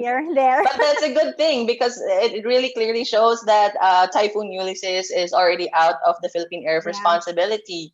Okay, so a couple of questions here is that can you tell us like what's the best way to look at design thinking when that 3-day, they basically have approximately 72 hours to come up with the solution and the prototype. What's the most efficient, effective way to do the design thinking process? I think it's very helpful that there's already a design challenge given, right? So I think go straight to ideation. And I think they've done that already. And I'm pretty sure once they decided to join, they already have their own ideas. Then go bring it up to your teams already, list them down, and then go through the process that I shared, some of the process maybe, and then try to tackle na which ones can actually be the best one to answer the design challenge. So go right at it. You have that naman eh. And you know that, the background of Pasigueños already, where things will happen, diba? It's right there in Pasig City. And then go through all your ideas, list them all down already, come up with perhaps challenges na. What will be the challenges for these? And then come up with more ideas how to address these challenges. There. Okay. And we have another question. Are you still ready? Okay. So from Hyra. Hi, Hyra. What would you suggest as a prototype if our solution is a program or a framework? Then so it's not an actual tangible thing. Then I think, because they're going to have to pitch it, right? That's how they will be judged. Be very visual and be very specific with what you want to happen with your proposal. So as easy as, definitely this is from Pasigueños, how does your framework or how does your proposal answer the design challenge or solve the design challenge? And how, what are the specifics, so that I think help you really communications you have for the design challenge. Okay. All right. Just to, like we have room for one more question, but for the ones who have other questions, don't worry. We will give Lay the questions that you have if we're not able to answer it live, and then we'll ask her to reply it even via chat or even put it on Slack. I think Lay is just encountering Slack. Lay, are you still there? Okay. Yeah. So connection one more problems, question. That's right. It's I'm all having right. connection problems still. Okay, one more question. I'm sure like with everyone, they have so many ideas, right? What's the most practical tip that you can give them in terms of like just the process of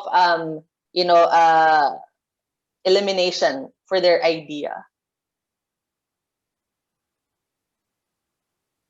So while she's thinking, and also the connectivity is kind of working with us, but yeah, would you be able to answer that, Lay? If not, you could put it on chat. Are you still there? Carla, sorry. Yeah, I kind of lost you there. Okay. I kind of lost you there, Carla. So I missed the actual question. Okay. I missed the actual question. All right. The question is, what's the most practical process of elimination with their idea? Because they have so many ideas, how can they just narrow it down? For me personally, which one is the easiest to Mm. do? Which is the Yeah. easiest to implement, but will still answer, will still be a solution for the design challenge. I think that's it. Because at the end of this Climathon, right, we want something that we can actually do. So Yes. what if we have the simplest solutions but can answer and solve the problems that we have? That I think that will be easier for everyone. That's great. That's great. It helps simplify things. Mm-hmm, Lay, thank you so much. I know that you're also very busy, but definitely for all our, Pasigueños and even everyone participating for the Climathon Pasig, I'm sure you're super pumped up, just like us here. Lay, thank you so much, and please take care, and we'll see you on Slack. You guys too.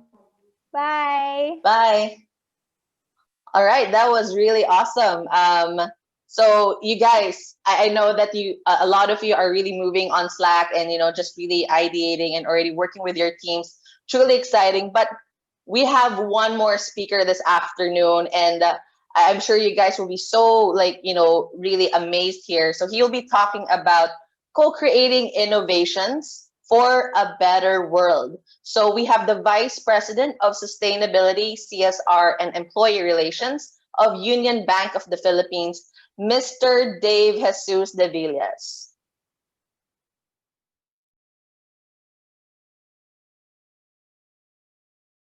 Thank you, Chantal, for that introduction. I am so excited to be part of this year's Climathon, which is hosted by none other than our host city in Union Bank, Pasig City, and of course, Silang, Cavite. So thank you so much. I'm also very excited to share with the audience today and the participants what we in Union Bank are doing and why is a bank supporting an activity like this. Bear with me, I'm going to share with you in a while the why and the purpose of Union Bank in sustainability. Let me just share my screen. So there, I'm excited to share a lot of things with you, and hopefully I can also do justice to what Union Bank has been doing. Let me just share my slides, and this is okay. So when we were asked by Future Proof and Scale Up to support the Climathon, we immediately said yes. As you know, this is one endeavor that is close to our heart, gathering brilliant minds so they can solve our world's wicked problems. And it's really anchored on the purpose and sustainability of Union Bank. On the next slide, I'm going to show you that it is really about collaboration, cooperation, and meeting of the minds. A better world is around the corner when we start innovating together, right? So Union Bank of the Philippines has strong leanings towards innovative, sustainable solutions. After all, this is the primary driver of the bank's sustainability program. You will hear us always championing the co-creation of innovative solutions for a better world. For us, we believe that even as a bank, we can forge and shape a sustainability model, one that focuses on people so they may be able to take care of our planet. It starts with a mindset and building up the skills and the capability, which eventually empower our stakeholders and Filipinos, of course, so that Filipinos can devise solutions to take climate action. All of these are upheld in our pillars of sustainability in people, planet, and purpose. So let me just walk you through on what we mean by that, right? So how would sustainability fit into the digital strategy of the bank? We say that it's both about people, it's about the mindset, about the culture and core values. And when you get that right, the technology becomes a true enabler because most of what needs to be done using the technology isn't just about the knowledge of the technology. It is how the technology can add value to society. So, I always use this in my presentations, and this photo is one of those activities. It was captured through this photo, and it kickstarted our sustainability meets digital innovation journey. So way back when the company decided that we really have to digitalize or else we will perish, it had to, of course, attract the right talent first. Or we have already talents, we just need to reskill them, to provide them with the right tools and knowledge for them to enable the digital transformation. So using a CSR activity, we funded the project that we call Blockchain 100. So we trained students, around 100 of them. We trained them and gave them the new skills on blockchain. Out of the 100 students, 35 were hired by Union Bank. And those 35, they really helped us kickstart all the wonderful things, the products and services that were enhanced, the products and services that were imbued with digital technology. Okay, so that was kind of the starting point for us, right? The blockchain 100. So on the next slide, you can see now that there are so many applications. And in my sphere, in my work, I do CSR, I do sustainability. It's kind of refreshing to actually incorporate innovation in this work, right? So we have Go Beyond Communities. Go Beyond Communities is our flagship employee volunteerism program. Later on, I'm going to show you examples of how we were able to, beef up or enhance CSR in the company using digital. We are also into Tech Up Pilipinas. It's more of an external program where under this umbrella, you can see so many products being developed under fintech, under agri-tech, even regulatory tech, and soon we might just go into climate tech. Diba? And the last is about UBP Accelerator. It's all about people tech. I will expound more about what people tech later on. So on the next slide, allow me to show you some of the wonderful things, the fantastic things that happened because we did the first step. Yes, to me personally, the Union Bank mobile app. I'm not saying this because I work for the bank and my payroll is with the bank. But I've used other apps, and the Union Bank mobile app has been very helpful. Even before the pandemic, for a person like me who's very busy, and you can just do banking transactions at the comfort of your car, at the comfort of your home. You don't have to go to a branch to do your business, right? So download the mobile app if you haven't yet. It's easy. In 5 minutes, you can actually download it.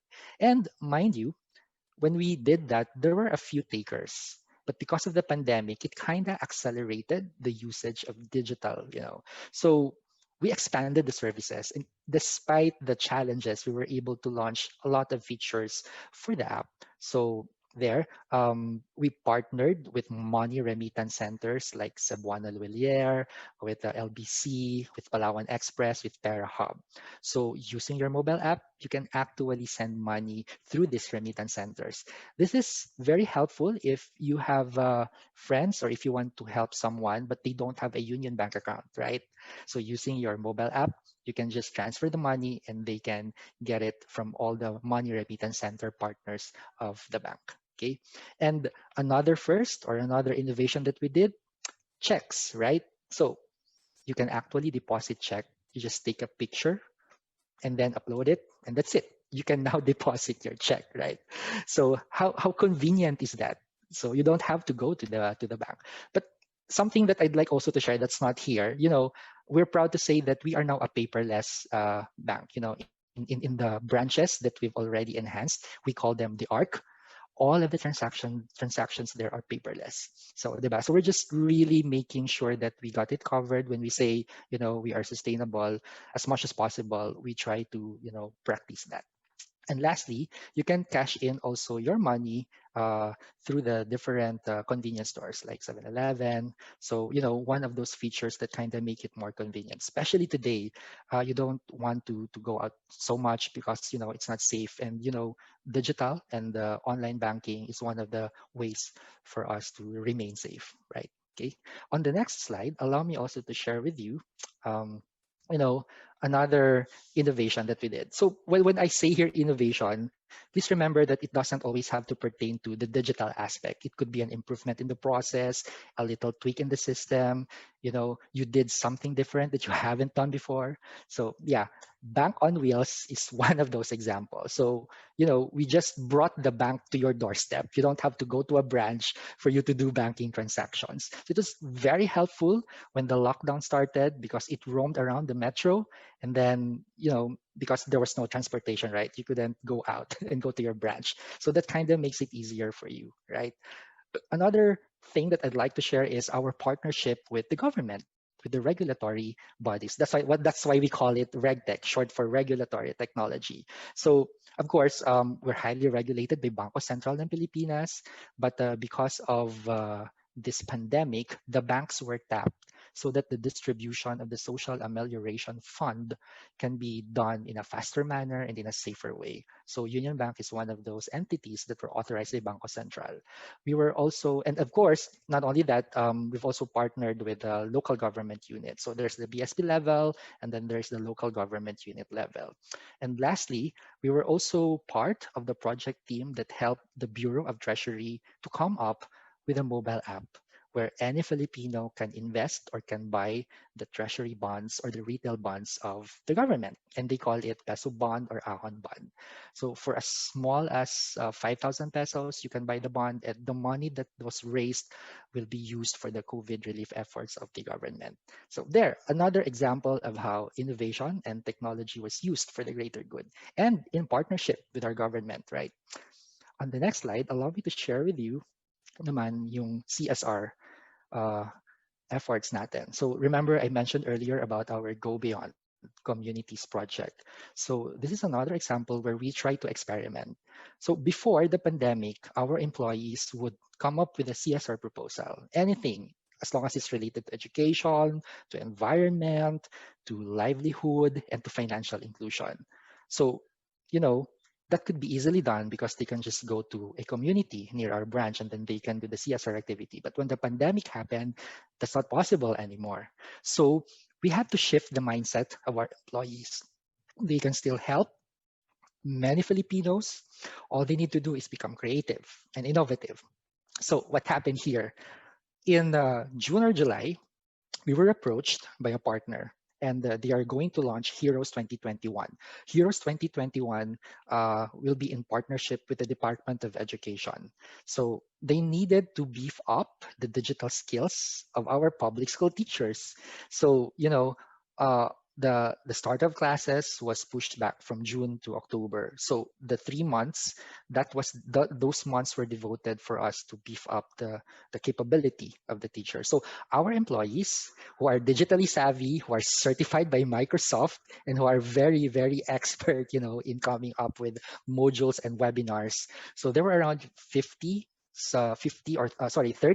strong employees of Union Bank who became part of this. So there were 6 modules, and over the course of 2 to 3 months, we were able to do the webinars for the teachers. We did it first in NCR, and around 10,000 teachers graduated from that digital capability building program. It was a hit, so much so that Pasig City, through Mayor Vico Soto, who I believe spoke or will be speaking in this Climathon, also requested Union Bank to, you know, extend more the webinars to Pasig City teachers. And so that's what we did. Okay, so here there is the element of helping, there's volunteer hours, and of course you're still safe. And the important thing here is you use your talent, your knowledge on digital technology to help our teachers. So there, we were able to reach teachers in far-flung provinces like North Cotabato, Samar, and even in Culion in Palawan. The internet connection could be a challenge, yes, but because it's now there, it's posted on the Facebook of DepEd and then Heroes 2021, the teachers can go back to those modules anytime. So it kind of become the guide, the reference of teachers when, or a reviewer of the teachers when they want to refresh. So there. On the next slide, allow me also to share with you naman how we are helping the farmers or some of the communities in the provinces where our branches are located, right?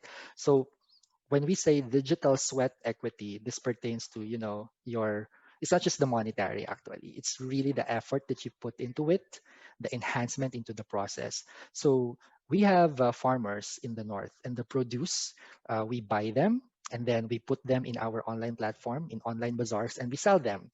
Some we also use as part of our corporate giveaways, diba? So in essence, they don't have to really have a hard time selling those products. And the payment is online, diba? So we encourage them also to utilize digital banking transactions, and it's real time. Once we get the payment, we pay it to them, and then automatically they receive it there. So that's the Local Goodness PH for You, which is a social enterprise that we're supporting. And also our student interns a few months ago started this campaign called Union Bank Pasa Hero. So the target beneficiary were the jeepney drivers who lost their livelihood, diba? Kasi nawala na sila ng pamasada kasi natigil yung transportation. So we came up with a program, and then they raised funds through another online platform of Union Bank. So the offshoot or the spin-off of that project was we also partnered with another food company, and that food company is helping now provide how do you call this, trainings in baking, in cooking and in farming. So that kind of also provided an alternative option for our jeepney drivers so that they may have other means of generating income. Okay, so the next slide, I'm going to show you naman there how we are helping our small business people, the small and medium scale entrepreneurs, right? So we have Box. It's your online payment platform.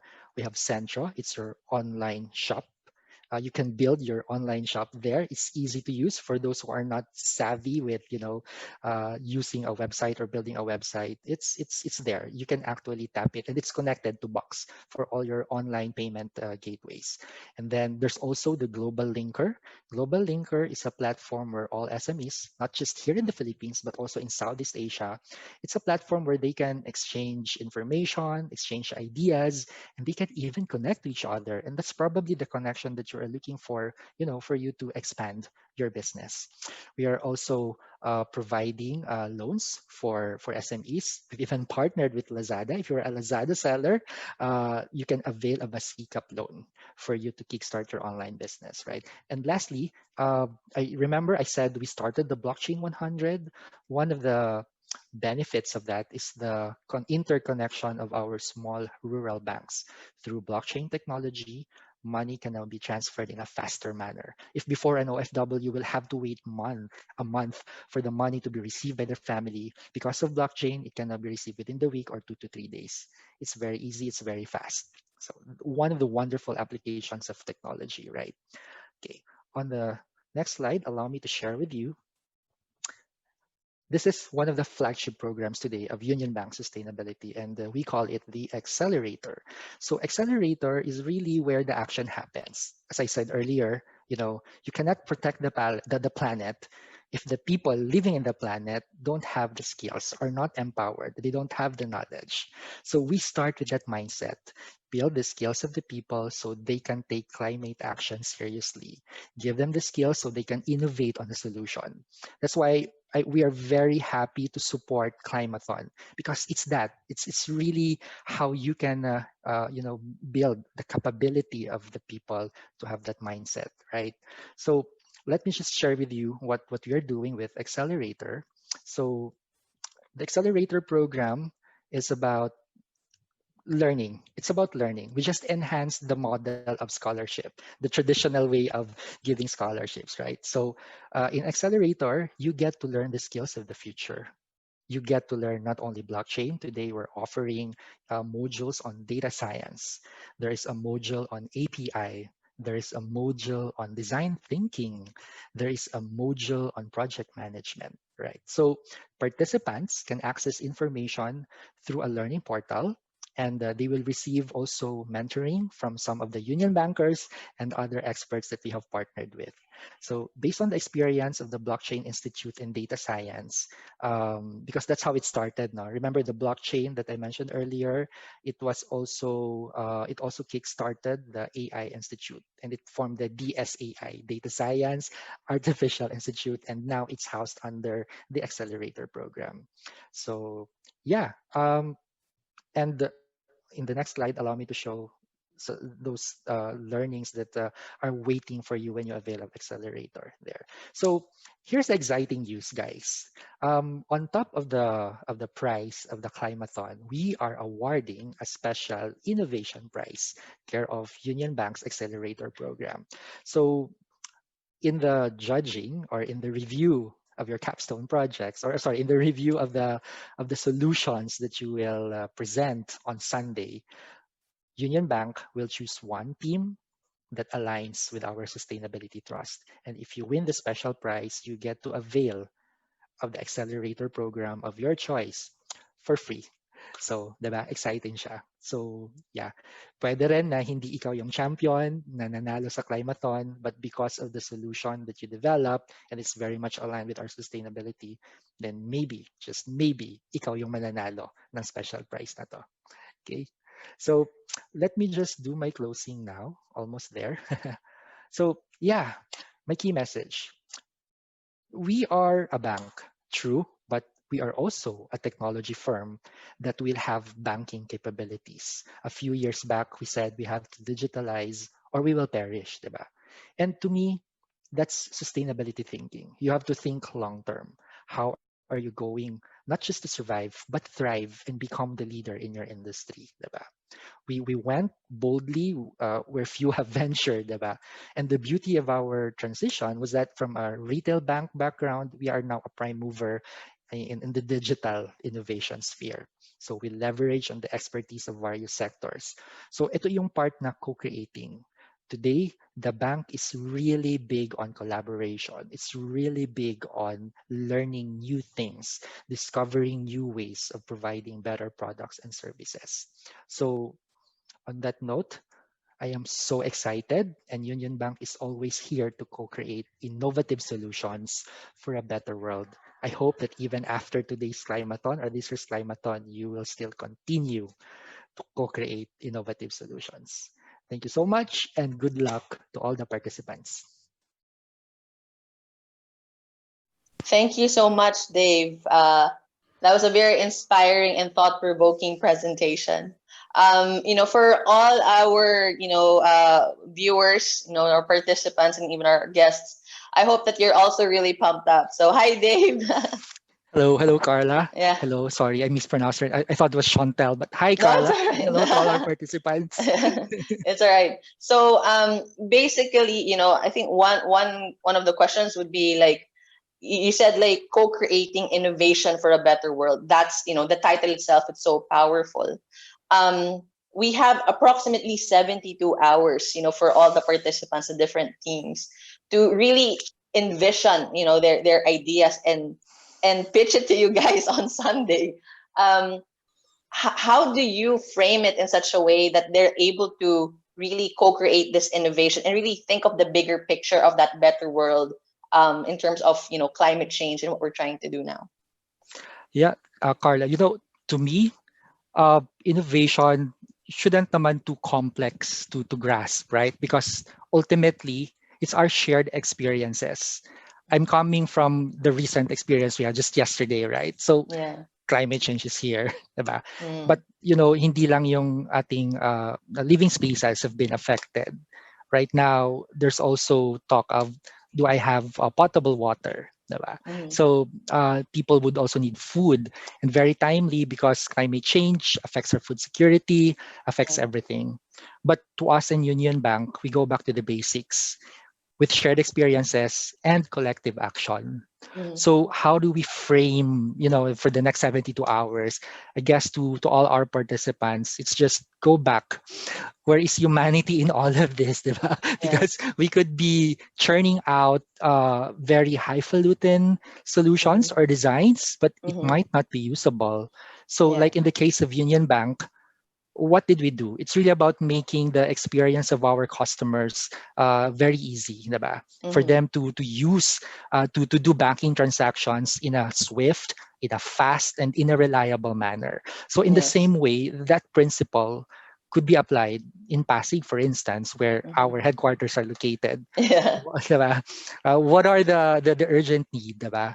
And would people be benefiting from that? So yon, go back to the basics principles. Yeah. Yeah. That's great advice, because sometimes we can get overwhelmed, right, with so many ideas, coming from, the different members of the team. But in terms of like, you mentioned about like you guys are, a bank, yes, but you're also a technology company. Where does that come in with like the design challenge about food security, right? And where do you think how does technology play in creating a more sustainable food ecosystem? Okay, so allow me to give you an answer that's not obvious, but there is really a punchline to what I'm going to say. So Okay. banks in general do not have that much carbon footprint, right? Mm. So where would the bank's role come in when it comes to food security? Mm. People should also remember that the banks or financial institutions like Union Bank, we are movers of capital. Mm. Where would capital go? Now, will we be able to influence so that this capital will go to an organization, to a client, or to a company that will push for technologies on food security, technology that would make agricultural harvests, better, that would Mm. also withstand the changes in the climate. So, and that's where we would like to experiment, so to speak. Yeah. So that's why you can see us also supporting SMEs, because Mhm. some of those SMEs could also be startups. And Yeah. in this day and age, the small ones would have the ideas. They just don't have the funding today. Diba? Mhm. So doon papasok yung Yeah. sustainability angle of a bank. So Mhm. yes, push on technology, but of course, there's also that aspect na important, the original, the fundamental of our organization, which is to Yeah. lend capital. And when we Mhm. lend it, we should lend it, put that criteria that the money Mhm. should go to an entity that could provide innovations Yeah. for the community, for our society. Yeah. That's thank you for that insight. And I get one more question is really about you talked about keeping things simple, right? And with all the different innovations that you've shared that Union Bank has done and the impact in different communities, even in our country, really, how does one start with simple but see the potential of its scalability, right? Where do they strike that balance? Because like what you said, innovation, it can start simple, but it also has to have that potential of scalability and to be something that's applicable and relevant outside of where they initially wanted to pilot it.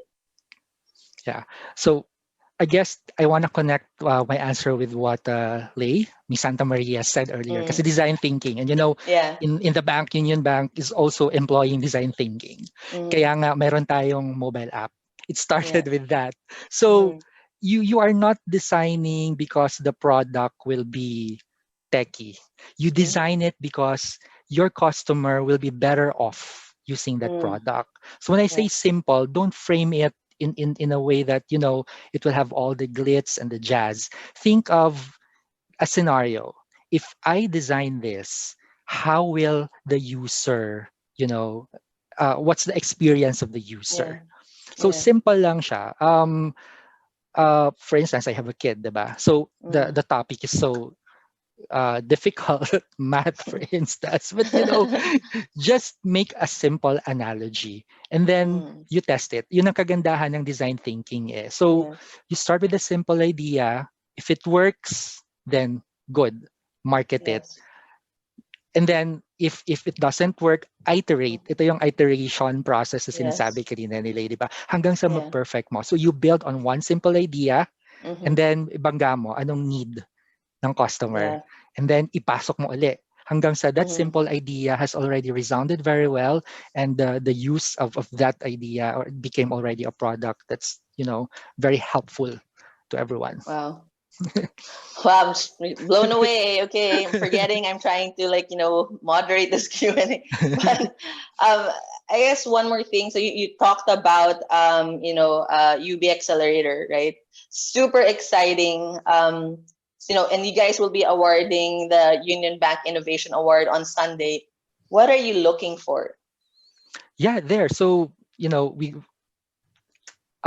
that special award, kasi nga, we realize naman na maybe one solution or design may not Mm. necessarily be part of the food security, but maybe there's a process that they innovated, and that's something Yeah. that we can use, diba? So Mhm. accelerator is our way also of helping our fellow Filipinos become innovative. So we Yeah. make innovations to happen everywhere through digital capability building. Mhm. So what we're looking for the participants, diba? Kasi the prize, it's another way for you to learn a new skill, to learn Yes. something new from Mhm. our modules. No? So ano lang, we go back to our core values of Union Bank, which is integrity. It's very important. Tatlo lang naman Mm. yon. And then magis, meaning your obsession with the customer. I am an Yeah. expert. So your Mhm. design should really be connected with how it's going to be used. Mhm. And the third for us that we are looking for is innovation. So Yeah. innovation in the sense that it doesn't have to be, fully glamorous or digitally technological, Mhm. it blows your mind. But think also of innovation as a tweak in the process, a Yes. simple change in the system. Like Mhm. what I said in my talk earlier, it may be something that you haven't done before. Nobody has done that before, but it's Yeah. obvious it's there. Just Mhm. insert it, inject it in your design, then that could already be your innovation. So those three guys. Yes. So guys, make sure you listen. You took notes. To get like even out the playing field, and you guys can get to win the Union Bank Innovation Award. So well, first of all, I want to thank you, Dave. For making time to being a part of this, really supporting Climathon Pasig.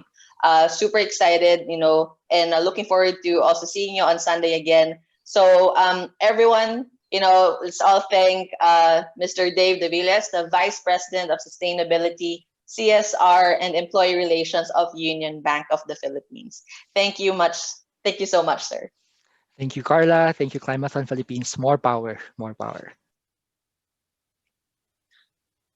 All right. So I hope that you guys are like really, really pumped up. We had so many different speakers, coming from different industries and really thought leaders. And of course, we want to make sure that all of you have a lot of time to work with your ideas and your respective teams. And I know some of you are still completing, your team roster. So don't worry about that. But here are just, a couple of reminders. Aside from it being on Slack, we wanted to remind everyone who hasn't yet completed the team registration. Do not worry, even if you're just 2 or 3, go ahead and fill out that form so that you guys will already have your team channel and start collaborating and ideating. Make sure that you are on Slack, so check for the updates on the different channels there, because all the updates and changes and whatnot will be there. As what you see us flashing on the screen, some of the Ideathon tools that you could use for free. And if you already know other tools, go ahead and do that. We will also use the same Zoom link that we provided to you for tomorrow, again for day 2, and the same for day 3. But this evening at around 8 p.m., we will be putting it on Slack. We will have a couple of stress busters, to kind of collaborate also and meet other participants. We're actually opening it to everyone around the world who is participating for Global Climathon today, for the Global Climathon Day. I also want to acknowledge we have BRK here from Global Climathon. And we also have some members from the Pasig City LGU like Miss Donna. But all the schedules will be available. So we have Connect, we have karaoke night later, and Among Us. So for all the young people, if you know the game Among Us, you know what I'm talking about. We're going to do a live version. So again, this time, go back on Slack, talk to your teams, work on like your schedules and how you can start ideating. If you have questions, of course, Climathon Pasig team will be available to you. Tomorrow, we start at 9 o'clock for the session proper, but at 8 o'clock, we have yoga, guys. Yoga, actually, Lei, who was the person who talked about design thinking, she's also a yoga coach, a yoga teacher. So she will be doing morning yoga from 8 to 8:30 in the morning.